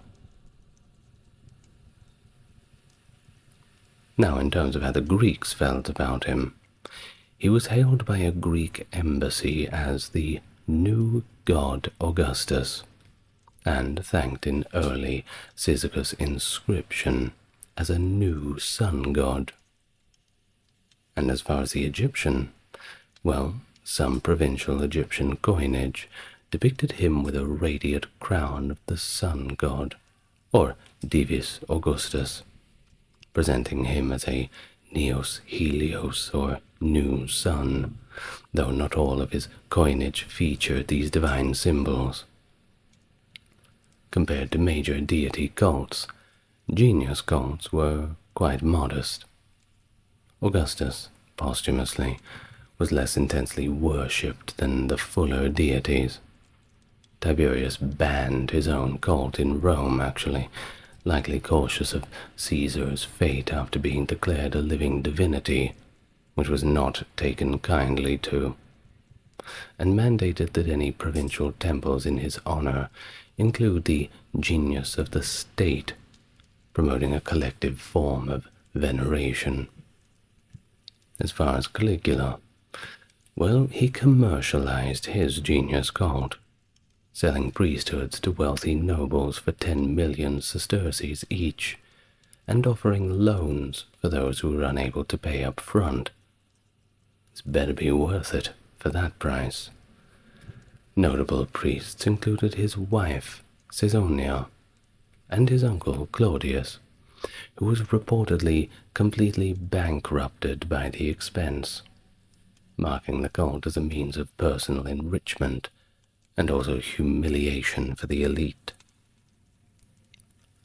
Despite tensions with the elites, Caligula was popular among the masses. There is no evidence of Caligula wanting to replace or remove other deities or demanding to be worshipped as a god, but he did welcome such treatment when offered. He took his own genius cult seriously, but ultimately alienated key figures, which led to his assassination. on January 24th, 41 AD, just before his planned trip to Alexandria, Caligula was assassinated by Praetorian tribunes Cassius Chaerea and Cornelius Sabinus, among a few others. According to Josephus, many in Caligula's inner circle were involved, while Dio suggests a broader conspiracy. However, likely only a few knew of the plot to ensure its success.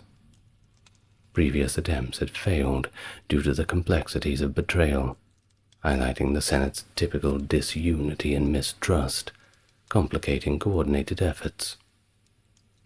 In the account of Josephus, Chaerea is portrayed as a noble idealist, committed to republican ideals, yet personally motivated by Caligula's insults, such as demeaning watchwords and apparently mocking his accent.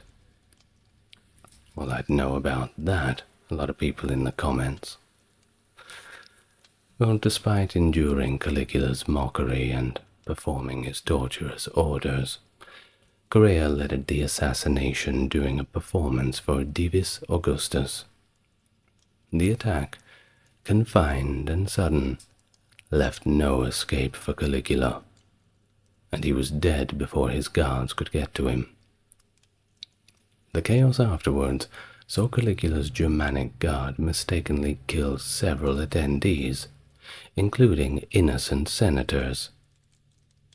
Josephus also notes that the Senate attempted to restore the Republic after Caligula's death, abolishing the emperor's role and reviving senatorial privileges. However, the general populace was shocked by Caligula's murder, feeling at a loss without his leadership. The conspiracy appeared to be largely driven by the elite interests, and after confirming Caligula's death, some nobles and senators boasted of their involvement, while others disassociated themselves from the plot. The assassins also killed Caligula's wife, Caesonia, and even their daughter, but they failed to locate his uncle Claudius. Hidden behind a curtain, Claudius was discovered eventually, and, supported by a faction of the Praetorian Guard, was declared emperor. The Senate, seeing very few alternatives, had no choice but to accept Claudius. Caligula's advisor, Callistus, may have facilitated this succession by secretly supporting Claudius. Caligula's assassination, a clear act of regicide, challenged Claudius's rule. He had to address the murder without undermining the Principate's legitimacy, considering Caligula's remaining popularity among Rome's lower classes, and there was more of them than there were upper classes. So, Claudius responded by securing his position with the appointment of a new Praetorian prefect, executing the key conspirators, and allowing Sabinus to take matters into his own hands. He also declined the Senate's request to officially denounce Caligula and destroy symbols of the Caesarian legacy. Instead, Claudius took a more measured approach. Caligula's name was removed from the official lists of oaths and dedications, and certain statues and inscriptions of Caligula were discreetly removed. Most of Caligula's statues had their heads recut to resemble Augustus, Claudius, and in one case Nero, who would of course suffer a similar fate at a later time. According to Suetonius, Caligula's body was initially placed under turf until his sisters burned and entombed it. Well, before we go, first just a few notes regarding Caligula's mental state. There's no definitive evidence to assess his psychological condition. Sources that portray him negatively often aim to discredit him, a little bit biased, focusing more on his alleged misdeeds and misuse of power.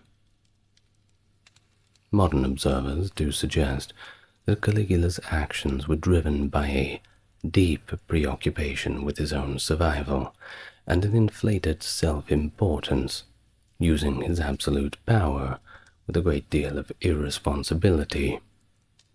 His sense of humor, often dark and cruel, was a tool for domineering those who didn't have the power to retaliate. Philo saw Caligula's illness in 37 AD as a form of nervous collapse, a response to the extreme stresses and strains of imperial rule. Seneca, Philo, and Josephus perceived Caligula's apparent insanity as a personality trait accentuated by self-indulgence and the unlimited exercise of power. Seneca acknowledges that the stress of Caligula's promotion to emperor seemed to exacerbate his arrogance, anger, and insult. Several modern sources propose medical diagnoses, including epilepsy, encephalitis, and even meningitis.